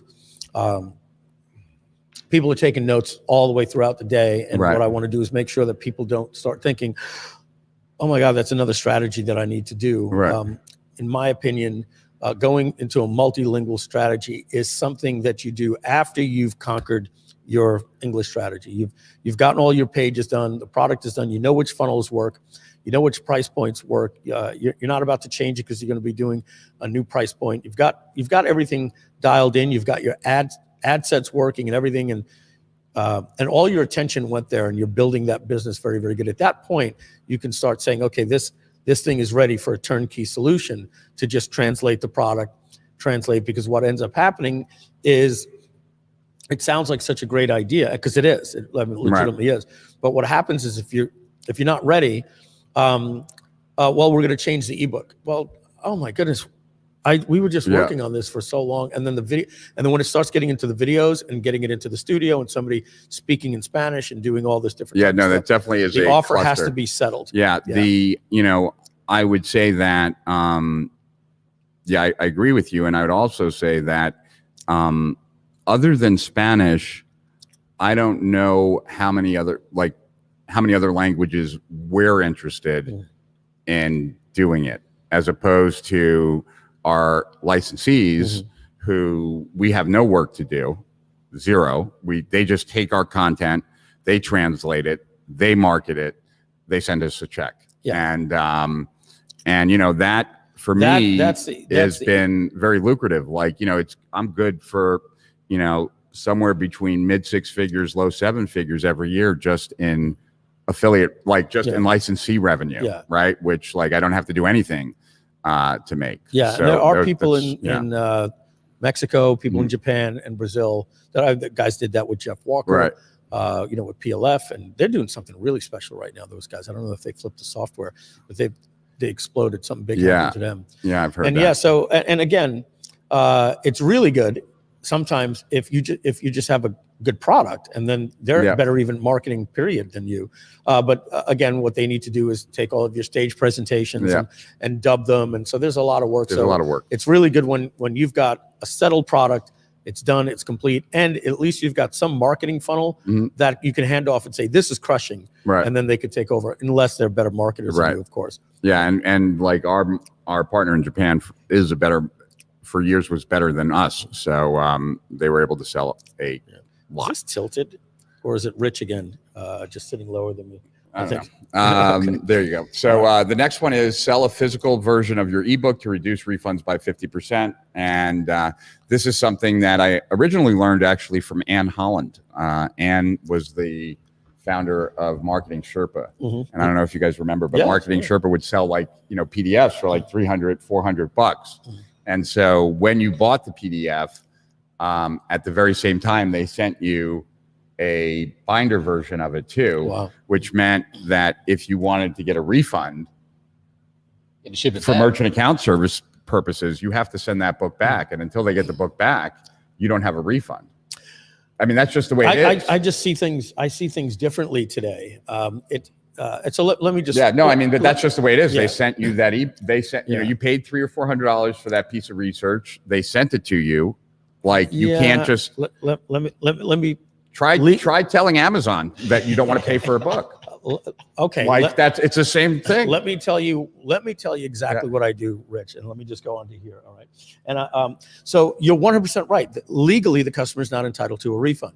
Let me tell you what happens to me at Amazon when I get something because they shipped it and the whiteboard is broken and all this different type of stuff. And I start getting that different type of stuff, like you need to ship it back. And I'm like, I have to pay for the shipping. You know what I do? I just call Amex and I put a chargeback in and I Right. get my money. Well, so one of the, but seriously, that works until Amazon decides not to sell you anymore, which is what they've done to a lot of people. Oh, and then, okay. like, are you going to be okay with that? I'm talking this from. But are you going to be okay with that? I'm talking about this from the point of view of GroovePay with Right. merchant processing. I know that if somebody asks for a refund under any reason, and if you're saying No, ship we this will give a back- refund too, Yeah. but like No, that's but I'm saying if you say ship it back before I give you the refund, and they put a chargeback in it. So here's the important. if they put a chargeback, they will lose every single okay, time. you're missing the point. You got to hear me out, Rich. You got to hear me out. Dude, they're selling $50,000 of a book, an ebook on YouTube. Rich, think about I'm how not- many I'm not units that arguing is. the strategy. Okay, The strategy is so- brilliant. No, But it's not even a question of that though. Like if you were selling 5,000 ebooks a day on YouTube, would you I love the try and strategy. figure out a way? Because like, do you want to deal with the 3% that are just going to try and like 5,000 new customers a day, so let me 35,000 a finish week, this. 130,000 new customers a month, Let me finish my thought. right? Like, Let me finish my thought. The strategy is great. no, I Relax. don't understand where And you're going with this. So let me finish. Yeah. The strategy is great. What the only thing I'm saying is, if you're thinking that you can hold back on refund, of course it's going to increase and all these different things. Let me explain. From a merchant account point of view, from GroovePay, we shut down people all the time over this conversation. Right. And the conversation is, we don't care if you're going to win or not. You're getting a chargeback. If you get too many chargebacks that you win, you can't process with us anymore. It's not win or lost chargebacks. It's the fact that you're getting a chargeback. And if you get a 1% chargeback rate, you can't process. So my thing is, do this strategy, but give somebody a refund and tell them to mail the book back, but don't wait back, because if you get the chargebacks, even if you later win it, you're going to be told goodbye. See, Well, I and, don't. and let me just throw something in real quick. And I know this for a fact is because we're shutting people down all the time for this. Right, but like I'm pretty confident that you, no matter who you call, if you still have the merchandise, they're not going to reverse the charge. Nobody said reverse the charge. You're not hearing what I'm saying. Charge back. If you're getting a chargeback, the Yep. fact that No, that no. it went I into call dispute- Visa and I say I want to charge this back. Do you have the merchandise? I do. You cannot charge back, sir. You have the merchandise. I beg to like- differ. Okay, well, that was my experience in retail. Like in Because retail, they- if someone comes in You can and say they want to they sent return, it to me defective. It didn't work. They lied to me. They made a if claim it's a that it was- book, how are you going? Like, you're going to say that it's not. Great You could say it's discussion. not the book I ordered, but like, and it the is only book you only other ordered. element, like the reputation of that company. People don't just stumble and make a random purchase of a $400 book, right? These are people that are Well, it's not a $400 book. It's a regular book. That's Right, what I'm right. talking about. This Right, is right. mass market. It's not like, yeah, if I'm selling a book in our community, like that's different Yeah. because I care about word of mouth. Like word of mouth is irrelevant when it comes to mass market. Like, My Pillow. There's a ridiculous number of horrible reviews for My Pillow and wonderful reviews. You can put a chargeback in yeah. without returning a product. If I it's don't know if you know what it's defective- like to deal with Amex. They I don't do. ask questions. No, I They do. do anything you want. Well, And I tell them they mailed me this, and they're telling me I've got to pay to ship it back. Oh, no problem, Mr. Filsaime. I'm just telling you, man. I'm just like, I dealt with this too. Like, So, in I retail. want to get back. I'm not yeah. disagreeing on the strategy. I'm telling people you definitely should do this because you're adding value to the item. But if you're doing it just as a refund strategy, and I understand you I would get do less this- refunds because somebody has the product. Right. But if you're saying that your refund rate will go down because now you say to somebody you have to mail it back and the hassle factor comes in, be prepared to get chargebacks. And if you get chargebacks, that's a very tough thing in the industry because when you go to get your next merchant account, they say what happened. Yeah, of course. And you say I had a Of course. high Yeah, chargeback. yeah, That's yeah. all I'm saying. Yeah. That's No, all but I'm I saying. think that like when I had my retail stores, like people Donna's, would want, Donna's just eating popcorn. yeah, people would as this want is to going charge on back there. and they can't charge back. But if they came into the store and they left the clothes there, like they came in and ran and dropped the clothes off, like even though we were like no refunds, now we would now have to give a refund 'Cause you because have we the had the merchandise. merchandise back. You got the I'm popcorn this ready? Donna? close. Yeah, I'm this close to having like the ring bell sound. Yeah. I want to arm You guys wrestle back right in now. the corners. This is Jake Paul and Tyron We're gonna Woodley. take a break. We're gonna do a 5-minute break. We're at the 1 hour mark. We're gonna come back and run through all of these things. And I want everybody to understand, Rich isn't a guest here. Rich is my buddy, and Tom is my buddy. The stuff that you're getting a fly on the wall stuff. We argue about whether or not some women UFC fighters could beat some men UFC fighters, and it gets as funny and as heated as that. So please, folks, nothing uncomfortable there. This is How it goes. If I'm not here when it comes back from break. All right, we're going to take a short 5-minute on why you should upgrade to Groove. Flip the table and go. Hi, my name is Mike Filsaime, CEO and co-founder of Groove. I hope you're enjoying this Groovathon. While our speakers are taking a break, now is a great time to learn more about Groove and the amazing upgrade opportunity that's ending very soon. If you're watching this on Facebook Live or YouTube Live and you're wondering what Groove is all about, you're going to want to head to Groove.cm and grab your free account.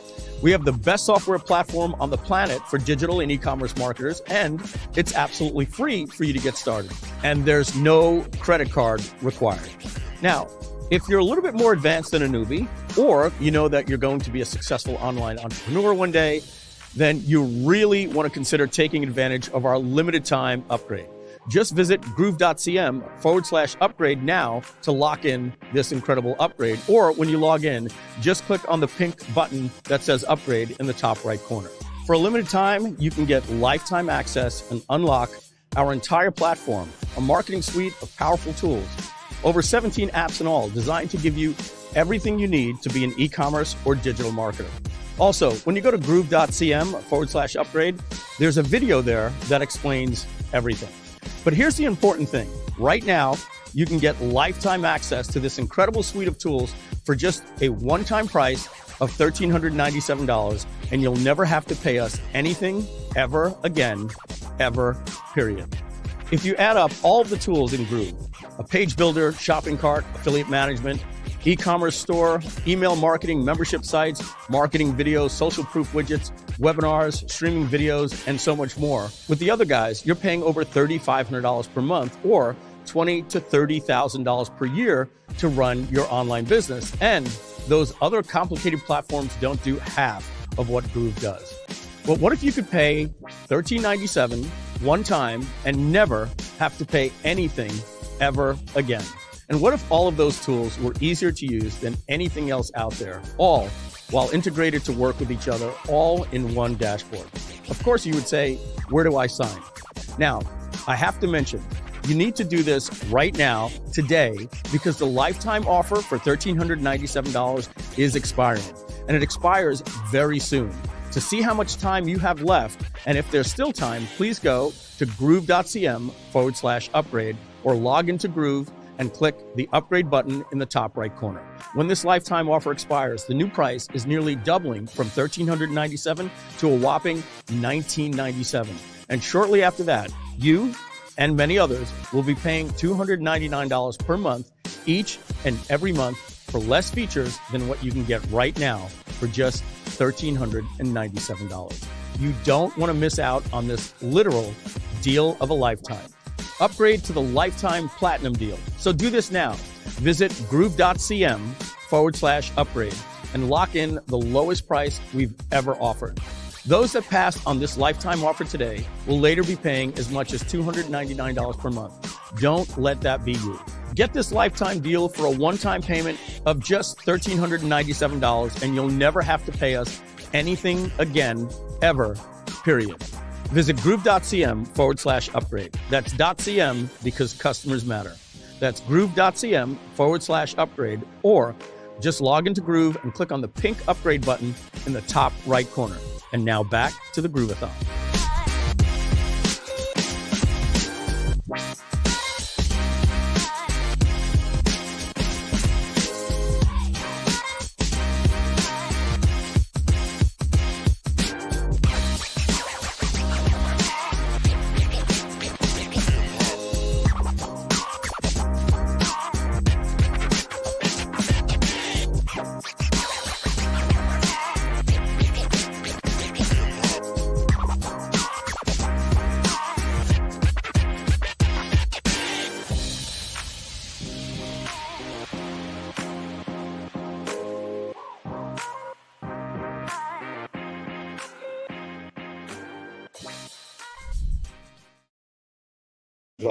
All right, and welcome back.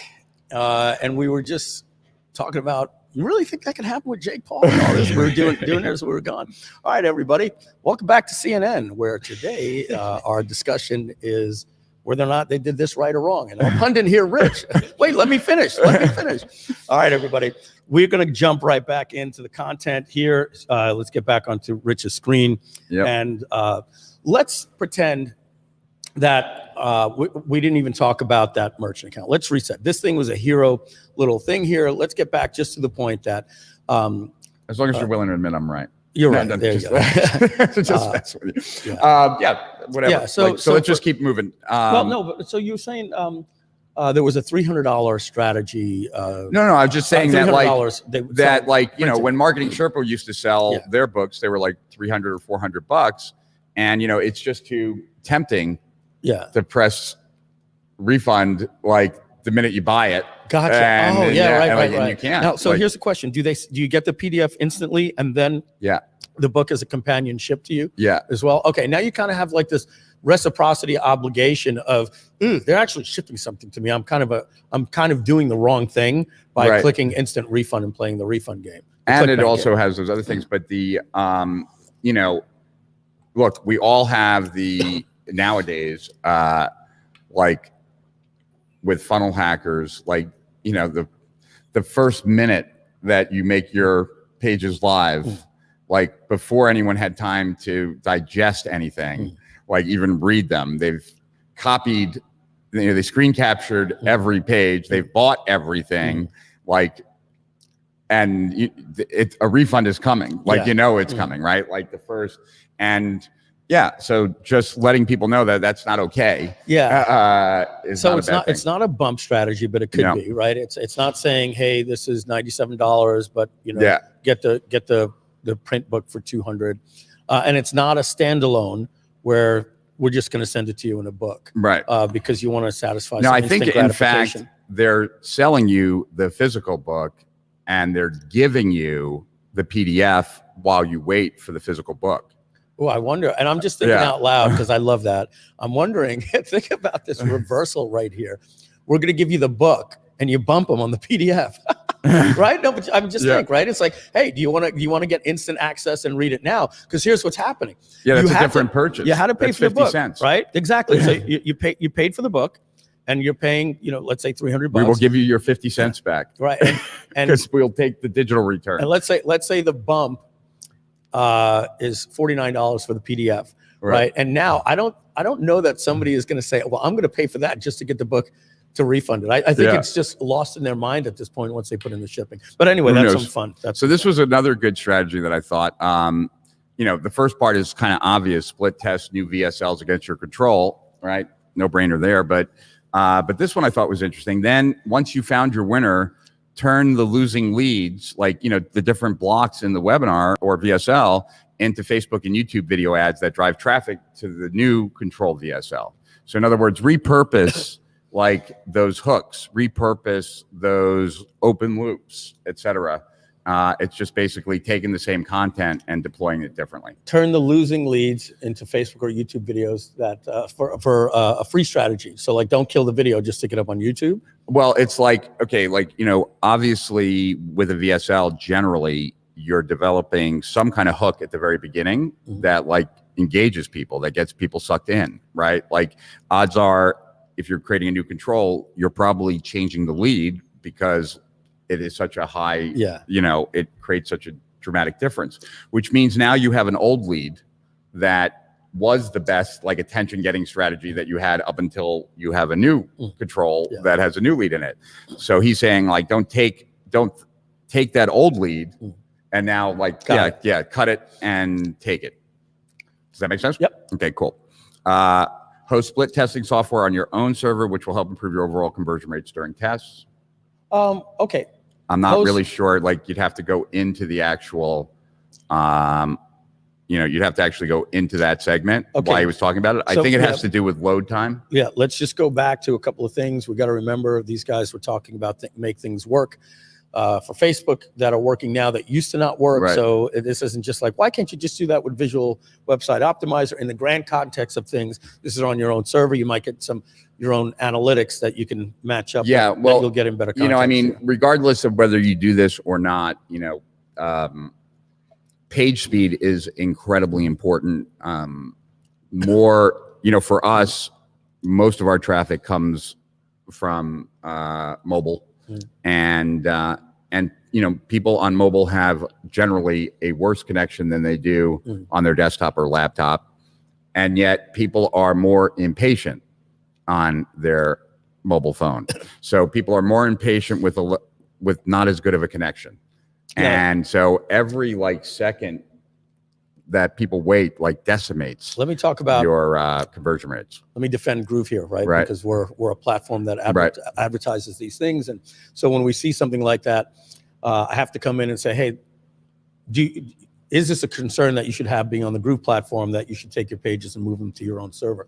I would say in a ninja strategy, generally even no with Groove, because here's where you cache pages, don't you? Not just that, Right. yeah. Our pages are actually live on the internet. Right. So let's talk about the difference between us and ClickFunnels.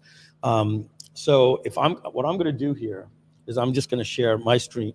And Don, if you could put my screen into the stream, I want to show you what happens here when I preview a page. And I'm going to do that on purpose. I'm deliberately going to click preview.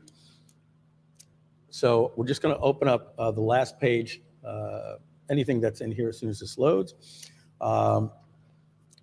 And let's just open this right here. I want you to notice how slow this loads on purpose. I want you to notice how slow this loads. Not the canvas, because I think we all noticed that. I'm going to click the preview button. Okay. And this is what ClickFunnels does. It's called render and output. Right. All right.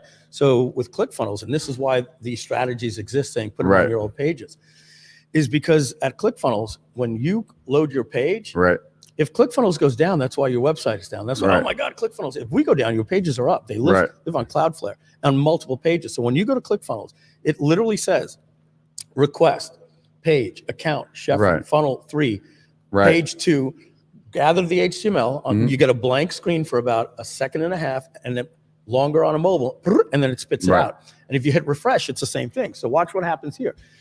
This page, this preview page, doesn't exist on the internet. So it's mimicking what happens at ClickFunnels. So watch, I'm going to click preview, and you're going to notice my page is white for about a second and a half, AKA the way ClickFunnels does it. Watch. It's preview, it's generating the HTML, it's calling the server, it's building the page, and there's no history of this page. If I do it again, we're going to get the same exact thing. Now, if I take this page and I look at the live page that's on the internet, and let me just see here, I click this, we're going to load this page one time, and then the future pages load much quicker, near instant.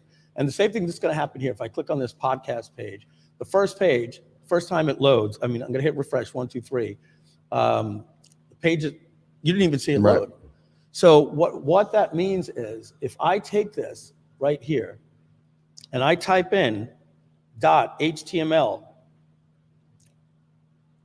that page exists on the internet. So our pages are not, they're actual HTML. So it's in other words, it's the same thing, and we're putting them on the best servers money can buy, and lightning speed, and that's on cloud servers all over. So if you are using a third-party service where they're rendering and spitting out your output, and you're getting those longer wait times, all that stuff can start affecting your conversions. But you should be pretty good on Groove, folks. It wouldn't be a strategy, but if you had to, you go over here to the settings, and you just click on export site, and you can export the site and host it, which is something ClickFunnels doesn't let you do. You have to download the pages the old-fashioned way. All right, let's get back to Rich's the next one. Rich's computer. Yeah, there we go. Okay, so the next one is what we were talking about earlier, split test different merchant accounts by running the same offer and the same traffic to it. If your approval rate is not over 90%, look for different banking solutions.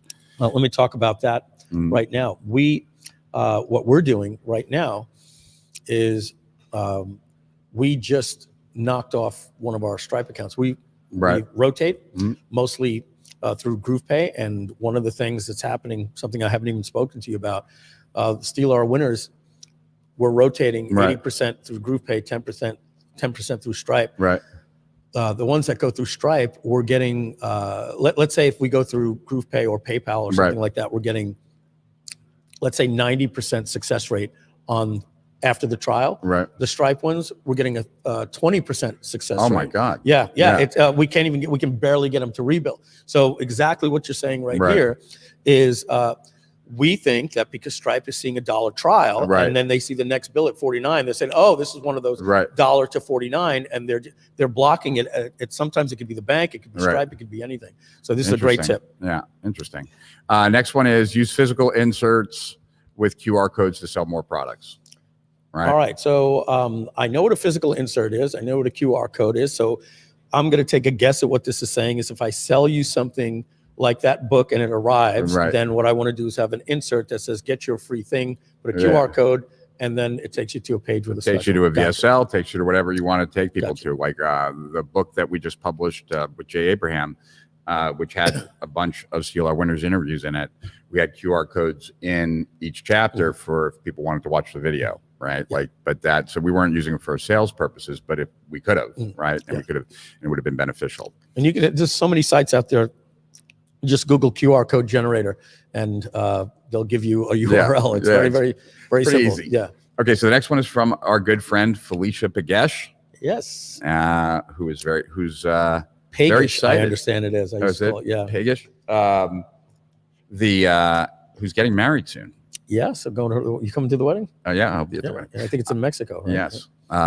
So she has 5 easy optimization strategies to increase your high ticket funnels performance, and by 38%. Yeah, and so this is basically a bunch of different optimization strategies if you are selling over the phone a high ticket product.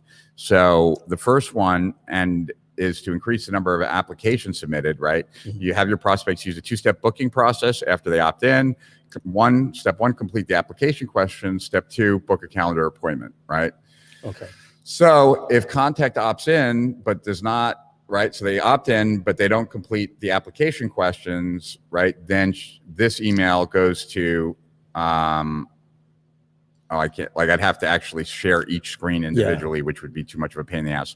So there's an email for non-survey. And Steal Our Winners, these are examples? You get to see all the examples. Yeah, these are not only examples, these are like templates. So, so there's a lot of value in Steal Our Winners because they don't just come up. We're doing a summary. That's the whole point of the Groove Edition is to do a summary to highlight the things that you want to go look for. But the people that come on the Steal Our Winners, they give asset examples. They hand them over to you so that it goes part of the package. Right. Just, you can kind of see here, they don't see it, but this is that first one, the email to non-survey takers, like the people that did not fill out the application, right? So this is like email 1, day 0, right? Email 2, day 1. Not see that? They don't see it because I shared that page. Oh, you shared the tab. Instead of your screen. Yeah. Okay. So you want to back out and just share your screen, or if you want, we could do that. Folks, I'll be frank with you. There was nothing there to see other than a template. What looked like an email with a lot of copy. But that's all. So that's that's the first one, and basically it's trying to get them back through the process, right? The next one is increase the number of calls booked. If a contact completes the application question, step 1, but not book a calendar appointment, then there's an email sequence here to try and get them to book the calendar appointment, right? Pre-qualify your lead. She has a high ticket lead scoring, like a way of scoring the leads that come in, right? To determine whether or not the person's actually qualified or not. For a phone call. Right. And if they're not qualified, then they actually move the person to a different product. A digital offer, right? Rather than, you don't want to get on the phone. You don't want to use up that phone time. Resource. Yeah. Great point. Let lead self-reject, right? If the lead comes back unqualified, give them the opportunity to cancel the appointment and also receive some free resources. Here is the one that lets them know that we're not going to get on the phone with you, but we got some great parting gifts. Minimize the tire kickers on sales calls. If the lead was determined unqualified on the call, forward them, and then it's like selling them something else, right? Yeah. So this is basically just a bunch of different strategies that a lot of people seem to just miss. and can, when Felicia does all these in a high ticket funnel, can boost the performance by about 40%, 38%, 40%. This is killer stuff. And again, here's the thing, folks. If you're a member of Steal Our Winners, and you should join, we'll get you a link later. If you don't have a call center and you don't have a lot of time on your hands, don't listen to this episode. Right? This is about finding the stuff that you could grab, the quick nuggets. If you're hungry for information and you say, hey, I love learning, just to hear some strategies that gets my brain exercising, then by all means listen. Yeah, I mean, you would learn a lot by just watching all the segments, just because it's two marketers talking, about different strategies and what makes them work and how to leverage them. But yeah, it's really designed to give you a specific strategy, a specific time that you can use to immediately get growth in your business. Do you argue with your Steal Our Winners guests? All the time. I do sometimes. No, but sometimes you got to question something. Well, no, and sometimes if I think the strategy is kind of meh, I will, I have to. The next one is also about Facebook. So this is Jordan Menard, and so all right, beat iOS. Beat iOS. That's what we're talking about. The whole when you see somebody talking about the iOS issues, it's Apple got what do we say? They got so glorious, holier than thou, that we're no longer allowing any tracking going on our mobile phones, and so now you can't. Somebody opens up, you can't track. So all this iOS stuff is ways to get around this stuff. And it's really just a pissing match between Apple, Facebook, and Google. And they're all trying to hurt each other, and help their friends. So anyway, this is just another good strategy. But once again, he also goes into CBO, right? Different approach. But once again, if you're advertising on Facebook, these strategies work and they work well.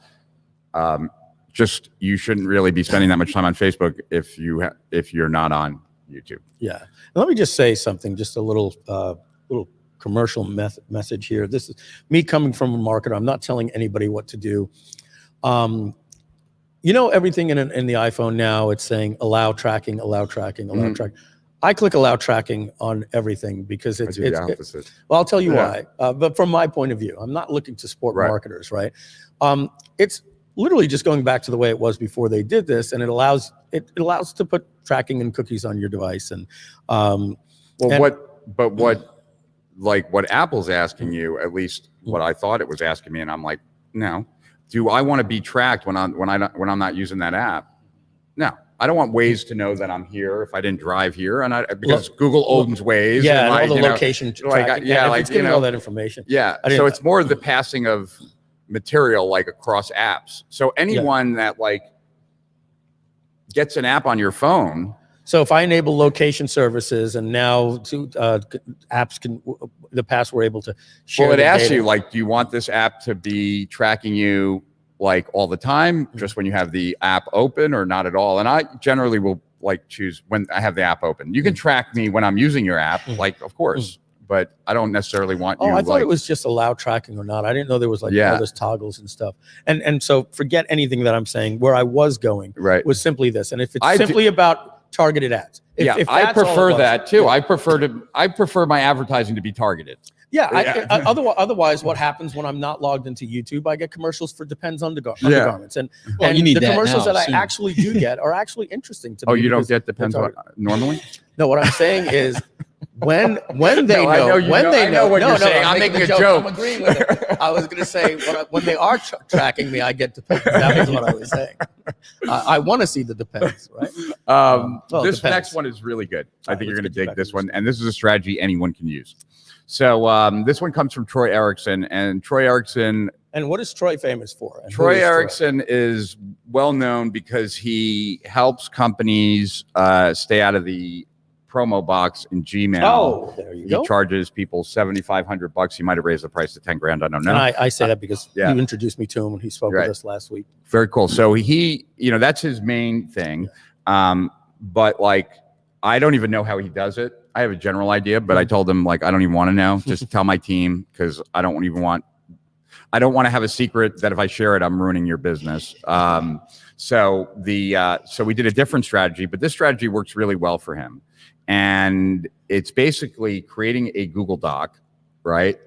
And then leveraging it. And I'll explain what I mean by that. Okay, so use the reply email tactic to collect your customers' #1 question about their problem or niche. Then create a valuable Google Doc that answers the best questions with subtle recommendations and links to your offers. And then send this Google Doc as a bonus to anyone who emails a question. So here are the steps. Step 1, send an email to your entire list asking them their #1 question about your niche. So like Troy did this about email, right? About email marketing. And here's the email to send to your list, right? And people will have a copy of that in Steal Our Winners. Then you answer all the questions in a Google document. And so this is an example of his, which is like, probably like about a 30-page document of all the like biggest questions. Do you want to share that? Only if once again, I'd have to share that other page, but it's, yeah, you can just share your entire app. All right, You so can let's share the Chrome go. browser. Where is my StreamYard? There it is. Browser tab. Yeah, so I gotta stop the screen, then share screen.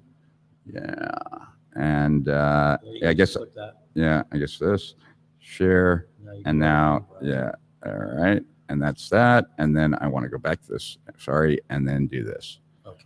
All right, so this is the email FAQ that Troy uses, right?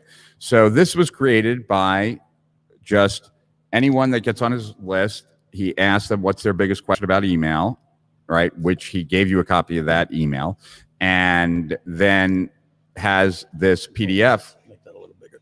Has this PDF that is all about these questions, and he says right up front, like, feel free, right, to save this file and also share it with whoever you like, right? So, and people do share it. So what's a good open rate? How do I increase my open rates? Is the first question, right? And then he gives a bunch of different ways to, what it should be and how do I increase my click rates? Yeah. How do you come up with content for emails if you feel like you have nothing to say, right? How do you balance promotional emails versus value emails without sounding too salesy?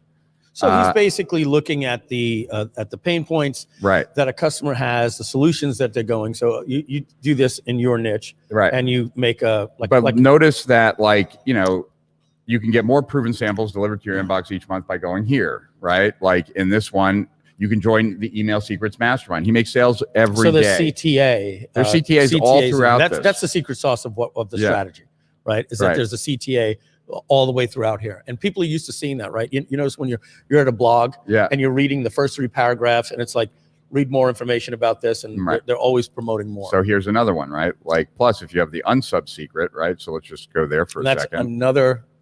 It's probably another offer. Yeah. And he has the offers in Google Docs. Does he? Is this a Google Doc? Oh, no, okay. Yeah. Okay. But the links are all there. So this links to like all of his products, right? Best time to send emails. What's the best way to get a response, right? Like this is super engaging, right? So so people pass this along quite a bit because it's really valuable. He's answering all these questions in it. And so that's that, right? As you answer their questions inside the FAQ, embed links to your recommended products, send the FAQ document to your list and everyone who asked a question. Here's the email to send to them, letting them know that they can go check out the Google Doc, right? And if you wanted to see that, just to kind of show you what it is, right? It's just an email, right? Like, hey there, I've been meaning to ask you something. Your answer will help me send content to the future. My question is, what's your #1 question about blank? Reply and let me know, right?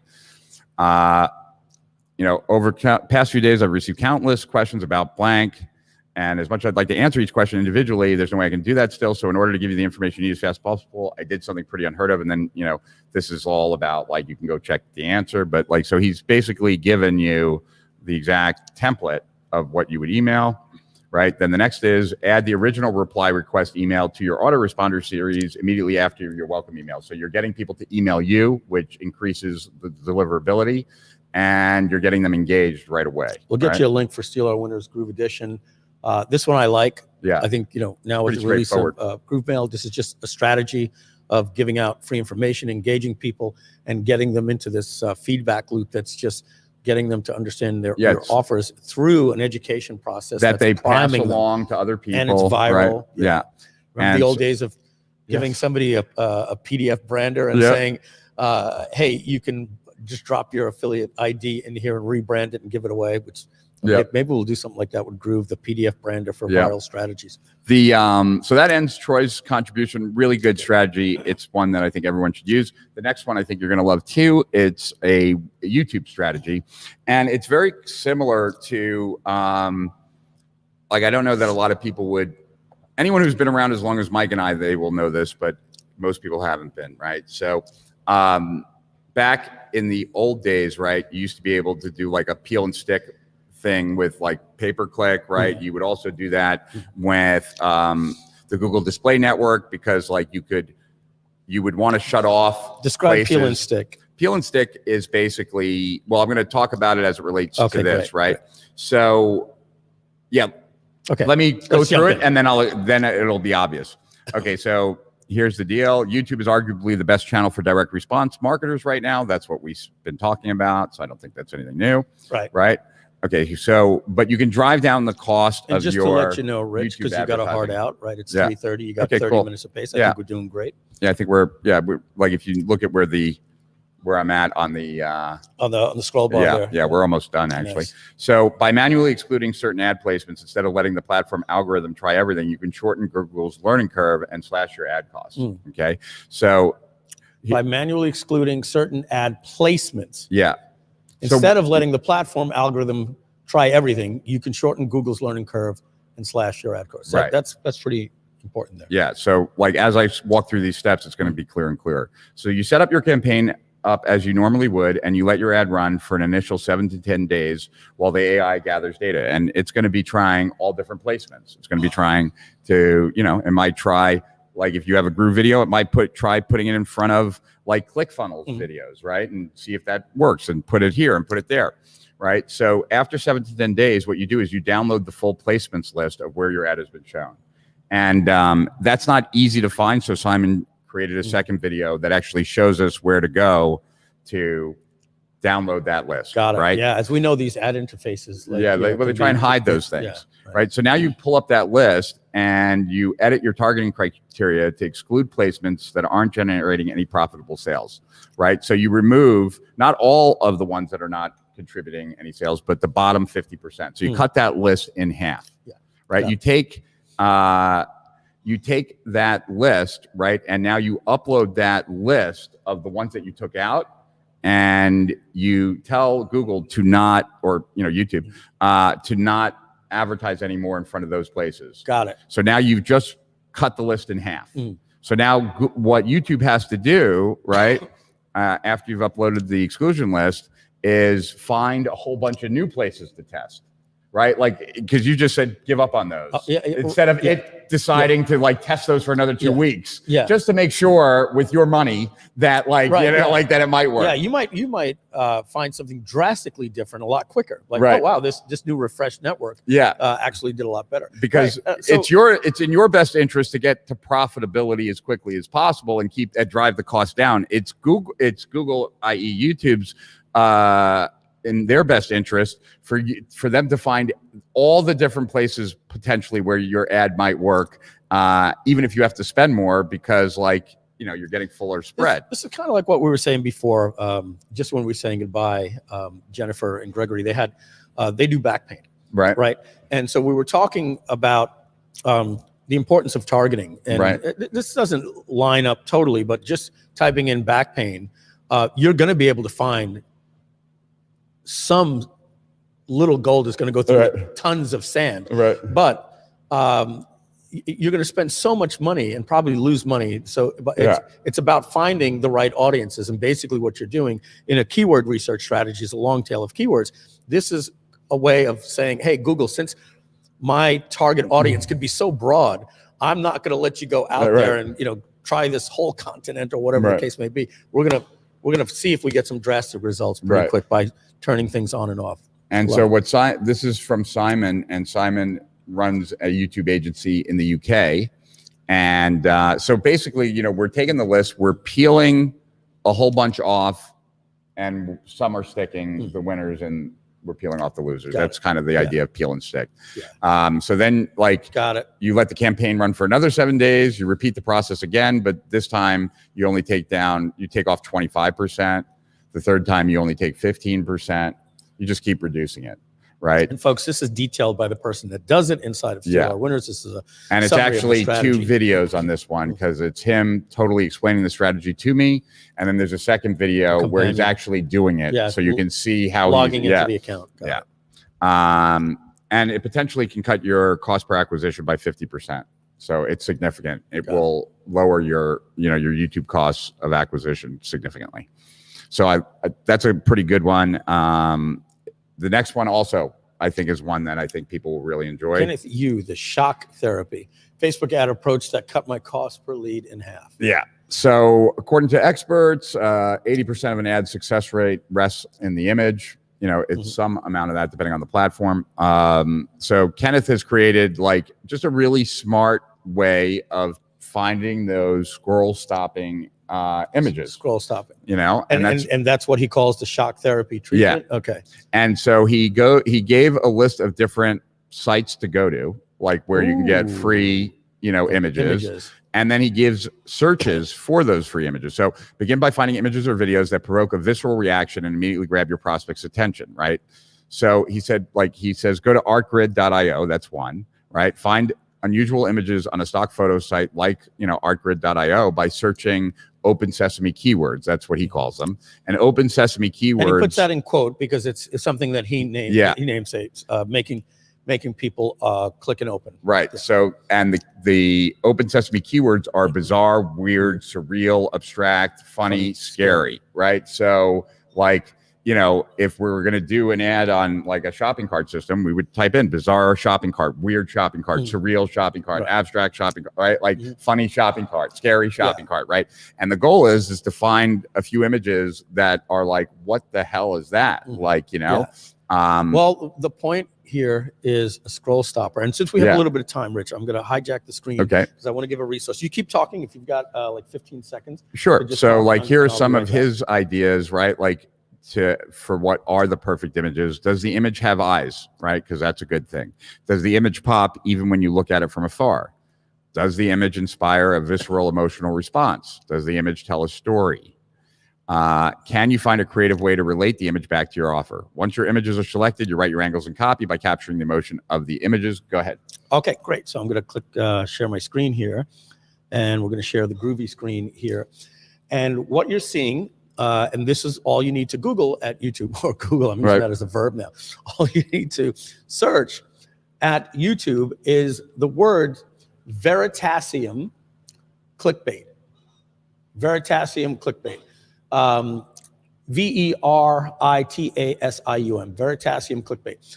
And so 2 years ago, and this is a great science engineering channel. I absolutely love it. 2 years ago, he did something on why my video went viral. You can certainly check that out. It's very informative, but the one that I saw, it's just a week old.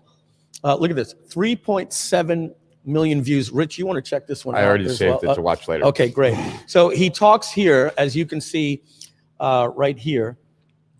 Let's get the guy that he's talking to right here. Oh, okay. Yep. This guy, I forget his name. Guy. Yeah, Mr. something, right? Mr. whatever. Mr. Beast, is that? Yeah, Mr. Beast, yeah. This guy puts out videos that get 100 million views and everything like that. So what he does is he literally puts out a chart in this video. So you've got enough that you can do here. Well, actually, let me see if I can just find the chart by hovering over. Let's see. Okay, it's something like this that talks about misleading, withholding, and finding the sweet spot of clickbait that makes Google happy, your users happy, and everything like that. So what's brilliant about this is in this strategy, it's basically talking about stuff that we already know. Let me just get it over to us. About the title of the video and the thumbnail. And now, obviously, he has videos going back several years. But what he breaks down is, when I have a strategy, I don't just have to learn this and go forward. He goes, let me show you what happened with some videos. And he shows you the graph, and it's going like this. He goes, I changed the thumbnail and changed the title, didn't do anything else, Right. and skyrocket. And he's saying, so obviously his strategy is not only to go back, but he's talking about what images work. Mm-hmm. And he used to just do things like say, hey, I'm going to talk about antimatter. Right. And then he started using some of this formula that he puts in for getting clicks.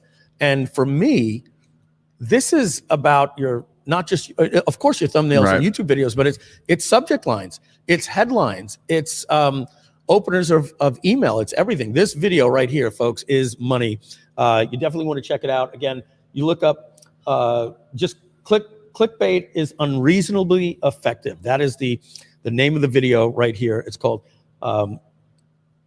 whoops, wrong page. Zoom, zoom, zoom, zoom, zoom, if you can see that. Clickbait is unreasonably effective. That's what you want to search. It's by Veritasium, and it's a fantastic video. Watch it today. When we wrap up, we're going to get back to showing Rich's screen now. I just passed you a book, so just accept that. That has nothing to do with what we're talking about right now. See in the upper right of your screen. And how do we get back to Rich's screen? Is my screen. Oh. Yeah, there you go. But I'll get rid of this as soon as. Oh, I got to remove mine. Yeah. And we're such noobs. There you go. There's Rich. Okay. Oh, and you're. then accept the book. Okay. I got to click accept. Can't see without my glasses. Beep, beep, beep, beep. Accept. Okay. And I think you have to share mine too, just like Rich's. Okay. Am I going to share this? No, you're not sharing that. That's just for you. Okay. Sorry, guys. Yeah. Okay. Now, what do you want me to do? Click share. Just share my. Add to stream. Yeah. There we go. There you go. There you go. Yeah, and what I was just passing Mike, just for people who are nosy and want to know, there's a book that just came out called The YouTube Formula by Daryl Evans. Mm-hmm. And, yeah. And Daryl is behind a lot of the biggest channels on YouTube. He's a marketer's cruiser. Yeah. No, we know him. Yeah. Oh, do you? Yeah, okay, cool. So he just released a book. The YouTube Formula, how anyone can unlock the algorithm to drive views, build an audience, and grow revenue. Now, folks, we got to remember. And the forward is by Mr. Beast. Oh, by Mr. Beast, Jimmy Yeah. Donaldson. Didn't even know that was his name. So, folks, we got to remember that YouTube, just like everything else, is a bit complex. Why is that happening? Because you got both. Yeah, there you go. There we go. I'm clicking the wrong one. I got to get mine out of the stream.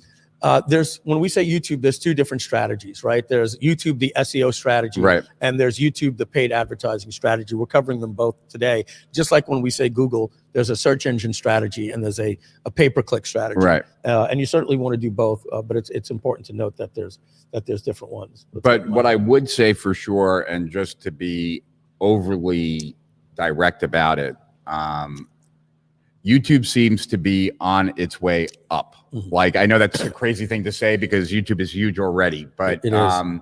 But the more people I talk to, the more people I ask, like, are there any sites that you go to every single day? Like, you turn on your computer, you're going there.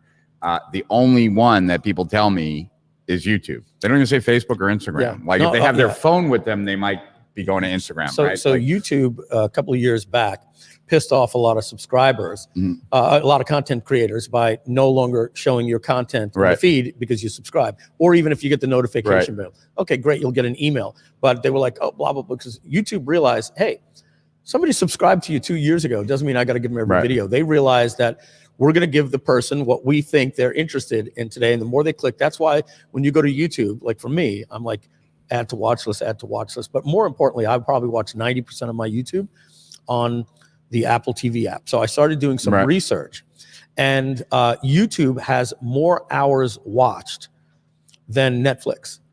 And YouTube is the number 2 on Roku, Chromecast, and Apple TV as an app. So it's not beating Netflix on the big screen, but when you add in where people are watching more content there, people are, I watch, if you come over my house and you see what am I doing, I've got on my big screen the YouTube app playing on Apple TV because every single time I'm done with a video, it refreshes and I've got 3 hours worth of content, and that's where the eyeballs are. Right. That's what so you're saying it's on the rise. I agree with you 100%. I mean, it can possibly double over the next couple of years. Yeah, and because it's about views, not people. If I really it's. I'm not sure really what the best way to say what I want to say is, so I'll just say it, even though it's going to sound a little weird. you know, I really believe that the best opportunities are there. Like if I were going to start all over, like, you know, and I was starting from scratch right now, I would really like, YouTube would be your thing, both YouTube, in content, live streaming. Yeah, SEO I would try and paid. get, because I think like tomorrow's celebrities are going to be found today on YouTube. Like I really believe that, and I think that, I mean, you're seeing it even with Jake Paul, right? Like, I mean, he's a YouTube sensation. That's and I catch many people that I'm like, I remember when he started or she started the channel just in 2019, and they've got 1.5 million subscribers. And that type of reach makes us look like nothing. Like, you know, they actually do walk the streets and get recognized literally every time. So they're right for the taking. Who knew that influencers would be much bigger than gurus? We picked the wrong. We're actually impressed. You know, that's pretty much the gist on this. I mean, he showed a bunch of really cool images that when he used, like, skyrocketed performance. And you know, the ones that he seemed to choose were more like GIF type. Right. But really powerful. In there, does he show some examples in Steal Our Winners? Oh, even better. And he picks a whole bunch, and he shows, like, you know, and he shows a couple different sites on where to find them.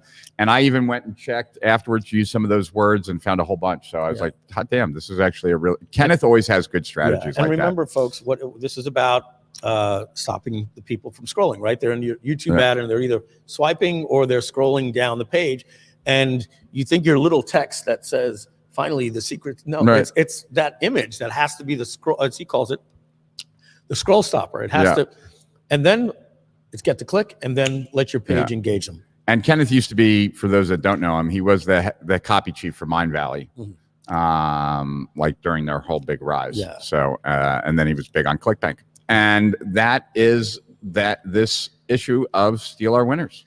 All righty, finished. There we go. Ahead of time. Look at that. Awesome. All right, and that gives us 4 minutes to chat before we go to a break. What do you got going on later today? Do you have another Steal Our Winners interview? Or no, I don't. Not today.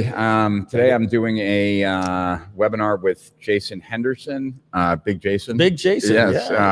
And then tomorrow, Shay Rowbottom is and her boyfriend are coming over to the house. If you guys aren't doing anything, you're more than welcome to come over. Shay's a big influencer on LinkedIn. I know Shay. I've got that's the girl. I met her. I met her. In fact, I'm supposed to have her here. She went away on vacation to Wisconsin or something like that. Okay, great. She's back. We promised we're going to be getting her here into the studio for us, guys. She's blowing up on LinkedIn, and she's huge on LinkedIn. I mean, you know, there aren't that many people that get like millions of views on LinkedIn. And they're also parodies. They're funny. They're kind of like slice of life. The YouTube influencer, you know, creating the, you know, the little, I walked in on my husband and he was doing this. You know, and they do those little shorts. Exactly. I would say. And I think they were blowing them up somewhere else, and they're trying to get it, or they're starting it now on YouTube, right? Like she's doing some stuff on YouTube now.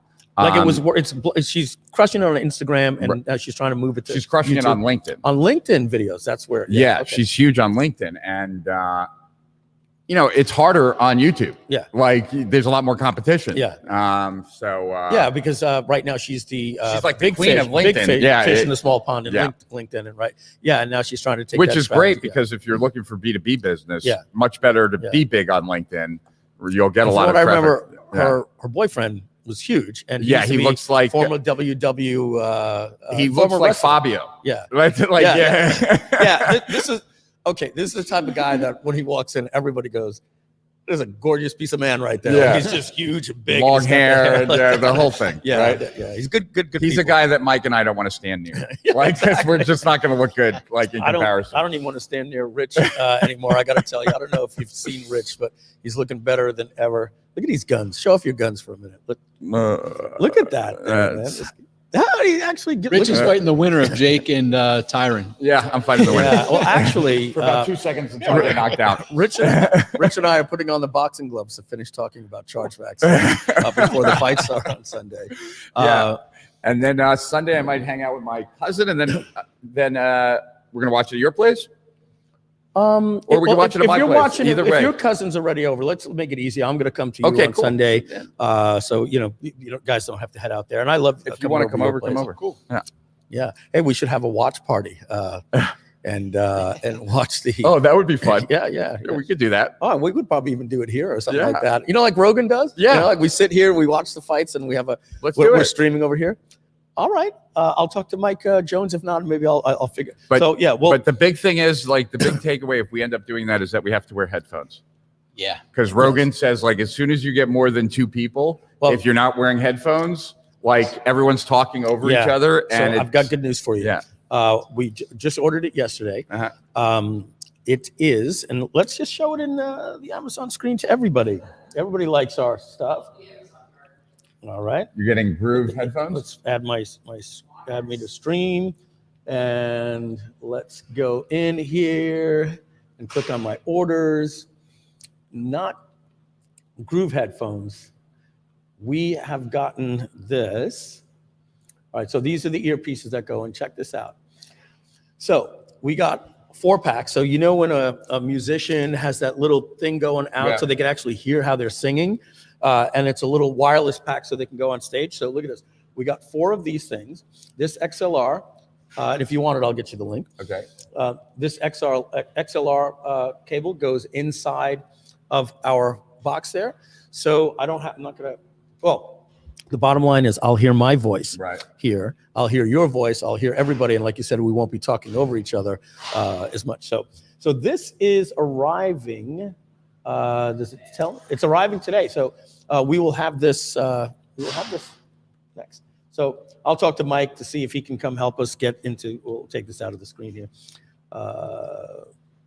Just go here. I'll talk to Mike Jones, see what he's doing Sunday, and we'll watch the fights here. And yeah, I think that's pretty interesting. We can live stream it to multiple places, and we'll probably sell some pay-per-views and say, hey, if you're watching, you can see. But what we can't do is stream it. But we do our own commentary, and it might be more interesting to hear. If you've never heard Mike talk about fights, it's worth tuning in. You'll have a whole new appreciation for Mike. Yeah.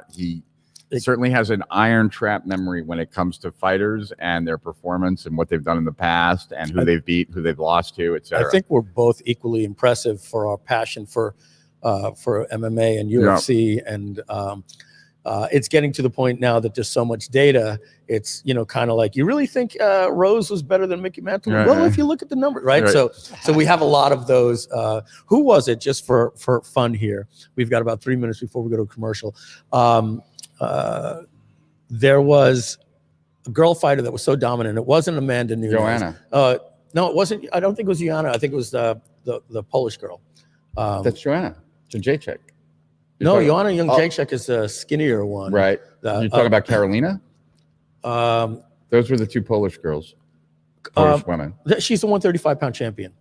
Oh, the 135-pound champion. That's what's her name? Nunes. Amanda Nunes. Oh, then 125.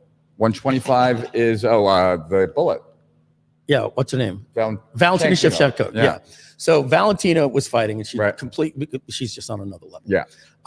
And then there was a 125 bantamweight fight, and you said, I wonder if the lowest ranked guy in the UFC, I bet she could beat him.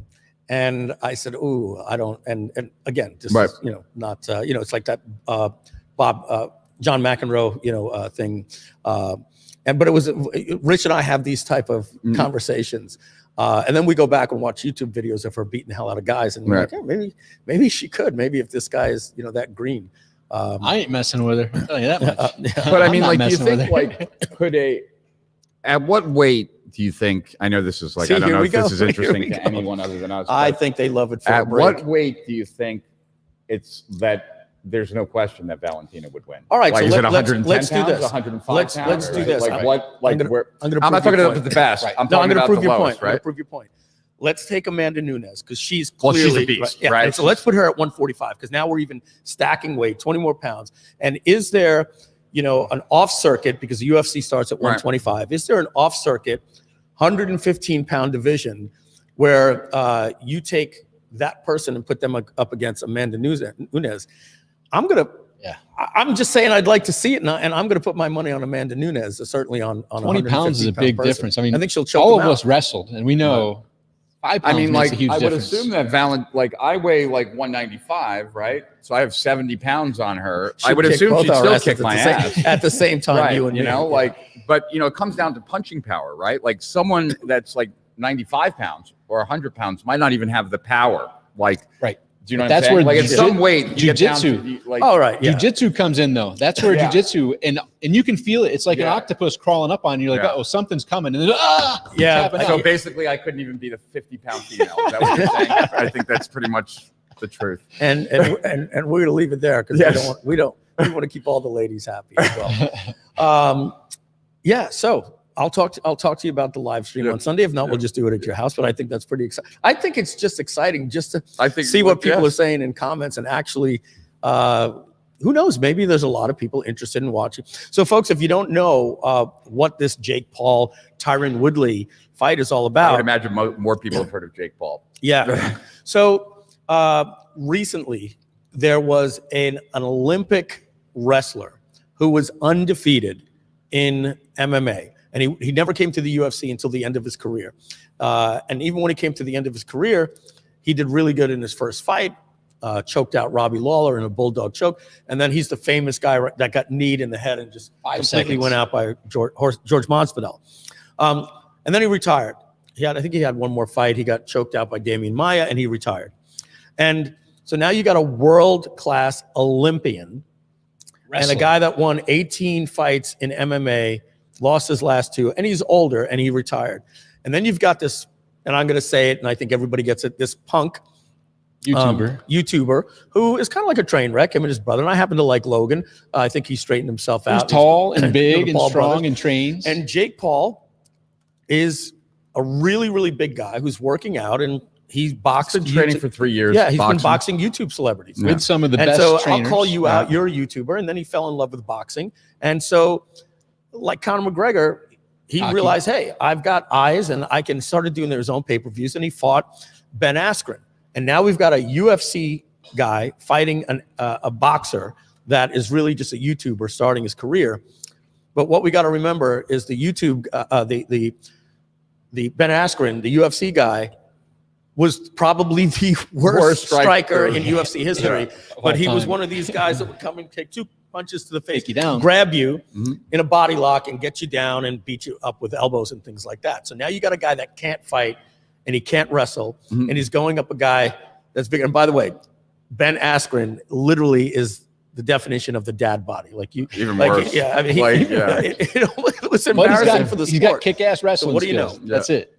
Ben Askren and the YouTuber Jake Paul fight about 6 months ago. Rich and I are watching at my house, and I'm saying, Ben, he's not, you don't understand. This guy's an Olympic. His mentality. Oh, this guy. Blah, blah, blah. First round, boom!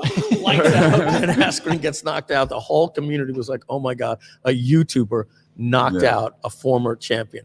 So this guy got his head real big, thinking, I'm tough. So what he's done now is he's actually called out a world-class wrestler. A guy that, wrestler. Tyron Woodley was a collegiate wrestler that when he got to the UFC, worked so good on his striking that he only used his wrestling as a takedown defense and to keep you off him. His goal wasn't necessarily to take you down because he's got this powerful right hand and he's a knockout artist and he's really good at boxing.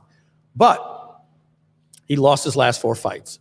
Completely dominated. He lost his championship, lost again, and then he got knocked out. So his confidence level is low, but this guy knows how to box. And then you've got this punk calling him out, and everybody's like, I wonder what's going to happen. A former UFC champion, still, quote unquote, a year or 2 out of his prime, because he was just a champion, and he knows how to box against a punk. This is like more than Conor McGregor. Everybody wants to see Jake Paul get his lights knocked out. And Rich just said, I don't think it's all cut and dry. No. Well, because it's just that my belief is that there's just a difference. There's a difference between boxing and MMA. Like it's just you're taking away a lot of the weapons from and it's like he can't clinch, he can't kick. Yeah, right. I could be like I could be a really good like ping pong player, And now I'm like challenging all the top tennis players to like ping pong, and I'm like crushing. Like that's like right? I'm crushing them all.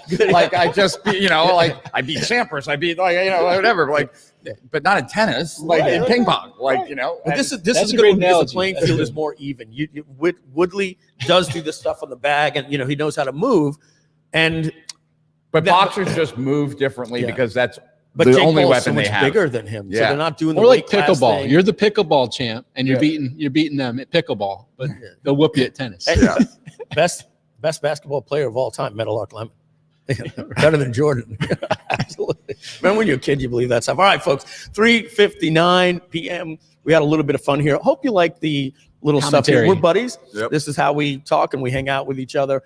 We're going to say goodbye to Rich, give Rich a little wave. We're going to take a 10-minute break, play our long commercial, let you guys listen in, get something to eat, get a bio break. We're going to come back and see the new Groove webinars that is coming out of Sandbox mode. When you come back, also just give them the link to Steal Our Winners. Yeah, and we're Or going to get put you a it link. in the We're going to get chat. you a link for where you can get access to Steal Our Winners. We're going to put that in the chat for you as well. All right, we're going to be right back. See you in a minute.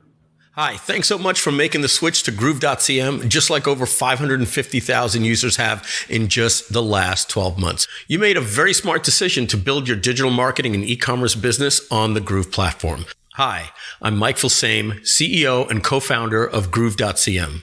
That's .cm because customers matter. Groove.cm is an online sales and automation platform and CRM that replaces 17 other platforms. You know, those other platforms that you have to duct tape together that will cost you over $2,000 per month or over $24,000 a year each and every year. That's why we created Groove, so that our members can pay one small, low monthly payment to run their entire online business, all in one dashboard. And please pay attention. This is the urgent and time-sensitive part. You see, in just a few short weeks, we are exiting our 2-year beta and changing our subscription model and raising the cost to access our platform.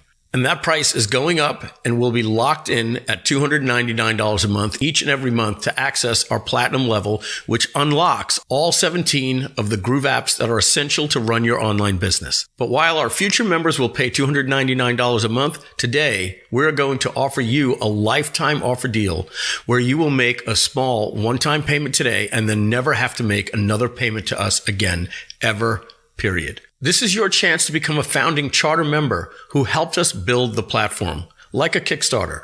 Let me explain. Back in May of 2019, we decided to do a 2.5-year extended Kickstarter. This backer-funded project would accelerate the development of our platform from about 7 years down to about 2.5 years. And it worked.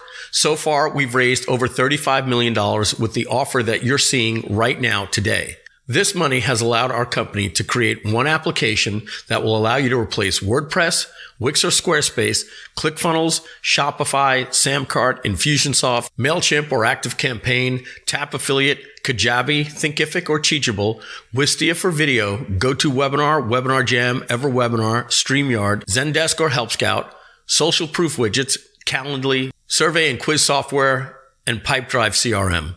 Phew. And with the help of our backers or charter members like you, we have done it. Our platform is just about ready and we're about to exit beta. Now pay close attention. You see, we made an offer to reward our backers that we are making to you right now, and you will be rewarded greatly for it. That offer is make a pledge right now to help us fund this platform, which is just about complete, and you won't have to pay us $299 a month each and every month like others will in the future, which, let's face it, is still a crazy deal. But who wants to pay $299 a month or $3,600 a year each and every year for life? The pledge? When you can make a small one-time payment today, you will be rewarded with lifetime access to our highest level platinum account for life for just one low payment, and then never have to make another payment to us again, ever, period. In just a moment, I'm going to explain the difference between your free Groove account and your lifetime platinum charter member account by becoming a backer today. But I must warn you, not only is this offer ending soon and never to be made again, it's also going to $299 a month. I want to talk to you about the Groove.cm platform, and then I want to talk to you about the difference between your free account and the platinum account you get lifetime access to today when you become a backer for a one-time payment. So let's talk about it now. Quick question. Did you know that 90% of new online businesses fail within the first 120 days? 90%. Doors closed in just 4 months. That's pretty scary, right? And more importantly, it's pretty sad. So that led us to ask the glaring question. Why do these businesses fail so fast and so often? We dug into this, and when surveyed, 37% of the failures said that it was because they were unable to deliver effective online marketing. Another whopping 32% of the failures said they just ran out of cash, paying for services before they could get profitable. That's double tragic because that means they not only lost their dream and their time, but also their money. Now broke and without a dream, what is that person supposed to do with their life? With those scary yet realistic numerical facts being your reality, how can you make sure that you avoid becoming one of the 90% that will most certainly fail? Well, here's how. I want to go over the 17 apps in Groove that you need to make your online marketing easier, more affordable, and more effective, giving you the lightning edge over your competition. Software that is a powerful all-in-one ecosystem around your online business so you can become part of the successful 10%. So let's run through the 17 apps every marketer needs to run their online business. When it comes to your online presence, you need a brand website, funnels, and a blog for free traffic powered by SEO. That's Groove Pages, Groove Funnels, and Groove Blogs, which replace Wix, Squarespace, ClickFunnels, and WordPress. And with that, you've just saved $400 a month. Another online presence to sell your e-commerce items like print-on-demand apparel, drop shipping, or even your own physical products, you need an e-commerce store solution. GrooveCart does this for you and replaces Shopify, saving you $99 a month. Now, you need the ability to sell and fulfill your digital products with sales flows and one-click upsells. GrooveSell and GrooveMember got you covered while replacing Samcart, Infusionsoft, and Kajabi. Another $400 a month is saved right there. Hold on, you need affiliate management to grow and manage an army of affiliates, and Groove Affiliate has you covered while replacing Tap Affiliate and saving you another $100 a month. Of course, you need to be able to collect leads and send emails with smart automation, as well as sending text messages and voice recording broadcasts, all based on the behavior of your prospect or customer. Well, rest assured, GrooveMail is included and replaces ActiveCampaign, which can cost up to $599 a month or more. We're still not done because when it comes to effective marketing, you want to and need to do live webinars, live streams, automated webinars, and Zoom-like conferences to sell your products and engage with your prospects and customers. Well, GrooveWebinar, live and automated, GrooveStream, and Groove Conference will replace GoToWebinar, Webinar Jam, EverWebinar, StreamYard, and Zoom, saving you yet another $200 a month. Okay, right now, Groove.cm has saved you over $1,700 a month, but we just don't have the time to tell you about how GrooveDesk, GrooveProof, Groove Calendar, Groove Survey, and GroovePipe CRM all replace Zendesk or Help Scout, Social Proof widgets, Calendly, Survey and Quiz software, and Pipedrive CRM, saving you another $300 plus a month. But all of those items are needed to run your online business. So those are the 17 must-have apps you and everyone needs to run their online business. Now you see how Groove.cm saves you over $2,000 a month. So there you have it. You can do brand websites, funnels, e-commerce stores, and blogging, all on your own domain. You can sell digital and e-commerce products. You can deliver gorgeous online courses and automate your marketing with our powerful email marketing CRM. That is the Groove.cm platform. So now you decide if you want to go free and later pay us $299 a month when it's time to upgrade, or if you want lifetime access, you can get it today for one low payment. How much would this cost with those other guys? To have all this, you'd easily spend over $2,000 per month. Most people are. That's over $24,000 a year. But instead of paying $2,000 a month each and every month, what if you could pay that amount just one time and never have to make another payment to anyone again, ever? Period. We are proud that Groove will soon be only $299 a month for what the others are charging over $2,000 a month. But today, you don't have to pay us $299 a month in perpetuity. Today, you get lifetime access for just a one-time payment of just $13.97. Or we can split that for you into just 2 easy payments of just $6.99. One now and one in 30 days. And then you'll never make another payment to us ever again. We even have plans at starting at just a few payments of $497 if you like. If you're seeing this offer during our August special event launch before midnight on August 31st, 2021, consider yourself lucky. You see, on September 1st, this one-time offer is being raised from $1,397 to $1,997. That's a price increase of $600. And starting in December, the Platinum plan will be $299 a month. We made our case. We are better than the other guys. We are a one login dashboard, a true all-in-one solution. Simply put, we are more powerful, more affordable, and easier to use, and just more fun. So that's it. Pass on this offer, and we'll be happy to have you pay us $299 a month each and every month. Or why don't you do right now what over 50,000 people have already done and take this lifetime special offer to get our Platinum account unlocked for life. Make one payment today and then never make another payment to us or anyone ever again, ever, period. Go ahead, click the upgrade button below, and we'll see you as a backer and charter lifetime member inside the Groove.cm platform. And oh, what? Hope you didn't hear what I said. Having a vaccine discussion. I'm vaccinated. And so we were having that discussion. Anyway, so ladies and gentlemen, we're back. Rich Schefren's chair, kicked out all the way over here, is now empty. I'll invite Tom Beal or Joe if they want to jump in on the hot seat. Tom's the first one up. What, guys, you don't have to fight. You don't. Just kidding. Joe's not even over there. All right. Tom. Yes, sir. Make today great. That's your thing. That's me. Where'd you get that shirt? I had it created. Where can we get one? MakeTodayGreat.com. All right. MakeTodayGreat.com. Print on demand, Printful? Yeah. All right. Print on demand. Okay. Hey, Donald. I just asked our Groove Gear team to create MakeTodayGroovy.com. Thanks for the inspiration, Tom.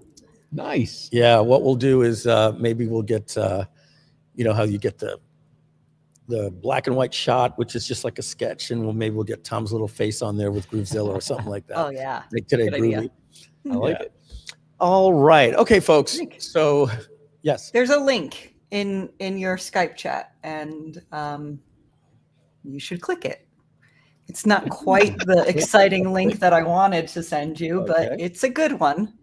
Okay, let's see. Is that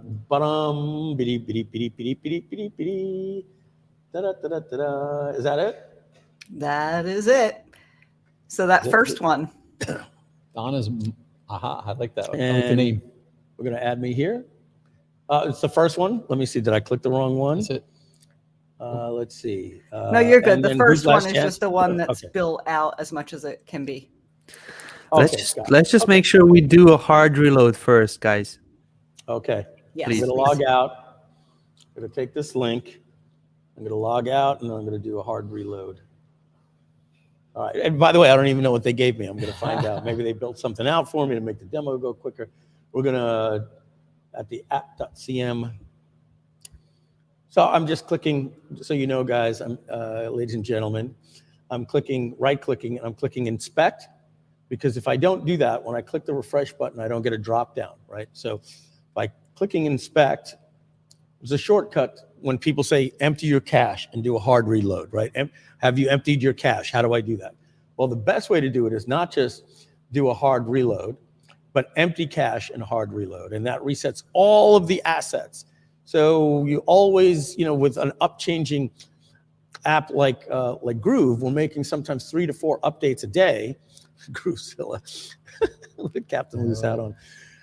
And sometimes you could be using the app for 2 or 3 days and it doesn't have the latest updated features for you because your menu system is cached. That's just the way the web works. So but what I did, make sure that you're always using the latest version of Groove. All right. So now that I'm in here, I'm going to paste that link. And all right, now We've cleaned out the old dummy test accounts which had a lot of junk. I didn't even think about that. Am I going to rebuild a new one or go through one of the old ones to save time? And so Donna, what do we have here? What have you guys set me up with here? I think this is the old one, and we deleted some of the others. And Donna's mind-blowing content. This is the brand new automated webinar interface. I just went through, there's a small little issue at the very end of the setup. So I went through all the way, like the first 9 of 10 steps. So you're going to be able to demo those. I put some content in there for you, given a bunch of feedback to David for the team about how some things work. And we can talk about that as you go through it. But there's content in there for you to show, and I'm blown away. It's really awesm. Oh my God. I can't wait. Oh my God. I'm so excited. It's going to demo so well. I'm so excited. What is it? The little girl in Groove? It's so fluffy. Is that what you're talking about? Fluffy. That's how I feel right now. Okay. So having said that, a couple of questions I want to ask. You're going to have to pop back in, David or Donna. I asked the team to remove the sandbox mode when I do the demo. So it could be just my account. I want to talk to people about what they can expect even when they get out of sandbox mode and what they should expect. So we're looking to get this out of sandbox mode for everybody else sometimes next week, right? Is the goal? Is that still it, David? Yes. Roop told me maybe Saturday, maybe Monday. Those things don't always happen as quick. That's our goal. But next week, all right? So Monday, Tuesday, Wednesday, right?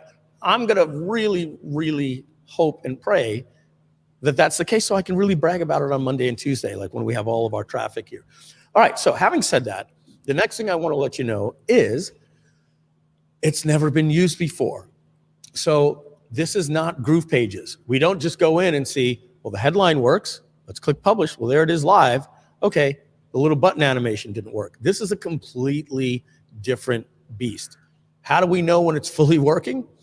When we actually build one out and we let people register, and then emails go out and it has to come back to the right time, and it has to show the video. It doesn't have to stall and everything like that.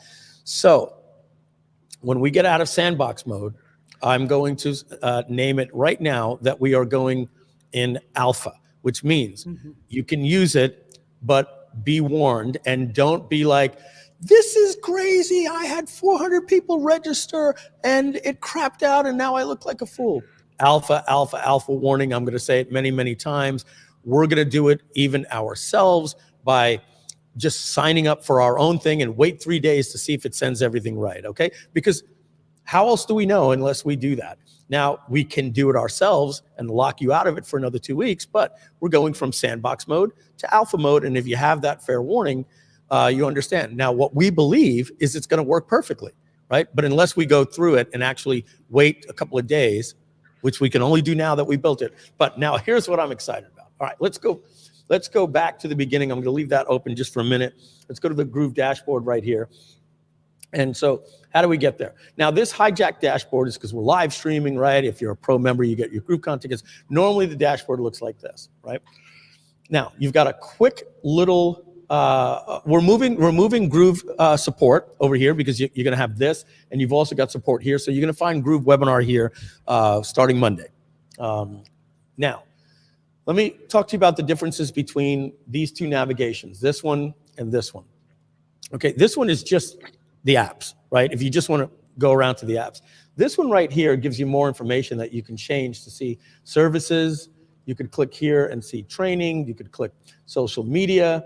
You can click live events, learn about GrooveCon and the cruise, get support, and more sites that we have. Jesus, guys, we have a lot of stuff that we manage here. When I see it like that, I'm like, Tell me thank about goodness it. we got rid of the other stuff. Okay, so you can just click here and go to GrooveWebinar, and in a couple of days, you'll also find it right here. Okay, so now that we're in this one here, and Donna, is this a special link that I couldn't have navigated to otherwise? Oh, no, you could navigate it to it. I just wanted to save you the steps. Yeah. Oh, gotcha. Okay. So we click on webinars, and then we click on webinars, and you're going to notice there's 2 links here, and this is very important. There's my webinars and invited webinars. So this is what's so beautiful about this. Tom, you're going to absolutely love this. Do you know when you're ready to get on a webinar and the host is running late and you're trying to reach them in Skype, and you're like, where's my link to log in? Where's my link to log in? Oh, yeah. And all that different time, and you're helpless until you get the link. Right. And the reason is, they sent it to your old email address that you're not using, because they're like, oh, I think Tom is Tom at tombeal.com. But maybe you don't check that. You're looking for your current one, or vice versa, right? So here, when they invite you, you don't have to wait for them. You could go in, you could click on invited webinars, and this means that somebody else is doing it. You're a co-host. You can find your own links, right? Nice. Isn't that brilliant, simple. right? Yeah. It's very simple. But when you click on my webinars, these are the webinars that you're running. Now, in the future, you're going to see things like automated webinars, streams, conferences, or however we're going to label them. But today's focus is on webinars, right? Over here, where it says surveys, creating a survey is not Groove surveys. This is the surveys that you're going to use in your simulation in automated webinars, or live surveys when we're doing streams and webinars.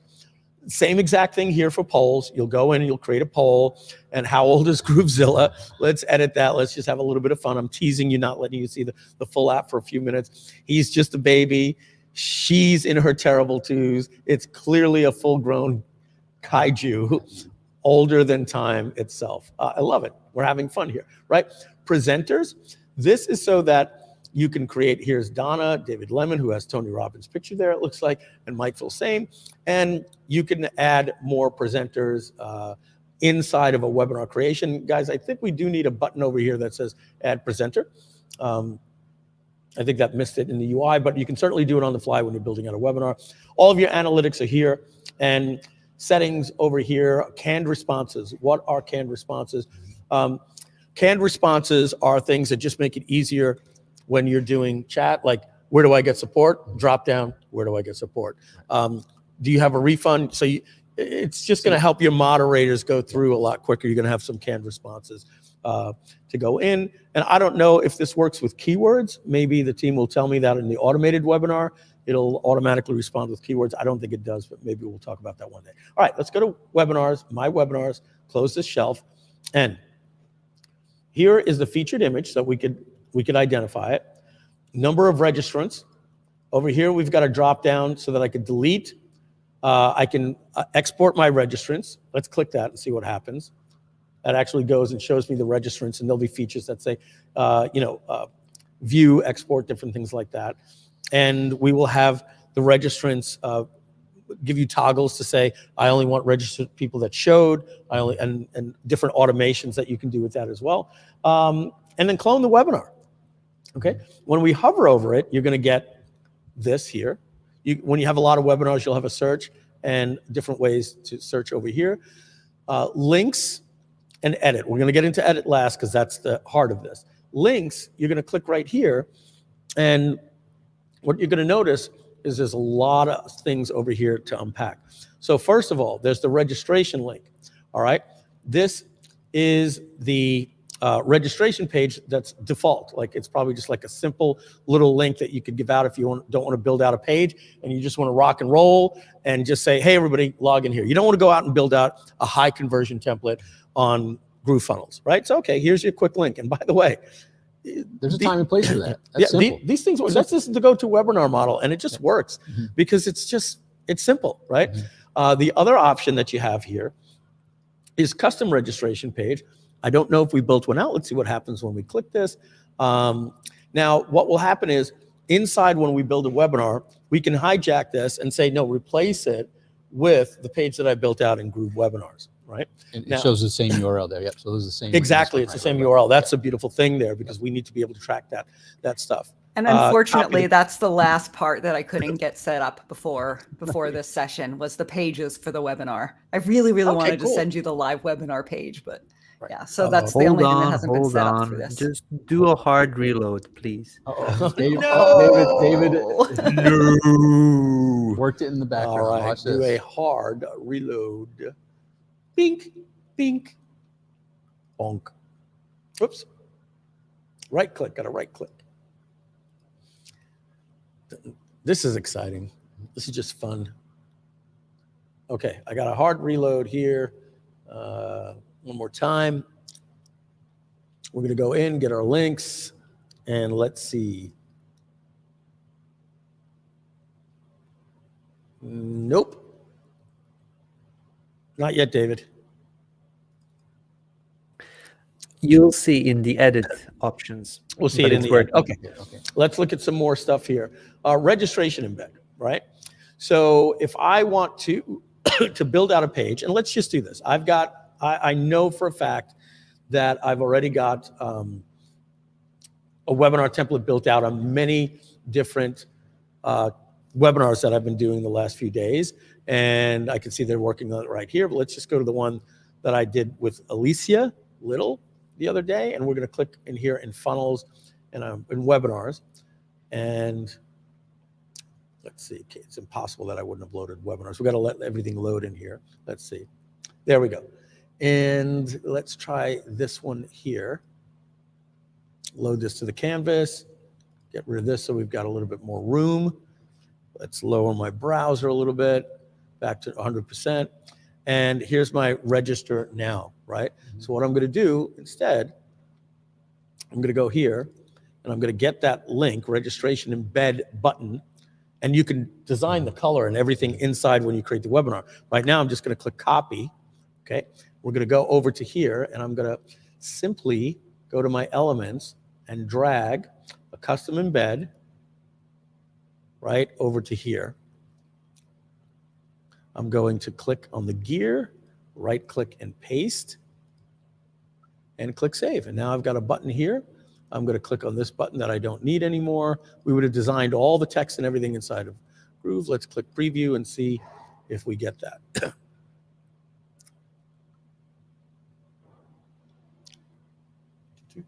There we go. Here's our page.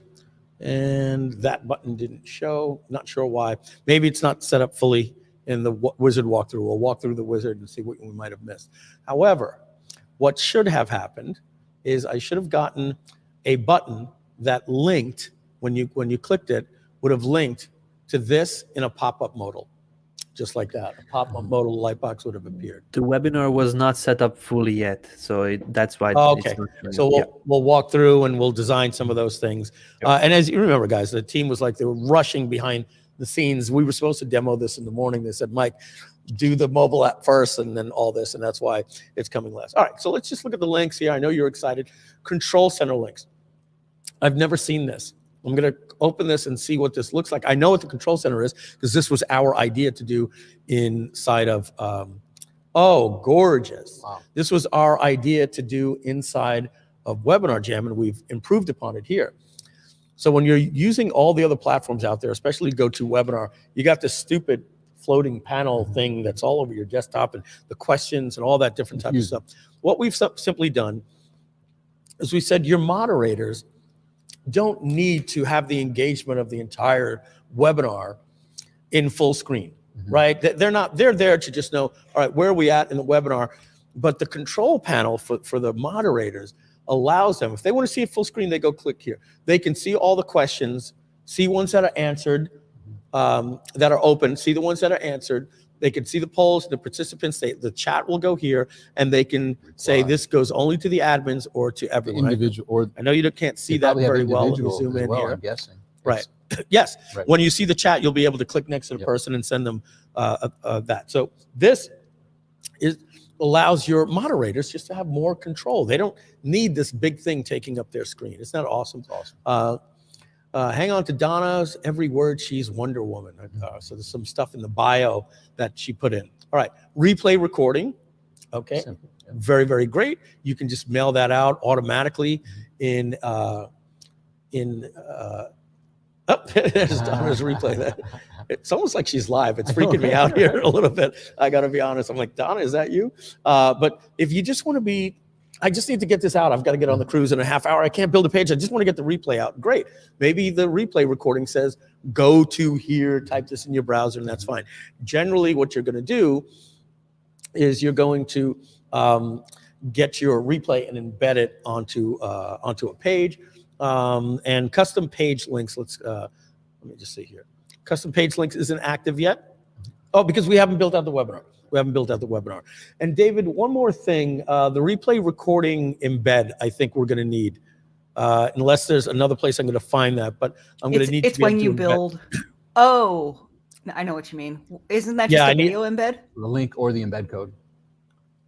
Yeah, I guess the Or do you want to video. embed That's the chat and Groove stuff too? video embed. I believe Yeah. we have it at the end of the webinar setup, but it's just basically a Groove video.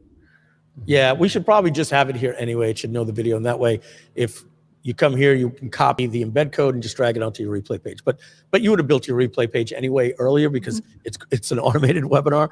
So Yeah, I'm and thinking you of have a live video webinar. element from Groove pages that you could use with autoplay functionalities and the things like that. It's a replay, right? It's just a video, right? And this is an automated webinar, so obviously you had that video ahead of time. Great point. Okay, so I've got nothing else to show you, folks. In the links, the only thing I can do now is click edit. I know Donna and David had a big smile on their face. I know what the interface used to look like. Apparently there's something exciting. Let's jump in. 5. No, just kidding. We're going to jump in right away here. All right. So what we have here is a wizard that we are ultimately familiar with because we do this in GrooveCart. We do this in GrooveCell. We do this in our checkout wizard, our leaderboards. We do this in creating a membership, creating a video. You fill out these steps, and in each one, there's things that you've got to custom do. So let's see, webinar type. Right now, automated. Coming soon, we are going to be combining the ideas of my previous company, Webinar Jam. Tom, are you aware of this? Oh, well, let's go on me here for a minute. I know we want to do a demo, but I want you guys to understand everything fully. So there we go, on me, full screen. Let's get you involved here. You're familiar with StreamYard. You're seeing how friggin' awesome it is, right? And you're also familiar with Webinar Jam, right? All right. StreamYard has some really cool features that you don't have in Webinar Jam. And one is this whole interface of people being in the lobby and bringing in all that different type of stuff. And live streaming has its place, and people can watch on YouTube and they can comment, and there's an aggregator. There's a couple of things you can't do with StreamYard. Number one is users are watching on social media. So they don't see the chat that everybody's typing on YouTube. There's not an aggregator of the chat for that. There's a bigger thing. And the bigger thing is that you just got to go live and hope they're there. You could tell them, make sure to be there tomorrow. You could broadcast out your list, but there's no registration page. You can't build a webinar registration page because it doesn't really know where the stream is going to be. It has to, that page becomes, it's dynamic when you go live. Oh, a post is created and all that different type of stuff. So what we're going to do is imagine StreamYard if you had a webinar registration page where you can do automation, find out who showed up at the stream, get an email, get a link for the stream, and we're going to embed, what do we embed? The YouTube Live, right? We're going to embed that. It's free streaming for everybody, for us, and everything like that. And there'll be a chat. There'll be an aggregate of, and everybody's going to see if somebody's watching it on YouTube, if they're on Facebook, if they're on Twitch, it's going to aggregate it. Nice. But you could even keep saying, and remember, folks, if you're watching this on YouTube, we highly recommend you go blah, blah, blah, blah, blah, and that they can go and they can get into a browser-based Webinar Jam style experience where they're also seeing all the chat. Okay. All right? You could shut it on and off if you want. And now you have marketing automation, who left the stream early, who all these different types of things. Now, we think that's pretty cool because it's live streaming for marketers. You'll have your choice. You can just go live, or you can plan this thing and mail. You have your JV partners and everybody mail. How cool would that have been if we would have had that for this? We could have all of our joint venture partners mailing to a page to get people registered and build our list and all that different type of stuff. So it's marketing for live stream. There's nobody else that does that. And now somebody's going to say, well, Mike, does that mean you're not going to have, like, my webinars are going to be on YouTube with like a 15-second delay? In this model, yes, with what's known as Groove Stream. It's the way we're probably going to do 99% of ours because it gives us more reach on YouTube and people can find us there. And most of the time we're doing podcast, we're giving free information out to the world. And if it's a sales webinar, who cares anyway, right? Let people find out. Now, you may say, well, what if it's a paid webinar?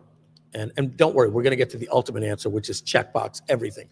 But even before we get into the streaming, we could say, oh, you want to do it for paid people? All right, no problem. Put it into a paid Facebook group, and they got to be a member of that Facebook group. And now you stream just to that Facebook group. Okay. And now you don't do it inside of a browser tab. You can make your video and list it on YouTube, all that stuff. Yeah, but what if they find it and they share and blah, blah, blah? Okay. In that case, what you want then is GrooveWebinars. It's the same exact thing as GrooveStream. The only thing is now you're using our server technology and everything like that, and it's a real live, like GoToWebinar, Webinar Jam, and you're not streaming. Okay. Or you can do both. You can take that and still stream, and you can have all the options. And there's one more thing that we're adding, which is just killer, because we built it into FitClass. It's a Zoom competitor. So imagine if we were doing this right now. We're live streaming, and you're going to have something that's called, I forget what we call it, but it's going to be called one-to-many mode, which is just us going out to everybody, and you see who's in the lobby. And then there's going to be a tab, you know, like the little circles, like you can go to this view and you click the circle and it swipes over to this view. That is going to be what we call conference mode. So like Zoom. Like Zoom. Yeah. So we're going to be able to do a webinar. And let's just go right now to the one-to-many mode. Cool. Okay, it's just you and me. And now, if it's interactive, it's going to be like, all right, let's go to the conference. All right, hey, I see Jay. Look who's there. And you notice, look at that over there.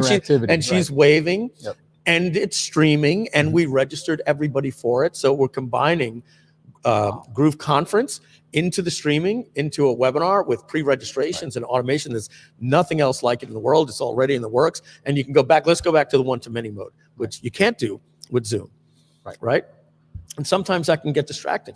And you're going to be allowed, depending on, you know, free and paid and all that, how many people you can tab over, 25 people at a time. Let's hit the button of 25 new, you'll always be the hero, right in there.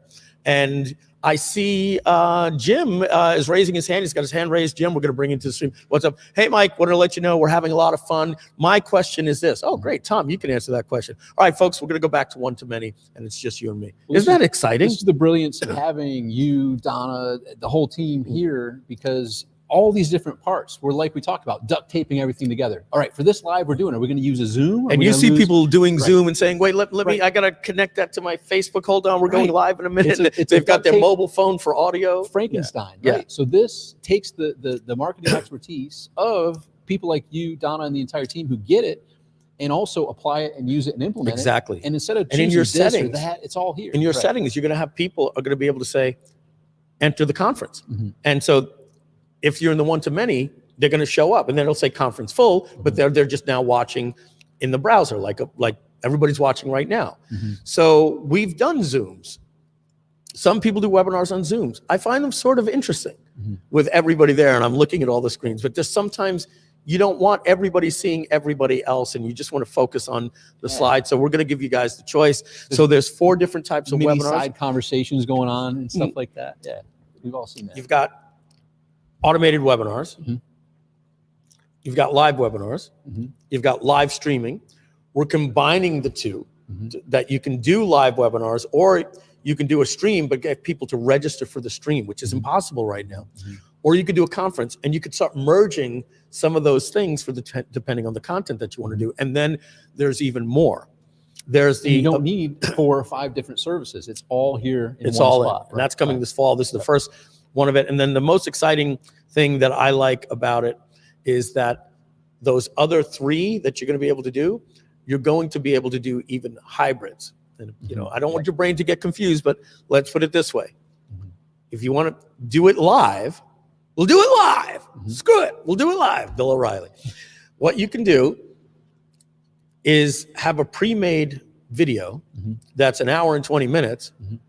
And you can just get on live and go, hey, everybody, we're live and everything like that. Switch over to the computer. Let me switch over to my computer and let's share my screen. And then you start your video with, all right, I think you're seeing my slides. And now I can just relax and let my 2-hour presentation go through. Come back on and then all of a sudden it's like, all right, let me go back to my webcam. All right, and here we are, right? And or just do the whole thing like that, right? Just automate. We spoke about that yesterday for I forget who it was. What was the niche? why am I forgetting? Oh, it was Olu, I believe. And she was, yeah. And she was saying, but Mike, the thing is, I don't want to have to show up on these live challenges. So it's live. And we were saying, what does live really mean? It is live. Right. It's a video playing live. So you just show up and you have a VA on your team, just hit that button and then you're waving. And you guys wouldn't know that we weren't live right now unless I gave you the date. It's February 2nd at 2 p.m. Everybody knows how. All right. So short little break on that deterrent. I mean, we're going to get back to my screen here.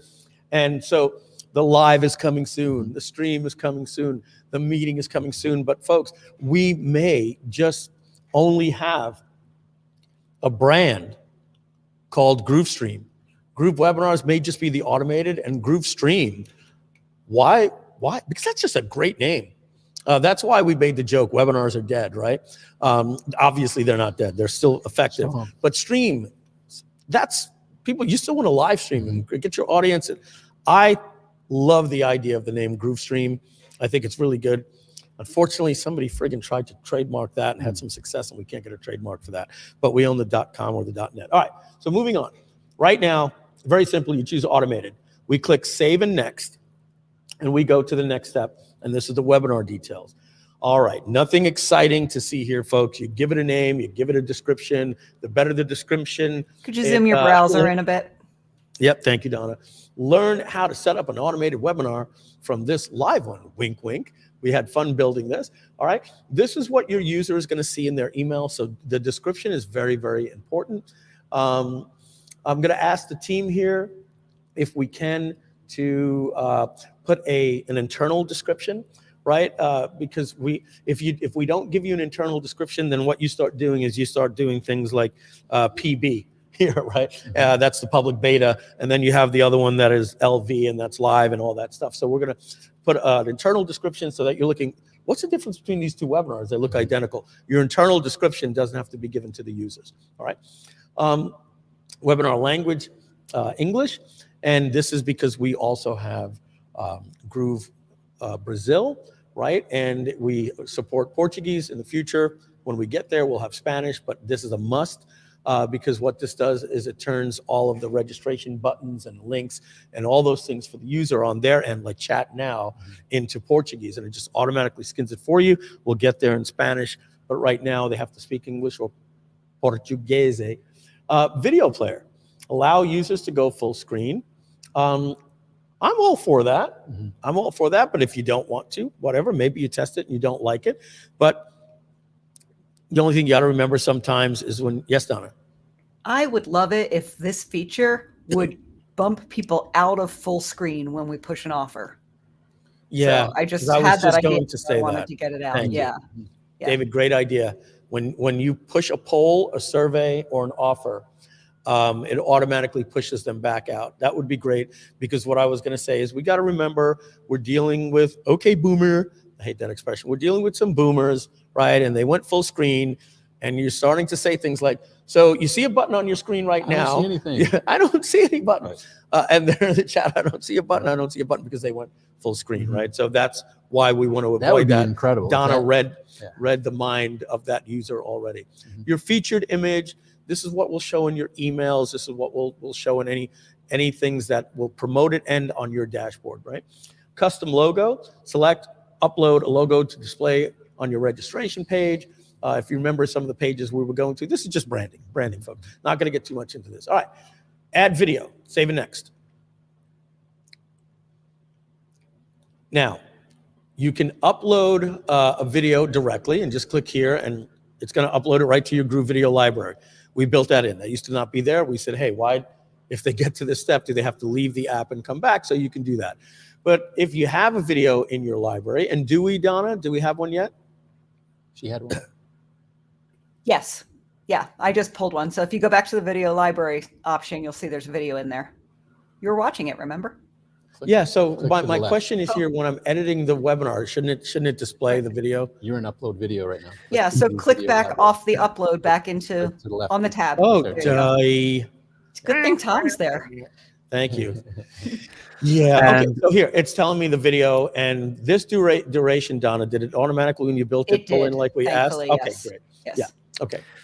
Mike, one more thing that you were asking for Groove Video in the upload video section here. If you click on there, you were mentioning yesterday when we presented Groove Video that when we upload a video, we need to set up a title, description, and select the category, and we added those to the options. Oh, great. Yeah. So yeah, it just merges everything to Groove. And it's going to automatically go into your Groove Video library. Yes, exactly. Right, Yeah. So yeah, we call that inline, and those are all the things that we've realized. If you don't see the category that you want, you don't have to go back, add a category. It should say add new category, all that different type of stuff. All right. So we've got a video. We do need a better selection here. When you go to select the video, if you click on it, it just gives you a whole list of the videos versus the ability to search for the right one. So yeah, we'll do what we do in Groove Pages, category, and then select or search.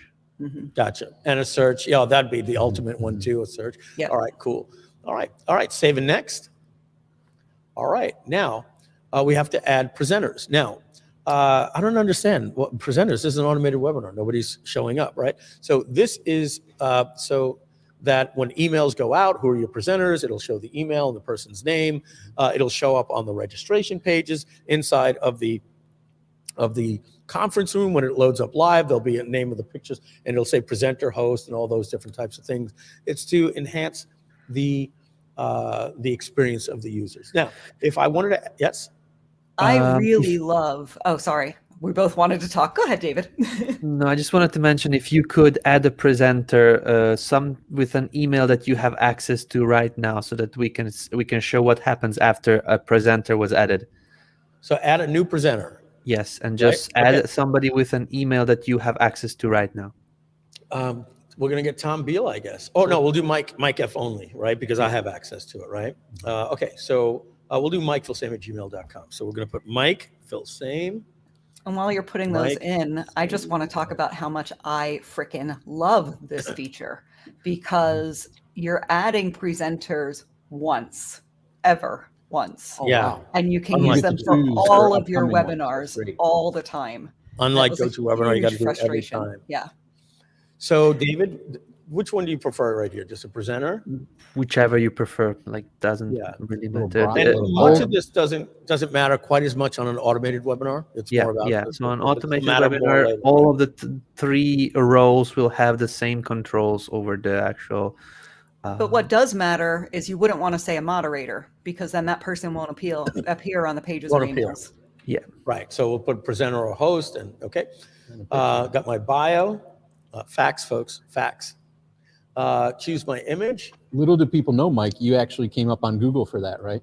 Back in the day when we met, the coolest guy on the planet. I let the domain the coolest guy on the planet, and Mike's name would come up. It was the coolest thing at a bar when they were like, "You're a pretty cool guy." I'm the coolest guy on the planet. I'm the coolest guy on the planet, according to Google. What are you talking about? Google, the coolest guy on the planet, and it would come up. They'd see my picture and they go, "What?" I was like, "Hey, look, I don't think I am, but who am I to argue with Google?" It was one of the coolest bar tricks you could ever imagine. Why? Because who else is going to buy the domain coolest guy on the planet and SEO it up for that? But there you go. That's some fun there. All right, so I'm going to click. It's very important here, guys. Just because you see all of this stuff here, don't click Save and Next. You have to click Add. That will refresh me down here. Now I'm added. Now I'm going to go check my email, guys. Yeah. Okay. Wow. I'm going to do that offline over here. Offline, I mean off screen. Yeah. While you do that, I want to also mention on what Donna said, that you add a presenter once, but it's not only by the name. You can have a person by one name, but you can also add the same person with the same name with multiple different email addresses. So it will not go against each other. So it's like one person can have multiple different emails with access to your webinar. And that's nice. Important. Mm-hmm. If you can do me a favor here, put a colon here and then move the link to a new line. I just get it should also say you're invited to be a presenter on a webinar, to be a moderator on a webinar. This looks like I'm invited to attend a webinar. Yeah, right, exactly. It's and then it's hard to find out because sometimes you register and you want to know the difference. This is developer you're copy. A moderator. This is a developer. This is called BTN. They're getting it done, and then we go through and we're like, it needs to say webinar moderation invitation, webinar attendee, blah, blah, blah. So interesting, approve or reject. Do we need to reject in there, guys? That seems like a developer made that. right? Yeah, I think don't we think should need just that have either. approve. If I don't like it, I'll close the email. Let's get rid of this reject button. I'm going to click approve. And what happens if they never approve? Yeah, right, exactly. Why do they need to link- approve? I believe the link has a certain amount of time it's valid for. This is how we do it also in GrooveMail for the verification. I believe it expires. I find the whole after thing to some be time. an unnecessary step, Mike. I think we I should just send agree. them the webinar link. Yeah, I agree. Especially for an automated. Here's what I think it should be. I think it should. I think you should see more butts, and then what that will do is it will log them into the Groove platform here. Let me actually do it here. Did I just close the email? No, it's in a separate window tab.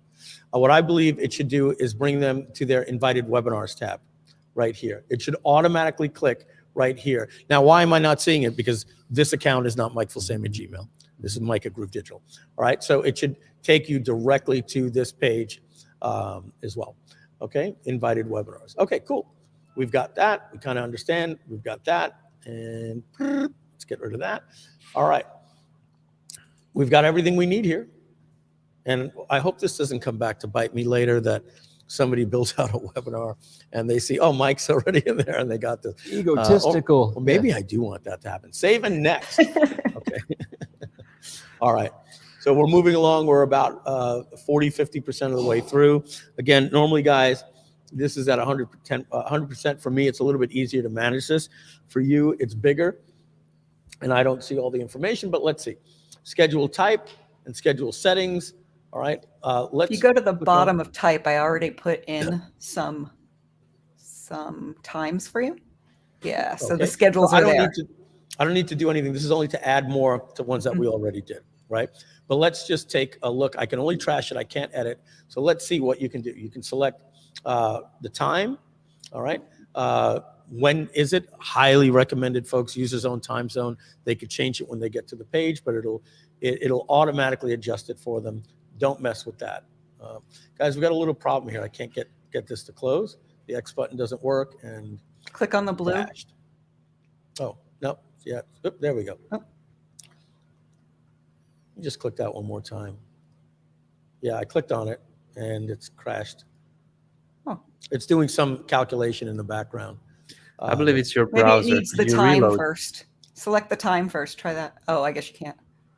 I believe it's a browser because the cursor is stuck as well. So could you just refresh your browser? No, it's working now. It's working. So you click select date. It just crashed for like 10 seconds. You click the date. Obviously, folks, what are we doing here? We're picking the date and times that they have options to do. And let me see this question. This is one time. Okay, recurring means that it's going to happen. It'll reset and always show time. So, folks, this is Webinar 101. Is this a one-time event that's happening Friday at 2 p.m.? And that's the only choice because the price is going up right? I wouldn't be able to do this in perpetuity because the presentation for Groove, the 1397, is ending. But if I was doing recurring and I want to automate my business, I would click on recurring, okay? So David, I had tried to set this up for one time tomorrow and then recurring every day after, and it wouldn't let me. A lot of people will want to schedule like the first showing of it at a very specific time, where they'll get all their moderators on and be live, and then have it be, recurring after that. So it wasn't able to do that, and we should be able to combine one time and recurring schedules. Why wasn't it allowing you? What did it show something? Well, or I set it up and it looked fine, but now that we're going back with Mike, it made because you can see the second one there on the list. That should have been 5 p.m. Pacific one time and then recurring in the user's own time zone. So these are the one-time schedules only. The other schedules will show up when you click over to the recurring schedules, because the recurring schedules have more columns. We didn't want to put all of them in the same column. Oh, maybe hit cancel there then, Mike, and see. Hit cancel and then go over recurring. Is it there? So if you scroll down, Oh, these there are it the is. Look at recurring that. schedule. So we had to separate it because the recurring schedule have multiple columns, repeats in a day, start, end date, and things like that. So it needs to be separated. I was talking with the devs to kind of merge it together, but there will be a lot of these empty columns. So I'm going to show you how we're going to do it. We're going to do it like this.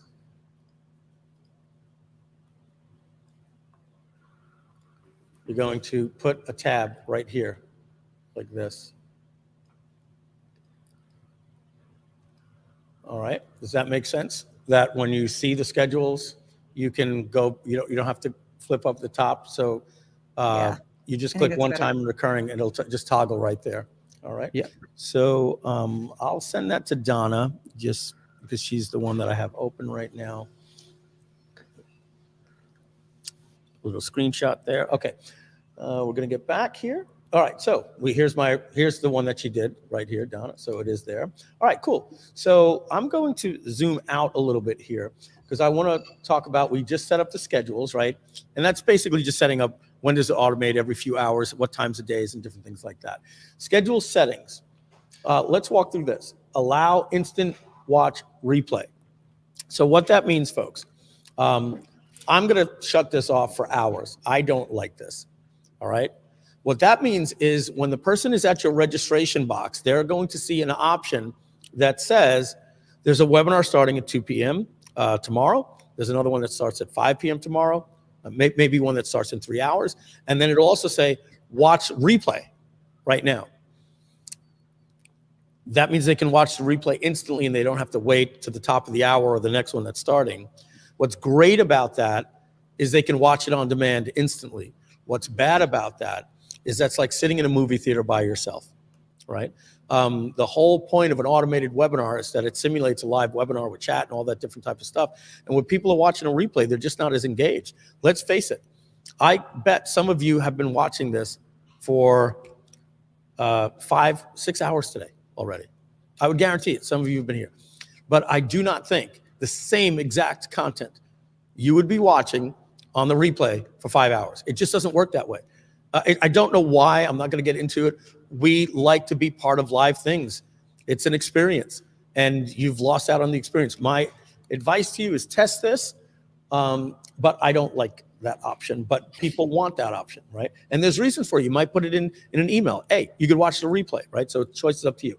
Allow late attendance. All right, what that means is if you're not doing a lot of times during the day, maybe you're only doing 2 times a day or something like that, and your last time ended at 5 o'clock and somebody actually shows up at your page, or maybe this isn't even about that, Donna. This is probably that they registered. Oh, you're right. And they got their, right? Oh, no, you're right. If they show up, if they click on the link to show up late, that's when this says. Yeah. So they're coming late. Yeah, so they registered. They already registered, and they got an email and says the webinar started, and they got home, and it started at 5 o'clock, and it's now 5:40 p.m., right? Do you want to allow them to come in and jump into the webinar late, or do you want to say, hey, you're just too late? I'm going to tell you to leave this option on, all right? The way webinars go, you have no idea of what you've missed, right? When you show up as an attendee, you don't really know what you've missed. As long as you get in there and it's engaging and you don't feel like you've missed anything, right? So that's the beautiful part about this next section right here. The insertion point, if they're late, what minute do you want them to show up? And you'll put them in at 6 minutes or 3 minutes. They don't know that you're not 2 hours. And you could have been just talking like we were with Rich Schefren, about the UFC. Like they don't know. Max join time in minutes. Let's get to that in just a minute. The insertion point, you want to insert them into a slide when they jump in the webinar, and it says something like this. All right, folks. So that's getting the house cleaning out of the way. You shut your Skype down. All right, now let's get down to the real content. Ooh, I'm not that late. Woo, that feels great. In fact, that's exactly how we would probably do that. We would actually record that on purpose into the slide, just knowing that we're going to have an insertion point. Guys, what is the max join time in minutes? What does that mean? That means something will happen if they try to join after 30 minutes. So if it's gone too far, if they're too late and you think they're missing like that valuable indoctrination content that they need, it will do something. My question they is, will not be able to join anymore. They can what join we're saying is until this. the 30-minute mark. Yeah, so we're saying we will allow you to attend late up until 30 minutes. After that, folks, we've got to do this, right? Because if they show up 7 hours late, it's going to look a little fishy, right? You don't want to blow the whole cover here. So leave it at 30, all right? I believe we might even default it at 30. If not, that's a good number there. Enable just-in-time option. Okay, this I recommend.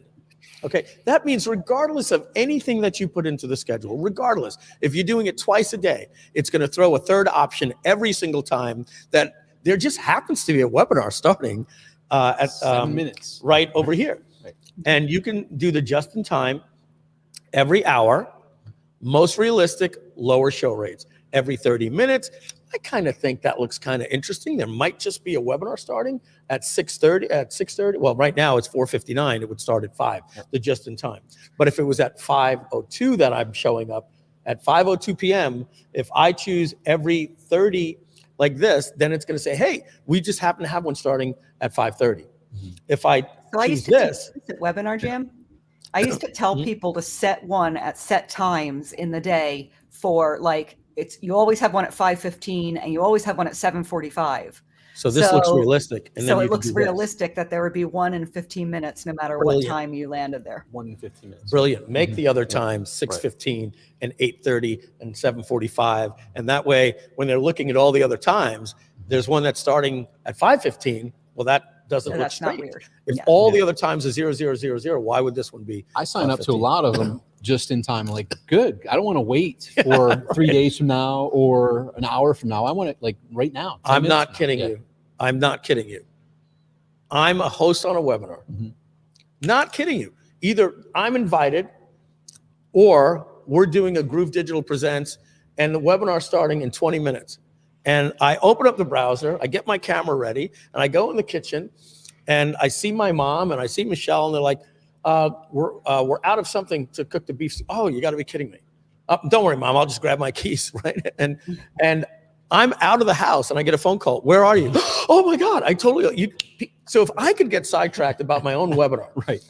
As a host, you can imagine that if there's a webinar starting and it's 5:02 and it's starting at the top of the hour and it's going to start at 6 o'clock, you can have somebody that's going to be like, this is a YouTube strategy. I need this for my own business. They step away for a minute. It's like, babe, we should have a date night. You know, babe, you're right. And then 3 hours later, I forgot the webinar, right? So Tom's point there is he loves when he's given the option for just in time. It's like, look at that. It's starting at 7 minutes and 30 seconds. Less time for the world to distract them, right? For their attendees will love it, definitely. Yeah. But you're going to love it too, because I forget the exact numbers, but it was close to double. Your attendance rate will close to double if you have a just-in-time webinar versus a set-time webinar. Yep. Got it. So Donna, you're with me.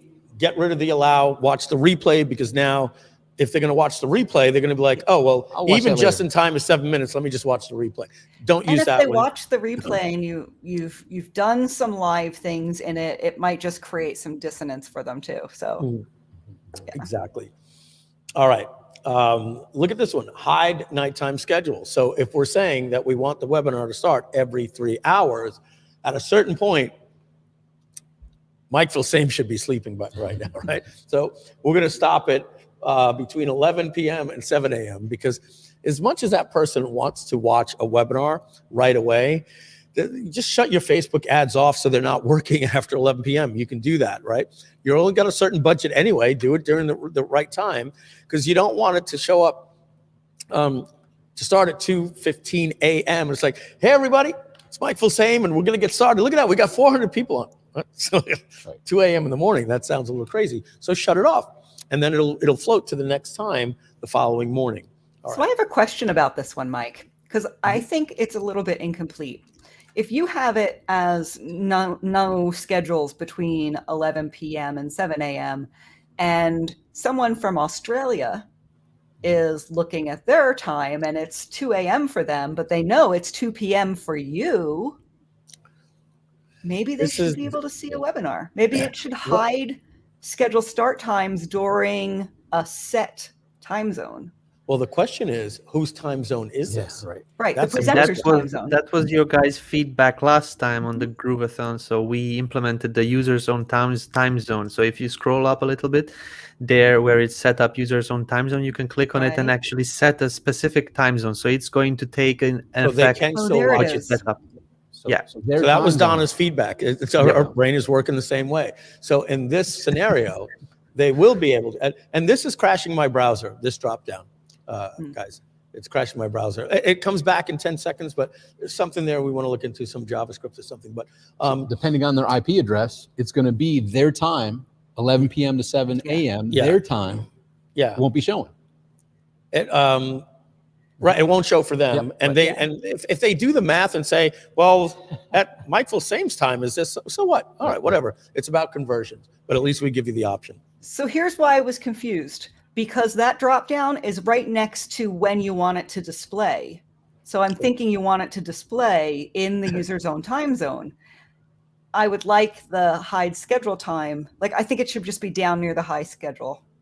I just got confused by the user interface then. Yeah, I just think 'Cause that we should have a toggle here, literally, that says like hide, because this is different. This is when the next session is available, and we need to know that. That's how it's going to display to them. So we need a separate thing that overrides this and says hide schedule times from here to here in host time zone or fixed time zone or user zone time zone. We need another drop down for this. Yes, and I please. agree, Donna, because I'm confused. I don't know if it's automatically calculating that. All right, cool. So display schedules, block short-term registration, display schedules. Let's see what this is. All right. This is how many choices when you're automating. Let's say you're doing one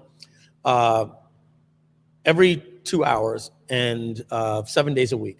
You can say, I want it to show only the next 2 times available for today, the next 4 times available, and I want it to show the next 2 days or the next 5 days. I'm going to go in a sweet spot here and say, you're probably better off keeping it to less than 3 days by moving it out further. Yes, you will get some people that say, hey, 3 days, this isn't convenient for me. This just doesn't work. But you start putting webinars out in 3 days, they forgot what they registered. The longer you make that time from, as Tom just said, just in time increases show rates, the less people are going to show up. 2 to 3 days max. And it's up to you how many times a day you want to show. Here's the thing, you got to remember, if you're displaying a lot of times, 6 immediate times, they're gonna get confused. Like this, I got 6 different options today. That this guy's really doing 6 webinars a day. I think if you do 3, honestly, the next 3 for that day and show the next 3 days. That's it. That's a good one. You'll have to test that. Maybe the next 2 days, you might get some people that it's not more convenient, but it's closer to the time they registered, your show rates will go up. All right. Block holidays, dock holidays, and let's see, bulk add holidays by country. Let's see what that is. United. David, this is something that I've always said, that when we have drop downs, we need the 5 most popular countries to show. So it should say United States, Canada, UK, Australia, maybe French, Germany, stuff like that, so that they could see that, and then put a line and put it alphabetical order, because a lot of people in America will put this, right? But United States, there we go. And let's add holidays and see what happens. Okay, and now I'll work on Labor Day. I'll work on Columbus Day. Tom Beal's doing a webinar. We're not going to do it on Veterans Day. Tom's a veteran. He's a Marine. We're going to not show that. We're not going to show it on Thanksgiving. We're not going to show it on Christmas Day, substitute day. Don't know what that means. That could be Christmas Eve, right? Coders. We need to change that. But you know what that is? That's coming in from some API, right? Christmas Day, New Year's Day, substitute. I guess that's New Year's Eve or whatever. And then you can add your own that you want. So what does this mean, folks? This is a simulated webinar. You don't want people seeing that you're doing a webinar on Christmas Day at 2 o'clock. It's looked like, does this guy not have a family? And so you just skip that. It's about looking realistic, right? It is a simulator after all. All right, I think we're done here. We're going to click Save and Next. Now, this one has a lot of sub-tabs here. And I'm going to go through this a little bit faster because you guys can go play with this stuff. But remember, you've got polls that you created outside of the interface, or you can create a new poll on the fly. What is a poll? We went through it. How old is Groovezilla? And then you set it to go off automatically at 2 minutes and 8 seconds into the webinar and end at 11 minutes. And then in your recording, you literally manufacture the recording and say, all right, so look at this. 70% of you said you're looking to make more money online, or whatever the question is, right? Again, folks, you're simulating a webinar. Is this unethical? Not if you do it this way. Do a webinar, do several, get data, and publish that data. And say, and change it. Hey, look at that. This data matches up to some of our other webinars. We find that when we ask this question, 78% of the people, if you could always get these things to say exactly what you want, all right? Live chat. And if you don't want to do a poll, don't do it. Better conversions by doing polls because it engages your members. All right, live chat. Pre-configured chat lines to show as if the webinar was live. You can import a CSV. Basically, how this works, folks, very, very simple. There is a role. It's going to be admin or attendee, the time that they say it, the name of the person, what they said, their role, and where it shows a chat or a question. And what you can do is you can export a previous webinar with timestamps, put it into this. You can actually get old chat that you got. And when we have live webinars, you'll be able to export your chat. You can export GoToWebinar chat, format it into a Microsoft Excel file, export it as a CSV, and then just import it in here, and you'll have chat from another webinar. Now, keep in mind, if you edit that webinar because you got into a little thing about Rich Schefren about blah, blah, blah, and I don't want that in the recording, right? So you got to remember, your chat lines now all need to be adjusted. And we also have the ability in here, take a look at this. In the bulk edit, I'm going to open up an editor here. In my bulk edit, I can go right in here now and I can just adjust this. You know how hard this was in Webinar Jam and EverWebinar? Ours is just awesome. It's easy. It doesn't crash your browser. The bottom line is there'll be trainings on this, but this makes it, you say something like this. Yeah. Hey, everybody, do me a favor. Put a 1 in the chat if you can hear me. And next to the 1, put your city and your state. Oh, there, I see Jim from Ontario and blah. And then when you say that at 2 minutes and 14 seconds, 2 minutes and 10 seconds, Jim from Ontario has to be in the chat. And your users are seeing it, okay? If you feel that's a little bit too cheeky, then don't do it. But that's the point of a simulated webinar, all right? Attendees. All right, so folks, this is the floating number when you're inside of the webinar for social proof, right? Social proof comes from the book Influence of Psychology of Persuasion.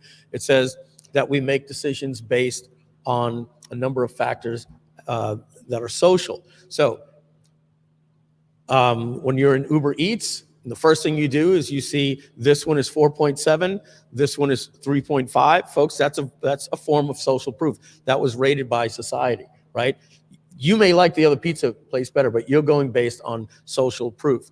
That you get off of you're at a carnival and you see 2 identical pizza places.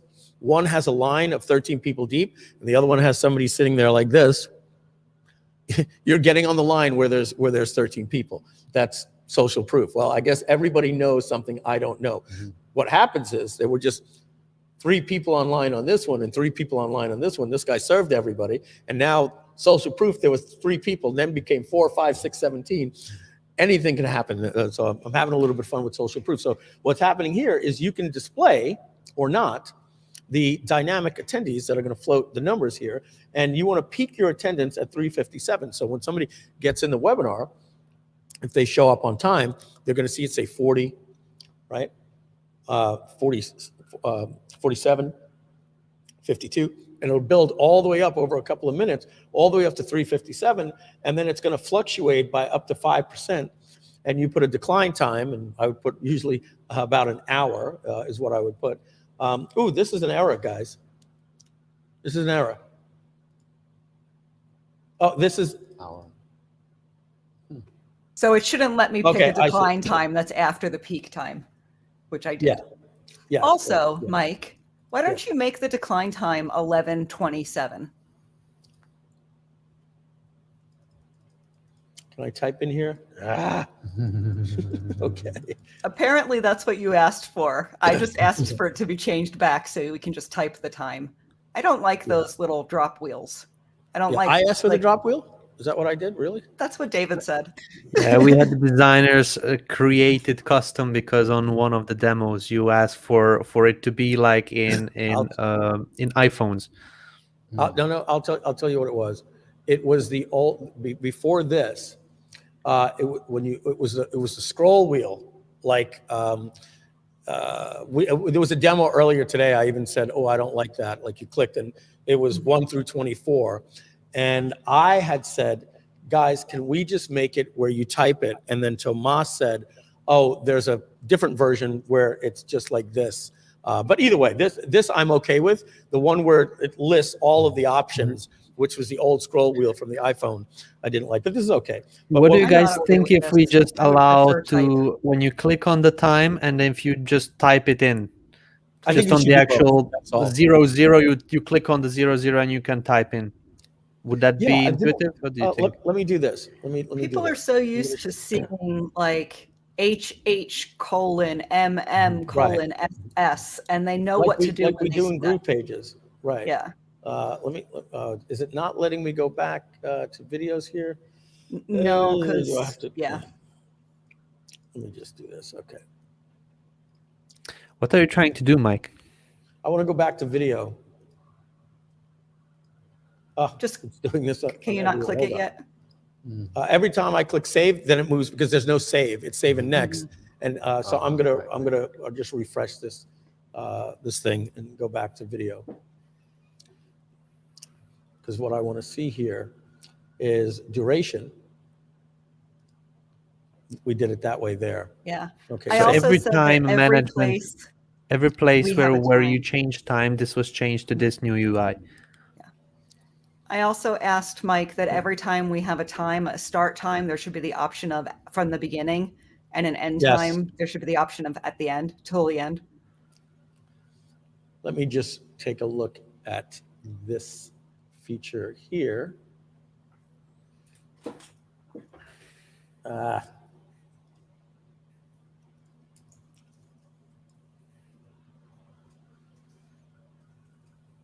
Delay. This is what I'd like. Yeah. You see that? Me too. That's what I'd like. Very, very simple. Delay, I can put 00 for hours, 13 minutes, 47 seconds. I've got fingers. Simple. I'm not on a mobile device. I like this better. Look, I'm not going to say it wasn't possible that I said that last time, but what I do remember is there was something in the I app. said it didn't say wasn't it. possible. I actually, that's what I said. When David said, well, Mike said he wanted, I'm like, that's not possible. I don't say What- things just Yeah, to say what them. if- I do. Let What me if just we finish do this these out. I remember forms, but then put a up and down arrow so that actually works with both? having functions? both is great. Yeah. So what that's exactly right. What we can have is the ability to type here and an override like we do in the dates. I'll give you an example right here. Watch. When we go here, Right. you can do both right here. Watch this. I click on this right here, and I can also go in here and I can type, right, and put the date and also click. So that's all. Yeah. All right. We're saying the same thing. All right. Let's move on. We were at engage your attendees.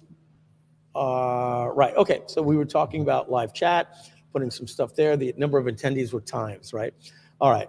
So margin of percentage is that it's going to fluctuate up and down because people leave and they come and go in a webinar. Mike, it's also important probably to point out size doesn't matter. Like you don't have to say I got 500 people or 1,000 people. Like you can have 20. Like you don't have to go over exaggerating if it's. I if wouldn't it's put for, 20 though. Well, it depends on what the audience yeah, is, right? Yeah.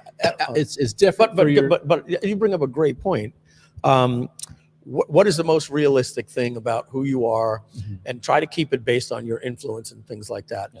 if you are Ty Lopez, Tony Robbins, Brendan Bouchard, Thousands. you probably want to put it at $1,800 because you're like, I speak on stages, wide world, and everything like that.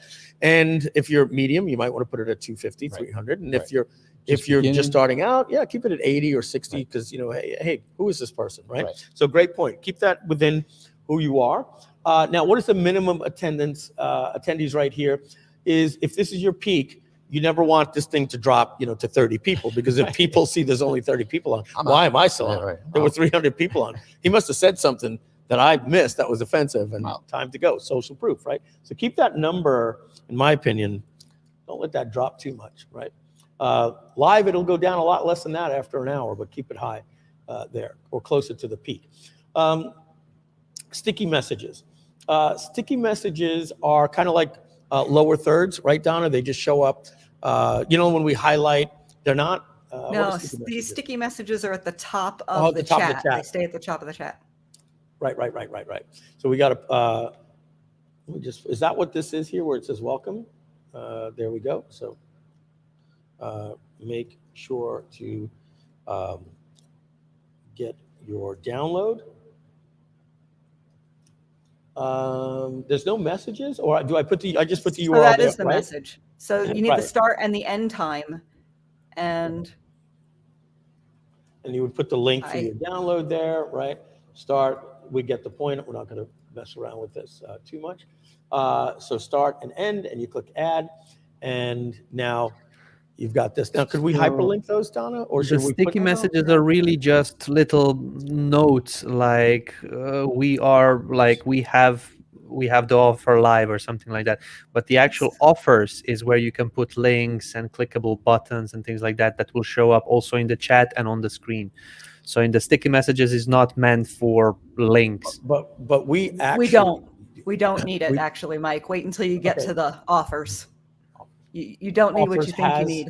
Link, image, link, clickable. So offers has more than just buttons? Yep. Yeah, we'll take a look at it in a minute. Okay, gotcha. Very exciting. So sticky messages are just, so there's no hyperlinks in sticky messages. It's kind of like just highlighting a point or. Yeah. It should also not let you, and I didn't test this, it shouldn't let you have more than one sticky message at a time. So. Oh yeah, otherwise they're going to overlap, right? They're going to overlap, It needs a conflict. All right, featured comments. This is like when we highlight. Yes, let's put one on the screen right now. Let's put somebody, and probably, I'm curious what they're saying right now. Say, just keep it going, keep it moving. All right, there's a sticky comment, right? That's a featured comment. We just featured a comment. So that is like a little lower third saying, you guys are rock, this is the best. So guys, you got to plan your webinar now for this, right? You want to say something, you got to remember in your script, you don't want to be later going, oh, I didn't realize I had this feature. If I knew that, I would have said this. So go through the webinar and know that you can do all this stuff. So now that you know that you can do this, you could say something like this. Guys, isn't that a cool feature? Look at that. Oh, look, Angie says, this is going to save me time and money. Awesome. Thank you very much, Angie. And again, do this based on things that actually happened on your other webinars. And you don't have to worry about all the ethics about those things. If it bothers you, don't do it. All right. Featured comments, offers. Okay. So what is this? This is simply when you say, all right, everybody. So if you buy today, not only are we going to save you 50%, but you can get it for $497. And right about now, you're going to see a button on the right side of your screen, and it just appeared. And David's laughing. I wonder why he's laughing. What am I missing? I'm so excited about this too, actually. Okay. I'm also laughing. All right, you guys know something I don't. Very excited. All right, so let's see. But I want so everybody understand, right? The button has to show when you tell people. Now you can click the button to buy. Now this is what the whole webinar led up to. This is the one. So if you go down, you'll see one is configured for you. Yeah. All right, cool. So I think and guys, we need an edit button here. Yeah, there's no edit. We need an edit button here. So if I put in the wrong time or the wrong price, I could fix that. Yeah. All right. Okay. So let's see what we put here. You gave it a name, a headline, buy my stuff, an image of GrooveZilla. Really, you won't regret it. That's just offer text. Button text, what it says in the little button. The link where the button goes to. The currency, the price, urgency. We're going to take a look at what the urgency is. What is that? 1 minute, Donna? Or The urgency? Well, we'll see it when we get over here. I think it's a 1 or 0. Yes, there is urgency. Okay. Oh, there's urgency. Really? Yeah, I think it should be a yes. These binary developers. I think it's developers you speak right there. urgency. Yeah, Okay. and when you click it, it then asks you when you want it to start, like how long the countdown will be. But I really do think that column is just a binary. It's a binary, 0 or 1. A program, the developers there, right? The 1 or a 0. The fact that their coding brain went to that before yes or no, it just is quite adorable. All right, but it worked. Look right under the currency. Right under the currency. That's what that tiny little feature, that pill button. No, even above the pill button, right? That one. Look at that one.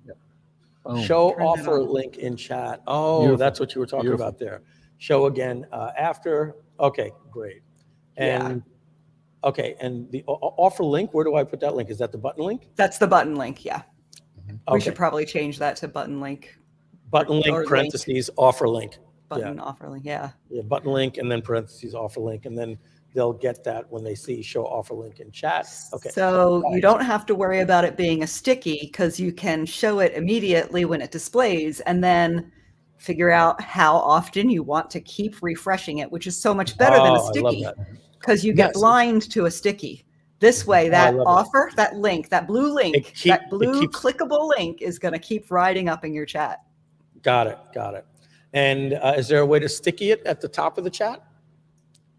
No, we maybe want to, but I think if you Because GoToWebinar does that. They have it becomes a sticky because they have questions and they have chat. So I think that might be a add cool that. thing. Like make it sticky, and then the chat's always moving, and then it's up there at the top. All right. So the other thing that I would like to do that I think EverWebinar does, David, is we need all this white canvas space right here to be floating as you're going as a preview. It'd be nice to be able to see this preview box to see, oh, wait a second. All this text that I put here is wrapping in the button, right? So, all right, makes sense. All right, file sharing. All right, this is very, very simple. In time is required. Yeah, there's something here, guys, that I'm not sure how I'm trying to say this, but there's a lot of things here that are saying there's an error that I may not want to do it, and it's not letting me save and continue because it wants this information, and I don't want to Because do you set up the first start offer time. That's yeah, the if you only delete reason. the start offer Gotcha. time, it'll be. Well, I don't know if Can we we can just delete it. can we put a little trash can here that just says reset and something like that? I think that There might because be I a didn't know cancel that. button at the Yeah. bottom. Yeah. So now what do I do to get out of here? Take it from 1 to 0. Start offer. See if that Can you see if you can scroll down to the bottom if there is an Put time in the end Yeah, offer. there we go. Cancel. Cancel. Cancel. Oh yeah, Click there. on the Cancel. Cancel. Oh, okay. We'll need to just add it on the top as well as a little I got trash it, can or yeah. an X icon. Got it. Yeah, thank you. All right, so file sharing is just like what we were doing with Rich, and you're going to get this report. You can just simply have a file that automatically appears that says, okay, on your screen right next to the chat, you see a little icon for file sharing. You can click that and download this report as the free gift as we promised you. And there we go. Look at that webinar glossary of metrics analytics. Donna was having some fun here, and that is exactly what we said today. I literally read my mind. There we go. All right, alerts. Alerts are proof pop-ups that show on the screen as a proof purchase, sign up, registration, or any other action. So you know how we have Groove Proof that shows somebody just purchased 17 minutes ago. You can simulate this and make it look like sales are coming in every 2.5 minutes. If it's a $4.97 product, if it's $97, you might be able to do 3 a minute, and then read off those names and different things like that. We get that. And folks, we're going to do a full walkthrough of all of this stuff. Notifications mean how they get notified to get on the webinar and when, and setting up those emails. So are we going to do email? Where are you going to send that from? You choose your sender account. Are you going to do text messages? You got to set that up in your Twilio configuration. It's connected to GrooveMail, so the senders are taken from GrooveMail. Excuse me. But not the SMS, you're saying? The SMS sender is also set up in GrooveMail. We just But don't we ever don't use it. have one so- yet at Right. this moment set up for Yeah. with this account. But it's not just GrooveMail, right? It's you have to connect to Twilio. Yeah, and so then connect that Twilio to integration GrooveMail. with GrooveMail. Right. Yeah. Right. So what you do here, guys, ladies and jelly beans, is you go to your integrations. It's in GrooveMail sender settings. Mhm. Okay. Yeah. I'm not going to show that. If you want to do that, we'll get to that, right? We're going to keep moving here. Notifications, now here it's saying that it needs this here again. Yeah, you have to turn off Oh, 'cause SMS. I want to yes. shut that off, Yeah. right? Notification alerts. This is that we're doing it, and where is it coming from? Notification alerts is, okay, your welcome message, that comes I automatically. think we should change that to just the word messages. Notification alerts, I don't know what that means. But if we Yeah. change it to messages, Okay. Notifications are like pre-built messages for notifying about the webinar. I understand But, the yeah, words. I just, Yeah, I no, understand. Messages is it could mean something else, like a they're notification all is about. messages that are going to your members. Follow-up messages, yeah. All right, we'll talk about that one offline, come Yeah. up with something better. Okay. All right, guys. So we'll improve this developer speak here without, come on, let's put a format in, guys, here, little things like that. Here's the other thing, David, that didn't make it out of Sandbox, is that there needs to be a fixed message that they can't mess with, and then the optional body. So what I did is I just checked to see if I could delete this, and they shouldn't be allowed to delete that. Some of this stuff has to be fixed in there so that they get it, and then they should be able to only edit like this body part right here, or add. Okay, but send a test email, got it. Now let's hit our cancel button here, and then you've got your pre-webinar reminders. I can add more if I want. Okay. And then you put 24 hours before, 12 hours before, 6 hours before, last minute, live, and then this one goes out as soon as it goes live, maybe 10 minutes later. Hey, we're live, and then the replay. All right. This is not revolutionary, right? I do think we pioneered this stuff. I don't know if we invented it in Webinar Jam, but I know that not all of this was in GoToWebinar and stuff like this because. And I is would there think automation most of on this that? was an Evergreen Business System, though. Yeah. Yes. Which is the precursor to EverWebinar. EverWebinar, Most of yeah. this came from Evergreen Business System, Yeah. and that was a pioneer of the time. I'm pretty sure. Well, Yes, it's the which- first automated the webinar backstory, software I knew about. Mike actually forgot this story, but we were at the office in And Long Stealth. Island, and I brought in the EEDM report from Rich Schefren, Yeah. Evergreen Event-Driven Marketing Mhm. Report, talking about webinars and Evergreen webinars. And I said, Mike, this is the new direction of the business. I flew out to Rich within a week. And Artie's the one that created the Yeah. software that led to Well, Rich's custom. Yeah. Rich's custom, which fact- no one could drive. In fact, I created my own. Yeah. The Profit platform didn't Yep. run on Evergreen. Right. I had Russell Brunson and Onyx and Gall and everybody reaching out and saying, hey, can I get that? Yep. And I gave it to them. It was complex. Yep. I mean, it was only meant to look it on the outside. Nobody could figure out the code because we just made it get done. And then they were like, can I get access to Ricky and Mike Murs? And like, Yep. they weren't programming for us anymore. They were working for everybody else. And I charged them because I knew this. I said, guys, you're going to be ruining this for me. You're going to have to pay 50 grand because you're getting my developers. Yep. And they paid it. They made a lot of money with it. And then when I saw that this many people were still asking and willing to pay 50 grand because I was making 75 grand a day with the method, I said, okay, we've got to create this. Mhm. And that's how I met Hector, just so you know. Yep, that's right. That's how I met Hector. All right. So we get this, right? Messages. Donna, is there anything here that's just Webinar Jam? I'm getting a little of a brain freeze where you set up automations. If they don't attend, they get this. If they Yep. is that? So that would all happen in your messages. I didn't look to see if that is the case, but go to the post webinar because none of it matters until the Okay. pre-webinar. So if you scroll down to the don't go to the next one yet. I'm sorry, I didn't mean that. Sorry. I meant the Okay. post webinar messages, the replay message, because Got that's the only time you can start segmenting. Mhm. You wouldn't want to segment anything until you got to post webinar. Now you have data you can segment. Yeah. I think you're going to David, have it to didn't go like back. something here. I hit Yeah, post it's- webinar. Yeah, we can't get past this screen. That's Okay. where we actually have to stop. But if you go to the notifications, Okay. go to notifications, go to the notification alerts, And if soon to be renamed Donna, messages. You could skip without having to hit save and next and save and next. Some of the stuff in the platform still doesn't do that. All right. So notification alerts. And then David, it's not saving it this. didn't It's the save third it. Yeah. time that I've done that, and I click maybe because I didn't click save and next. No, I did when I went to post webinar. But anyway, I can go here now. Go to the bottom, add a replay reminder, and then see if it lets us segment. No. No. Okay, we'll need to add those too. Yeah, it needs a drop down here to say who gets this, and I believe in post webinar that's going to be more of the same, right? Right. Post webinar. So the post webinar is where you want to send people after the webinar. Do you want to send them to your sales page? Do you want to, so this is where all the notifications are. All right. We're going to finish this cleaner webinar with a weekend for our developers on Wednesday, because I want to go to the pages. I want to show you how the pages link and actually build a webinar that goes live and all that different type of stuff. It is 5:33. It's been a long day, 6.5 hours here. We're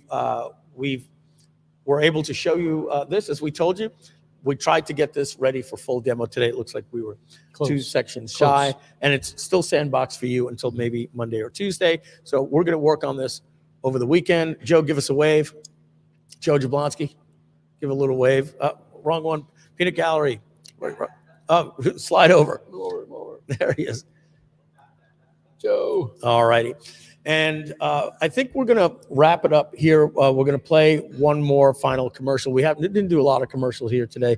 We'll do a short one on why you need to upgrade. And then we'll probably sign you out with a little taste of I'm Groovin'. And we're going to see you guys tomorrow. I know it's a little bit of an abrupt end, but we're going to see everybody Monday. Now, Donna, I'm doing some stuff from home on Monday because I'm not even the star of the show Monday. I believe we're doing Groove Cart, and John Garcia and Frank maybe are going to be doing that with. Yep. So here's what Monday will look like. It will start with you. You're going to do your webinar version presentation for the audience. For 11 to 1, yes. We're going to from 11 to 1.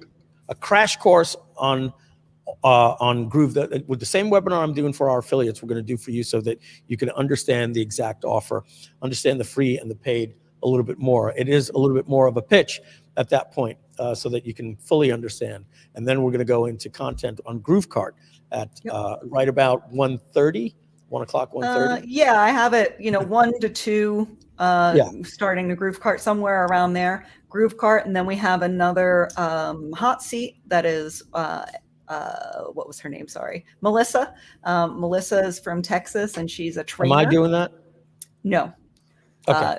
What we may do, and I wanted to talk to you about, is have you come in to talk to her about the overall business strategy side of things, but then we're going to move her into Groove Cart and set up our Groove Cart store. So, okay, I'll do that at home on my iPad instead of a whiteboard, so that'll work as well. Okay.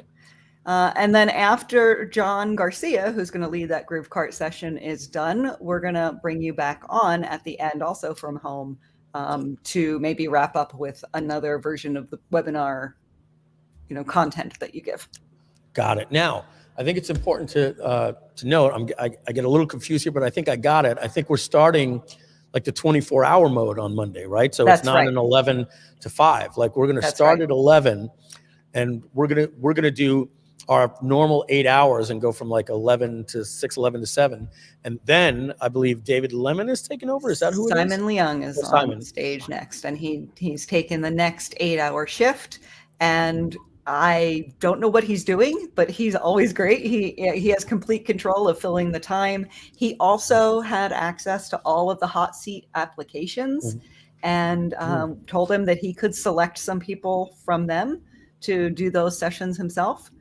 And then so it's going to be a normal. If today was Monday, we'd be saying, okay, we're turning it over to Simon. It would go for another, not only 8 hours, but then when Simon's done, Simon will go to, let's say, 2, 3 in the morning or whatever that's going to be. And then And then David Lemon is coming in for his And show. David Lemon's coming in. 8 Yeah, hours wake of up David early. Lemon, who may bring on guests. There Or you what go. are you going to do, David? 8 hours.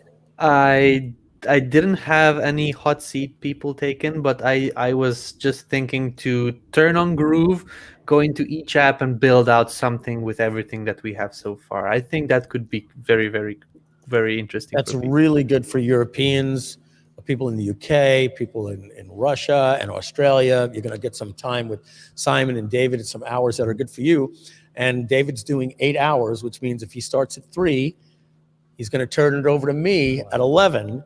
And I am going to take it from 11 a.m. on Tuesday morning all the way to 3 a.m. on Wednesday morning. I'm going to go 11 a.m. into the afternoons, 2, 3, 4, 5 o'clock.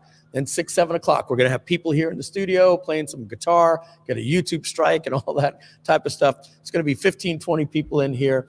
And we're going to take that all the way to a webinar that I'm going to do probably from 9 to 11:30, give our final pitch.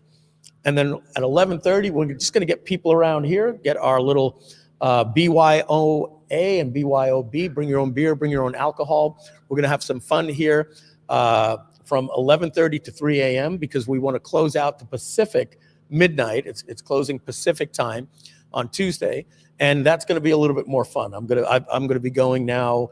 At that point, 13, 14 hours, I'll be a little bit more comedic, a little bit more funny. We've done everything that we could to get you to upgrade.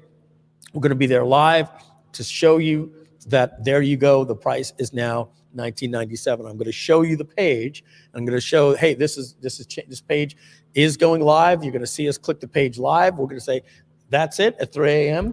If you want lifetime now, well, it's $19.97, no longer $38.97. We'll say goodnight, everybody, at that point. This is like hearing about Bitcoin 5 years ago. Hey, it's only $4,000.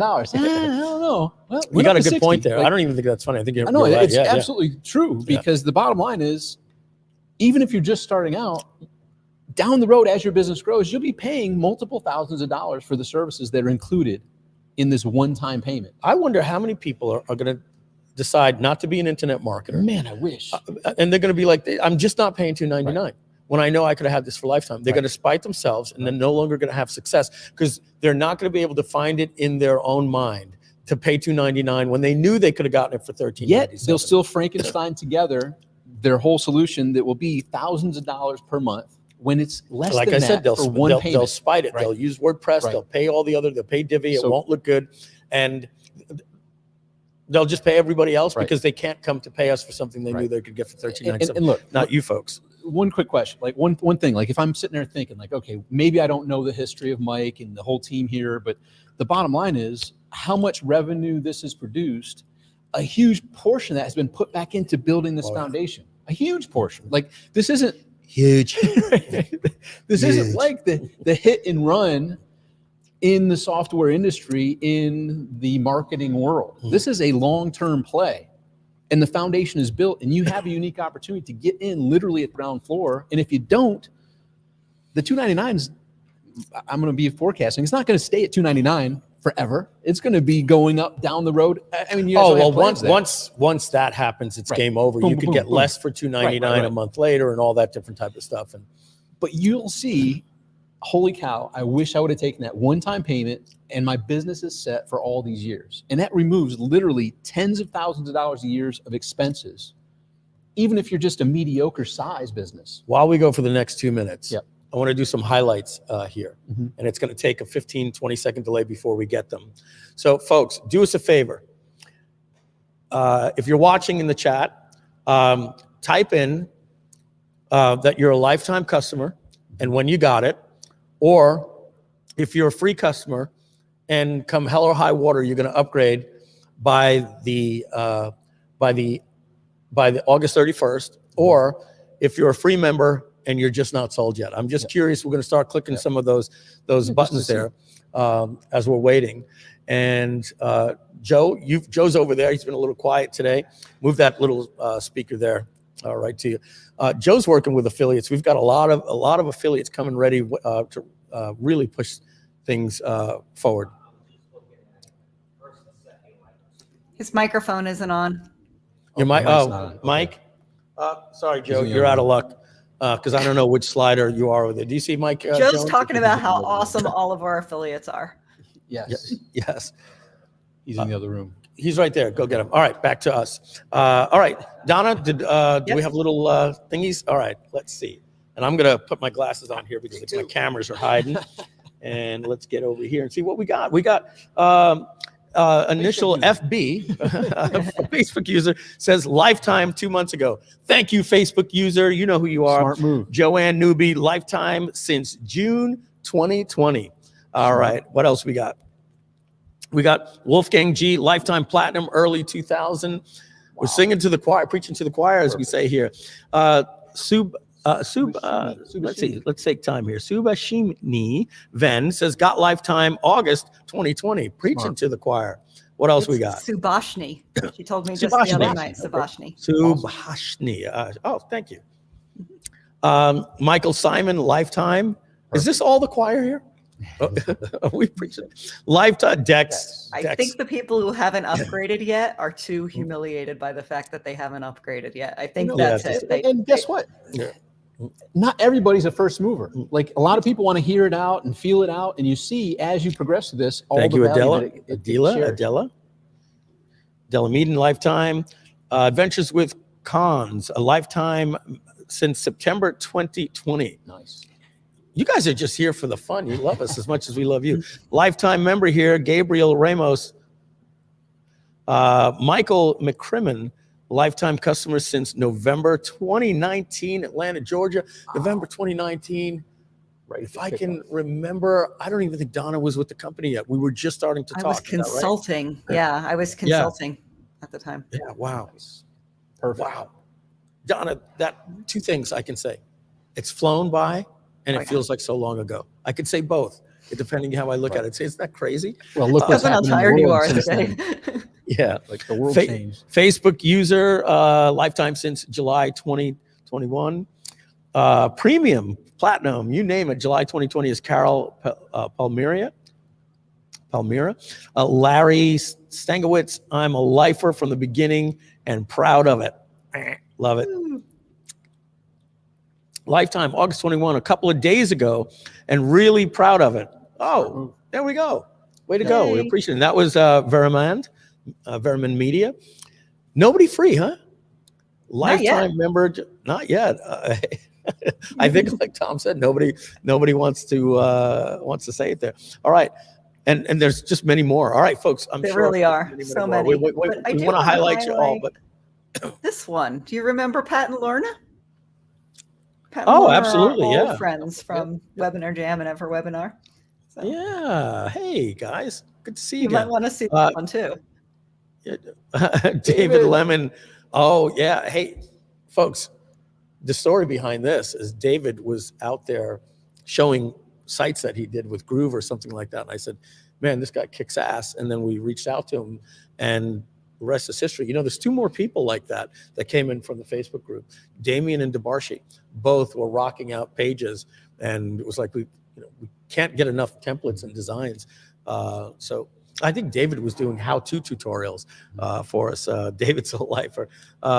Yogi Patel, lifetime member since the last Groove-a-thon. Peter Monagaro from New Zealand, platinum since 2019. And we'll do two more. Elaine Collier, lifetime Serious Tools, because I'm serious about my business. Hey, Elaine, good to see you again. And Tyra Hoyt, February 2021, plat. All right. Very cool. And they just keep going. And I haven't seen a single person I feel guilty being free.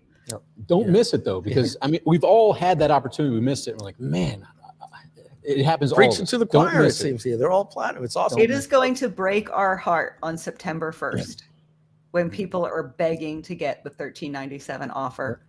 And because we stick to our commitments, we will not let you get it for $13.97 after we go to a higher price point. That is not going to happen. We feel very, very strongly about saying if we're going to change the price, we change the price. And no matter how much you beg on September 1st or 2nd or 3rd or a month from now or a year from now, this price point is going away. We will not offer it again. Market Digital, and Donna's right, says, Mike Filsaime, I dumped all my tools and I'm switching everything to Groove. This platform is sick. I love the enthusiasm. All right, folks. Hey, look, here's the deal. I don't think we need to play the commercial. You guys get it. We just did the commercial right now. We're gonna obviously we have our fans in the room. We've got our fans. We're gonna groove out with I'm Groovin', performed specifically created for this company by our good friend Paul Hoffman, the jingle writer now with successsongs.com. He wrote Have You Driven a Ford Lately? And he made this tune for us. He's also working on something, Have You Logged Into Groove Lately? And good night, everybody. We're gonna funk out here with I'm Groovin', and we'll see you on Monday at 11 a.m. Ciao. I'm in a groove state of mind. I'm moving all the time. No excuses and no blame. I'm stepping up my game. I'm a groove stew, yes I am. With groove I know I